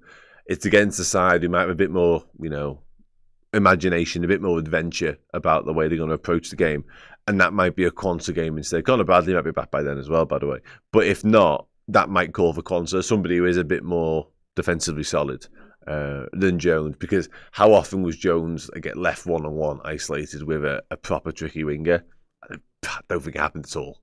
Certainly not to my recollection. So, yeah, I don't think it's like a horses for courses situation with those two. But listen, hopefully we don't have to keep deciding between the headache of starting Joel Quansah and Curtis Jones at fucking right back for very long, because that's a ludicrous position to be in. AB. A lot of me wanted to tweet something about our Scouser in the team, or Scouse right back in the team, but I left it. For now. Is Michael Owen on there? Yeah, listen, just ignore everything. Absolutely everything. Top of the league, we can play shite. Okay, Endo coming on late in the game will always bring some assurance with him. Never in doubt, is it? When Endo steps up, that's game over. Pack your bags, Rafa Benitez handshake, gif, away we go. Boss, sound. I think we're done. Speaking of sound, the next part of the night is where I head over to the board. It was fucking sweet, wasn't it? More like Andy Robertson of old, that for me as well. Anyway, I head over to the board and we did a player rankings show, and I need you all for this bit, but I definitely need you all for the next bit, because I pick up a player's face, you tell me whether to put him in boss, sound, or you're messing, and then we all go from there. We pick a man of the match, we rank all the players, we rank Arnold slot, and then I go home, and then we do it. Not all again tomorrow, but we do more stuff tomorrow. Keegan just quickly says, you don't get free-flowing football when the opposition turn up in intention, defending only. No, yeah, it's a fair point. And I think Everton, to give them a little bit of credit right in the show, did their game plan, executed their game plan pretty well. And listen, if Beto scores, if they score the early chance as well, that gives them something to hold on to go even more, to go deeper, to be honest with you. And they shut up shop even more. It becomes even more complicated for us and become even more difficult to break down. But yeah, I do think, having said that, we were a little bit ponderous, and we spent a large chunk of the pre-match stuff talking about the need to move the ball quickly. Again, to not allow them to get set and not allow them to settle into their shape. I don't think that was quite there, but that might be the rustiness that we spoke about a minute ago. Sound. That'll do. That will do. I'm going to head over to the board now. Come and join me. I'll see you in literally about a minute. Hey everyone, a new month means just one thing. It means a new prize if you are a Legend subscriber on Redmen Plus. That's right, if you're already existing as a Legend, you're already in the hat, but there's still time to get over there and get involved. And not only Discord access, not only all the boss content, you will also be in the hat for an incredible prize this month. It's this signed retro Liverpool shirt, signed by the brilliant Skippy, Craig Johnson himself, the inventor of the Predator, midfield extraordinaire, never stop running. What a fella, what a story, and what a signature, by the way, as well. Get over to Redmen Plus, sign up as a Legend yearly or monthly, and you will get all the brilliant stuff that we do here, as well as a chance of winning that incredible piece of memorabilia. Take it easy.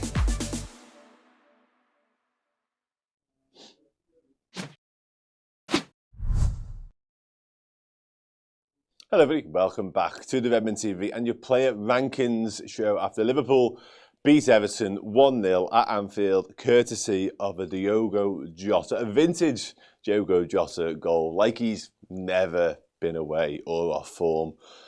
Yeah, it was good. It was very good. And more importantly, 3 points just moves us back to 12 points clear at the top of the Premier League. With just 8 games to go, we can almost touch it. It's that close. Wonderful, wonderful stuff. This is the part of the night where we rank the players. I pick up their faces. You tell me where to put them, from boss, sound to you're messing, and you can tell me whether they should be high, low, straddling. And if I put someone on the board and you're not happy, that's when you tell me what to do. So you're very much in control of this, like you are all night, but particularly right now. Wonderful. Let's do Kevin Kelleher first off, because he's the goalie, and that's where you start. Let's chat about him, shall we? We've got a high sound from Graham to kick us off. Listen, I've already said, Everton didn't register a single shot on target. So you don't, listen, Andrea Bocelli could tell you that he hasn't had the busiest night of his life. But, yeah, I think in terms of dealing with crosses and corners and stuff like that, I was actually quite pleased with Keller, because there was a little bit of an aerial bombardment, as you would expect from Everton, who contain the fucking land of the giants in there at times, isn't it? And I think he did okay. He came for a lot of stuff. And sometimes you just, if you're a defender, you're desperate for your keeper to come, because, no pun intended, because A, they can use the hands, therefore they're bigger than everyone else, and B, they are so well protected by referees that the chances are, even the smallest bit of contact and Kelleher goes down, you're going to win something. So yeah, I think he actually commanded those situations in his box really well. So yeah, pleased with Kevin Keller's performance. And listen, I feel like we say this all the time with him now. Yeah, exactly that. But there's a chance, all being well with Alisson, fingers crossed he can return against Fulham on the weekend. That may well be Kelleher's last ever performance in Liverpool shirt. And going out with a clean sheet and a win over Everton at Anfield, it's a pretty decent high, isn't it, compared to what would have been his final game in the Carabao Cup final defeat. So, yeah, if that is to be the end for Kevin Kelleher, yeah, solid performance. And like I say, a pleasing end to a very, very impressive Liverpool career. Cool. And I thought distribution-wise he was good as well. And he's quite quick in his thinking tonight. He's not renowned for that. Obviously, we love Alisson Becker, full stop. But in particular for the fact he wants to get us going all the time. I think Kelleher sometimes could be a little bit more unsure when to release. But I think tonight he was actually quite proactive in that too, which is good. Let's do. He is a straddler, actually, yeah. I didn't even realise. I'm so autopilot now to doing straddlers. That's where we are. 60 million. Jack Lloyd, my friend, I love your ambition. Michael Edwards would adore you. And I think Kelleher's boss. Stroke sound. But we ain't getting 60 million from him, mate. That's just not happening. Yeah, I did meet him. I did. I was sound. He was a good guy. He would definitely be straddling if he was on the board. Yeah, it's a good point, actually. But it never. So we're fine. Curtis Jones. Right back, Curtis Jones. The best Scouse right back the world has ever seen. I think we can all agree on that early doors, can't we? There's no argument there. I've never seen a Scouser play at right back as well as Curtis Jones did tonight, personally. Defo boss. Absolute boss. Man the match, in my opinion. We'll get to man the match, guys. Jonesy was boss for Jones, considering that position. Yeah, not just a little bit out of position as well. Bear in mind, can I just say on that, just dead quick, Curtis Jones was a left winger. Like, that's where he spent most of his youth career, out wide on the left. You couldn't get more, striker to keeper, maybe. But in terms of shifts of position, you couldn't really get much more polar opposite. And he did it. And he did it really, really well. So, yeah, people are pleased with Curtis Jones tonight. And I don't get to say that very often, because he's normally public enemy number one, to be honest. Boss in that right side, boss. Get Curtis in high, boss. Yeah, more like that. Scouser in our team. Loads of bosses. Good. Hell of a shift tonight. Yeah, okay, I'm happy. Do you know what? I like that comment. He's going to go there as well. I like that comment. I think that is actually a really good comment and a really sort of on the money comment too.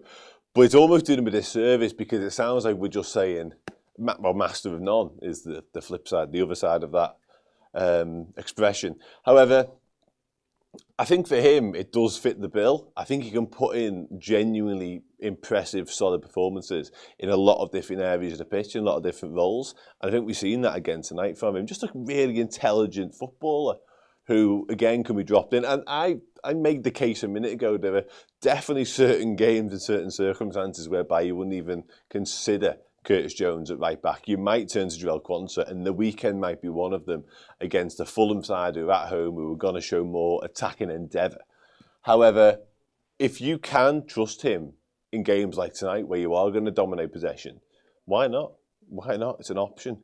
And let's be honest, the likelihood is we're going to need right-back options. We're going to need to consider what the right-back position looks like next year anyway. But I thought he did, as auditions go, I thought it was a good one.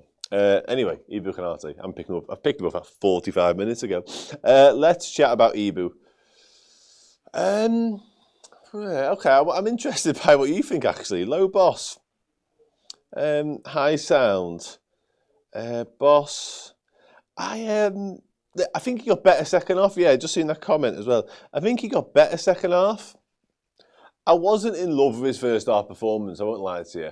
I don't know whether, and Virgil van Dijk definitely fits into this category as well. I don't know whether he handled Beto's physicality particularly brilliantly. Lost out on a couple of initial headers, and a couple of second balls weren't going our way either. Yeah, I don't know. And the initial moment which Van Dijk obviously then fluffed massively, that's Konate losing out as well in the first instance. So, yeah, I wasn't convinced entirely by Ibu tonight. I thought it was good, but I'm not sure we're in boss territory personally. We've got a lot of sounds coming in. Both centre-backs were shaky today. Yeah. Konate was really poor, actually. And I think upping your messing's a bit harsh. Listen, I wasn't in love with what I saw from Ibu. Low sound. Okay. I'm going to go there for Ibu. Again, I thought second half was a marked improvement. I think if it was first half, we might have been talking, Jesus Christ, Virgil's stuck on there. I think we might have been talking a touch lower, but I think he got better, personally. Virgil van Dijk, yeah. A couple of times he had a real problem with Beto. Gets away with one because the offside flag goes up, obviously, and he gets away with another one because Beto inexplicably hits the post when one-on-one with Kelleher. And we should mention Kelleher for that one as well. I thought he did okay getting out and narrowing the angle down, actually, to be fair as well.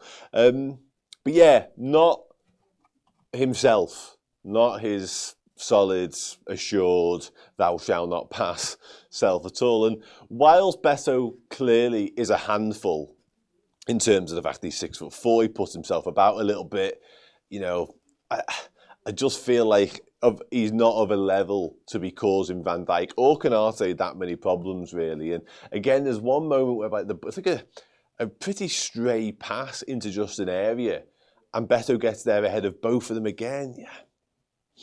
Anyway, sorry, I'm just bemoaning our centre-backs at this point.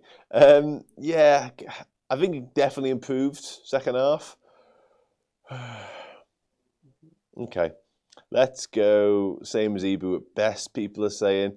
Virg, same as Konate, good interception the second. Yeah, they both had moments.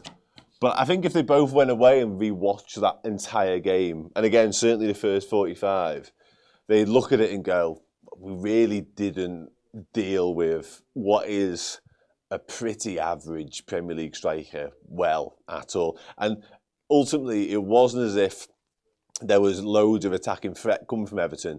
It was literally often one ball into something like the area of Beto, his vicinity, and he was winning too many knockdowns, and Everton were picking up too many second balls, and that's where those two will be thinking we should be fucking dealing with that every day of the week. So, anyway, Andy Robertson.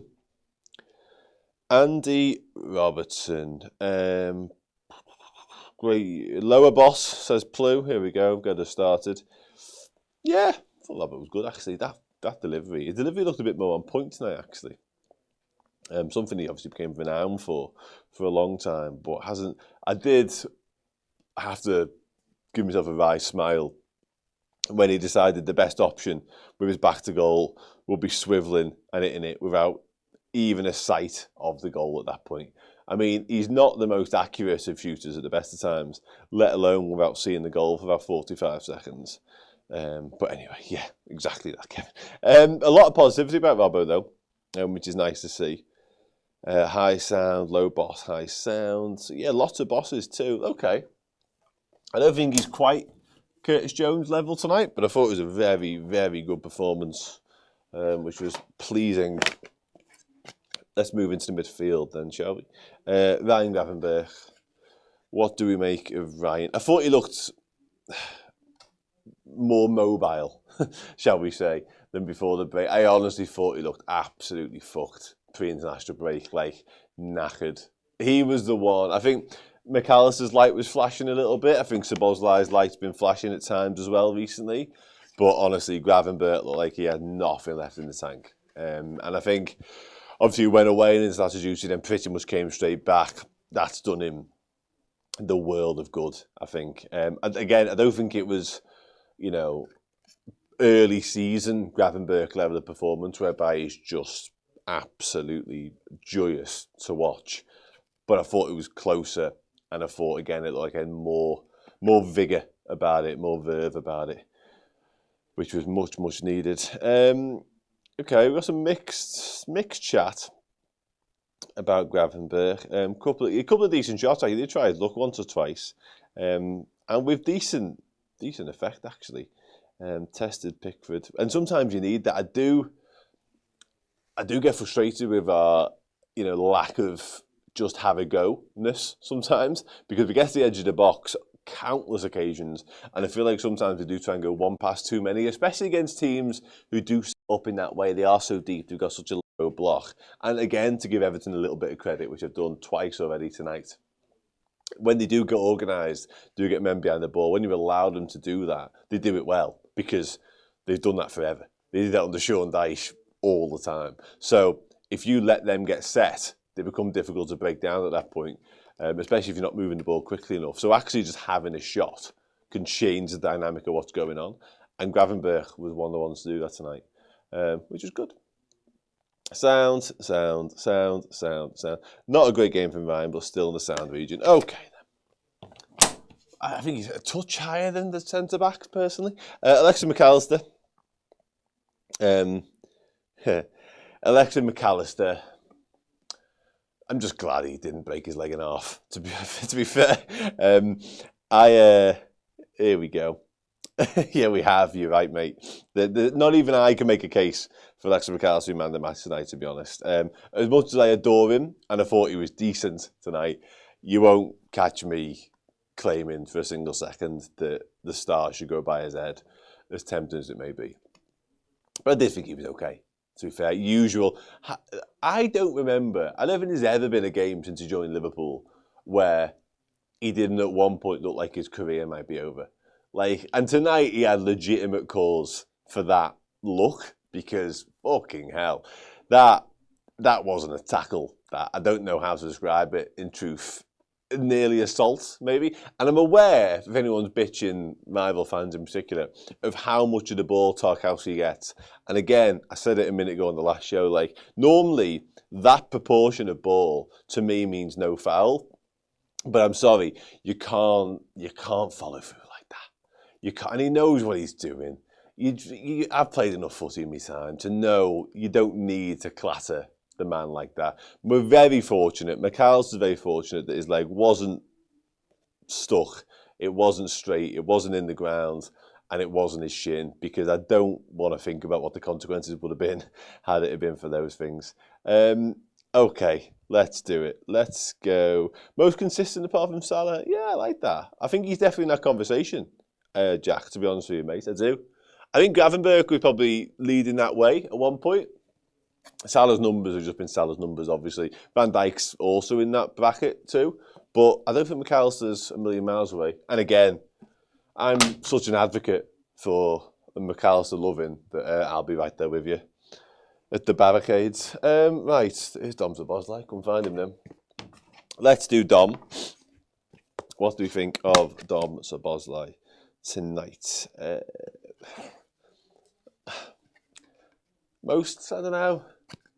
Most ineffective of the three midfielders, maybe. I'm not sure. Yeah, sound. I'm not saying he had a bad game necessarily, by the way. Just don't think it was a classic from him either, to be honest. Couldn't get into the game, probably a good way of describing it, actually. You're messing. I mean, that feels harsh. Beyond it, there's going to be no you're messing tonight. Let's get that out there early doors, because we just won the Merseyside Derby and we're 12 points clear, so that won't be happening. But we can talk about sounds. Below average, yeah, listen, you're not going to get much of an argument from me, to be honest, in terms of sounds for Dom. Cool. In that case, just below McAllister. Luis Diaz.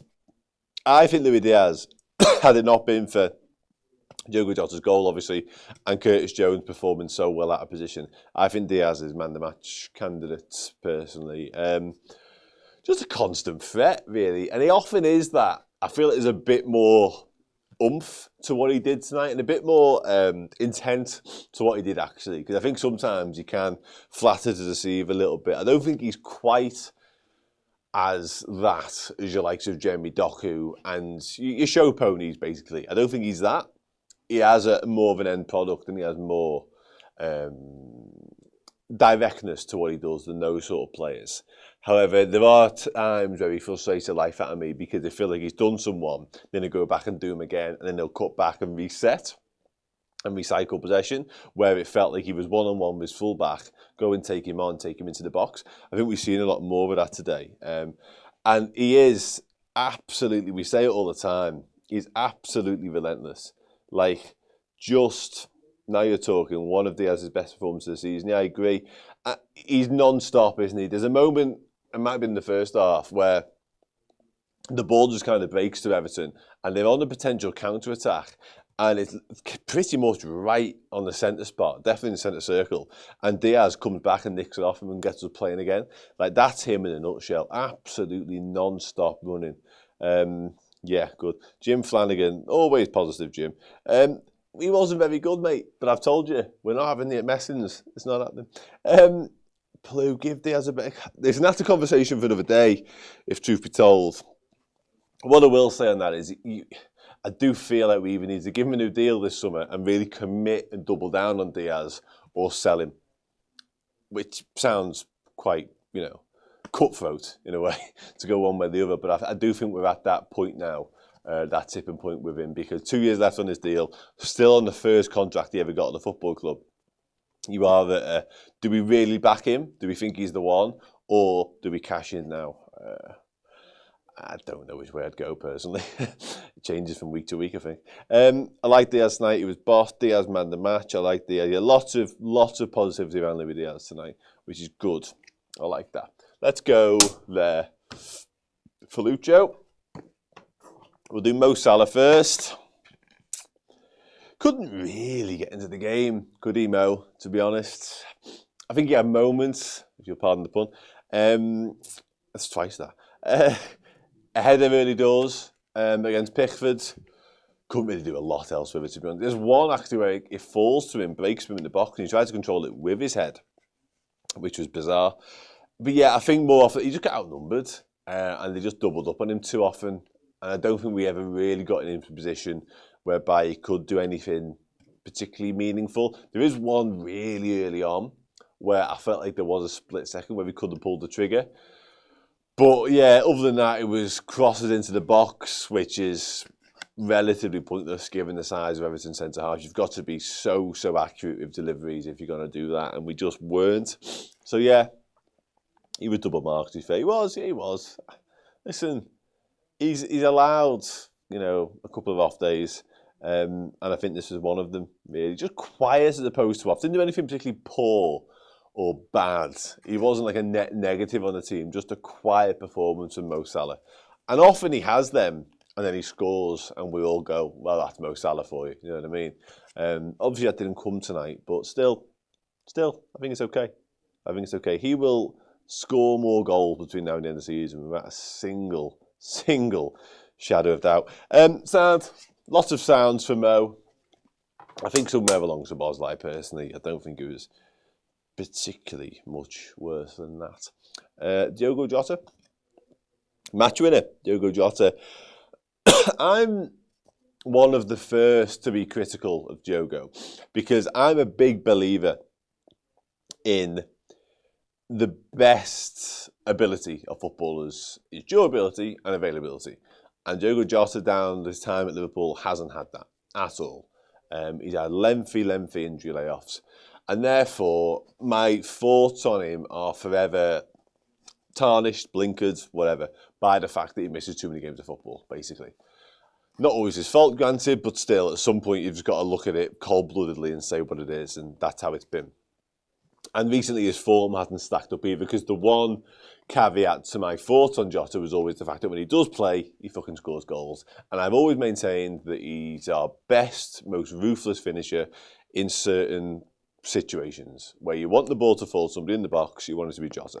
However, recently, he hasn't showed that either. So not only is he, fit and available all the time, he was in dreadful form too. So you do start to wonder, you don't know, I don't abuse Liverpool players full stop, but you do start to wonder, what you're getting. You're not getting a player who can play for you all the time, and you're not getting performances and results when he plays either at the minute. So I don't quite know what we're doing here.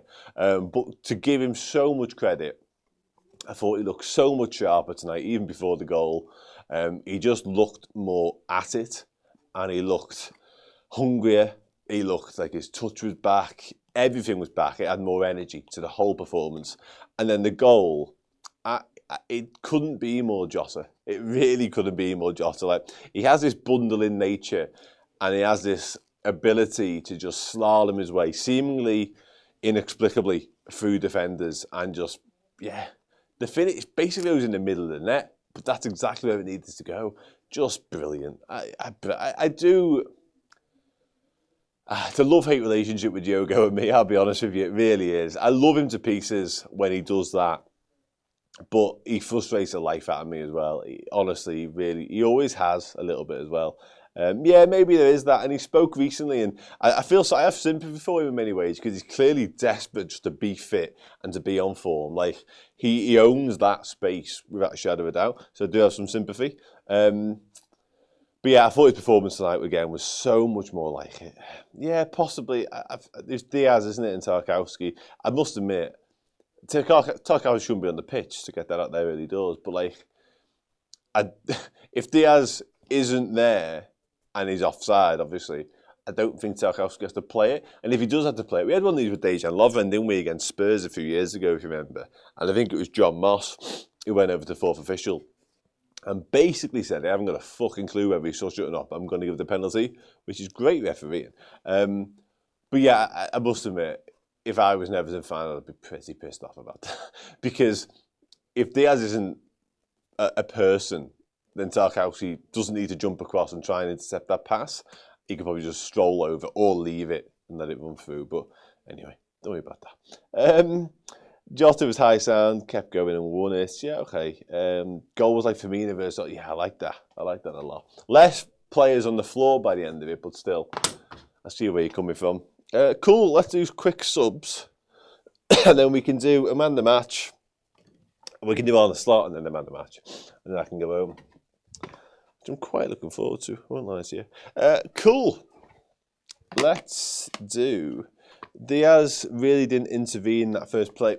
No, but it maybe... Listen, I'm not defending referees nor Everton. Like, that's not what I'm doing here. But his mere existence means that the defender has to act in a certain way.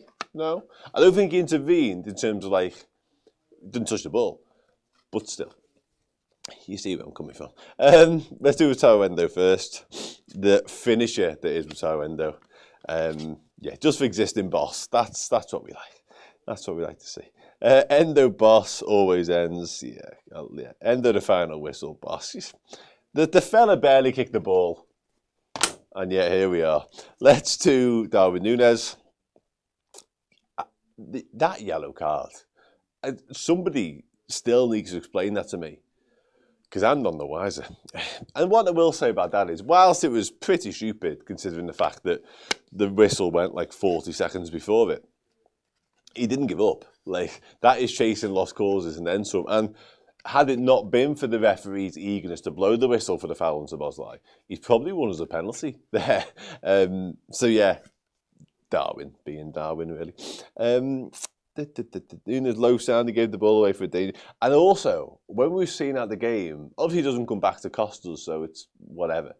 But he has that shot when you're thinking, corner will probably do us here, mate. Get yourself in the corner. But again, as we often say, Darwin. Yeah, exactly that. Right, let's put him somewhere, shall we? Let's put him there. Fine. Cody Gakpo. Back, yeah. I was surprised he didn't start, to be honest with you. It was City, very City-esque, that penalty would have been, had it not. Oh, was it for that, was it? Yeah. Okay.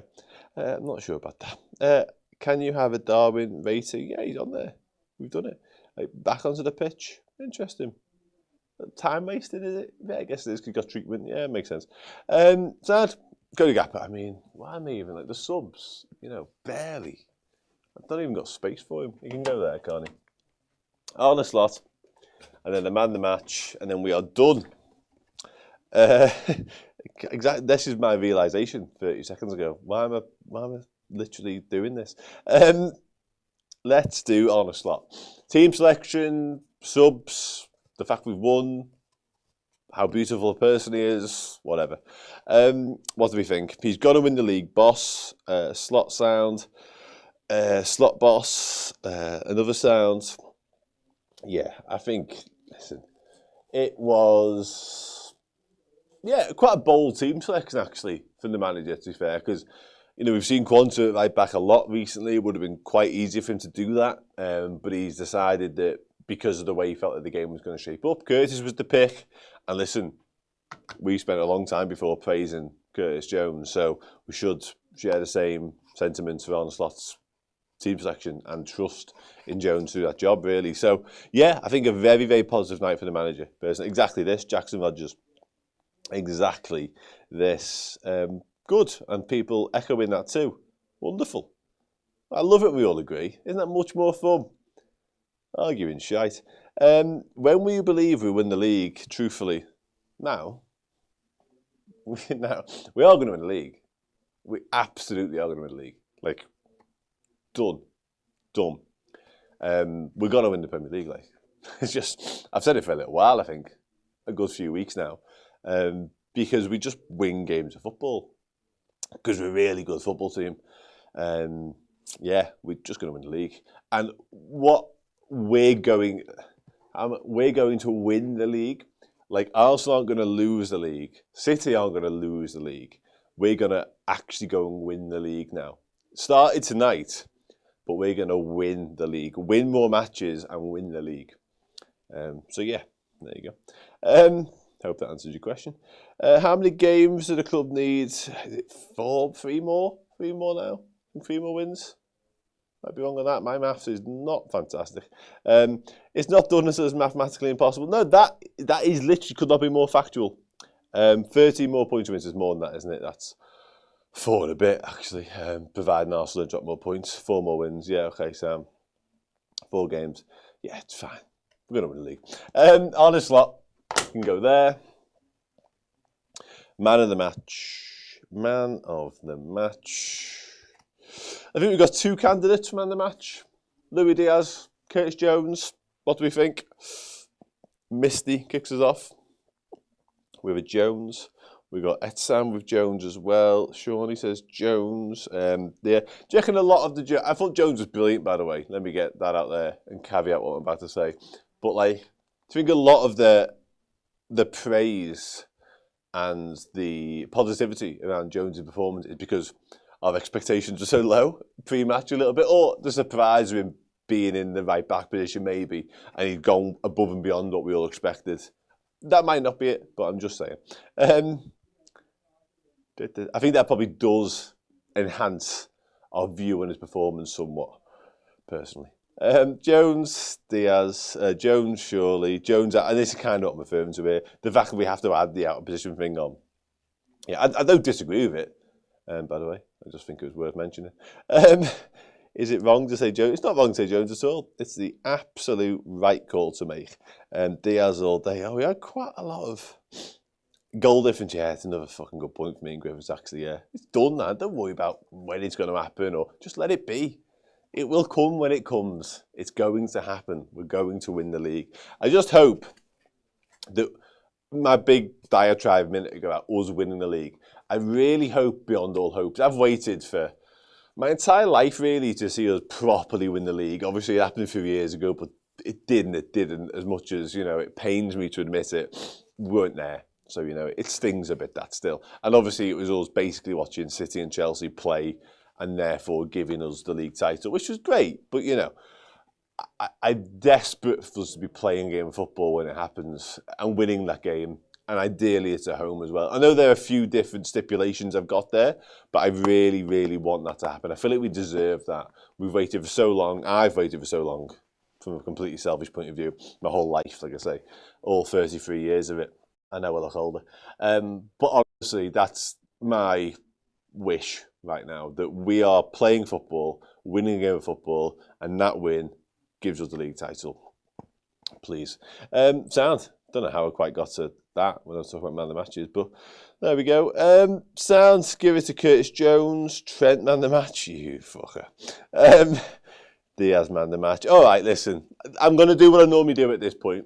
I'm going to give it 30 seconds, and then when I see the most one name, that's when I'll decide who it's going to be. So just bombard the chat with Jones or Diaz, and whoever I see the most gets this honour bestowed upon them. So let's do it, shall we? Split it and go home. Down Ward, that's very tempting.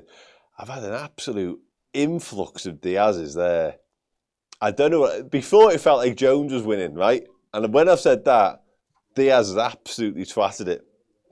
Henry Ramira, I'm getting more and more tempted to share it, you know. I know that's a proper cop-out, but fuck it. Right, I'm going to move Andy Robertson. I'm going to do that. I'm going to do that. And then I'm going to put it above both of them. There you go. Louis Diaz, Curtis Jones, man the match. Argue amongst yourselves. Sound. Sam, thank you very much. Somebody has to say it every week. Otherwise, I just drag the show on and on and on until somebody does, basically. But it's done now, so I can go now. So I appreciate it. I appreciate it massively. Thanks again. I say this all the time. I'm going to do it all over for getting involved in this, the last bit, the watch along, and the bit right at the start. It's massively, massively appreciated because this is fucking pointless, right, you all. So yeah, thanks for getting involved. Thanks for supporting the channel. We'll be back. Oh God, Sunday, Fulham. Of course we will. Of course, I was trying to think of pre-shows before that. There's an Umbu on Friday morning, which I'll be doing as well, so I'll see you then. But honestly, Liverpool top of the league. Liverpool are going to win the league, which is even better, because we beat Everton 1-0, and that's always fucking nice, isn't it, to be honest. Enjoy the rest of your nights, Fridays, etc. Take care, look after yourselves, love you all, goodbye.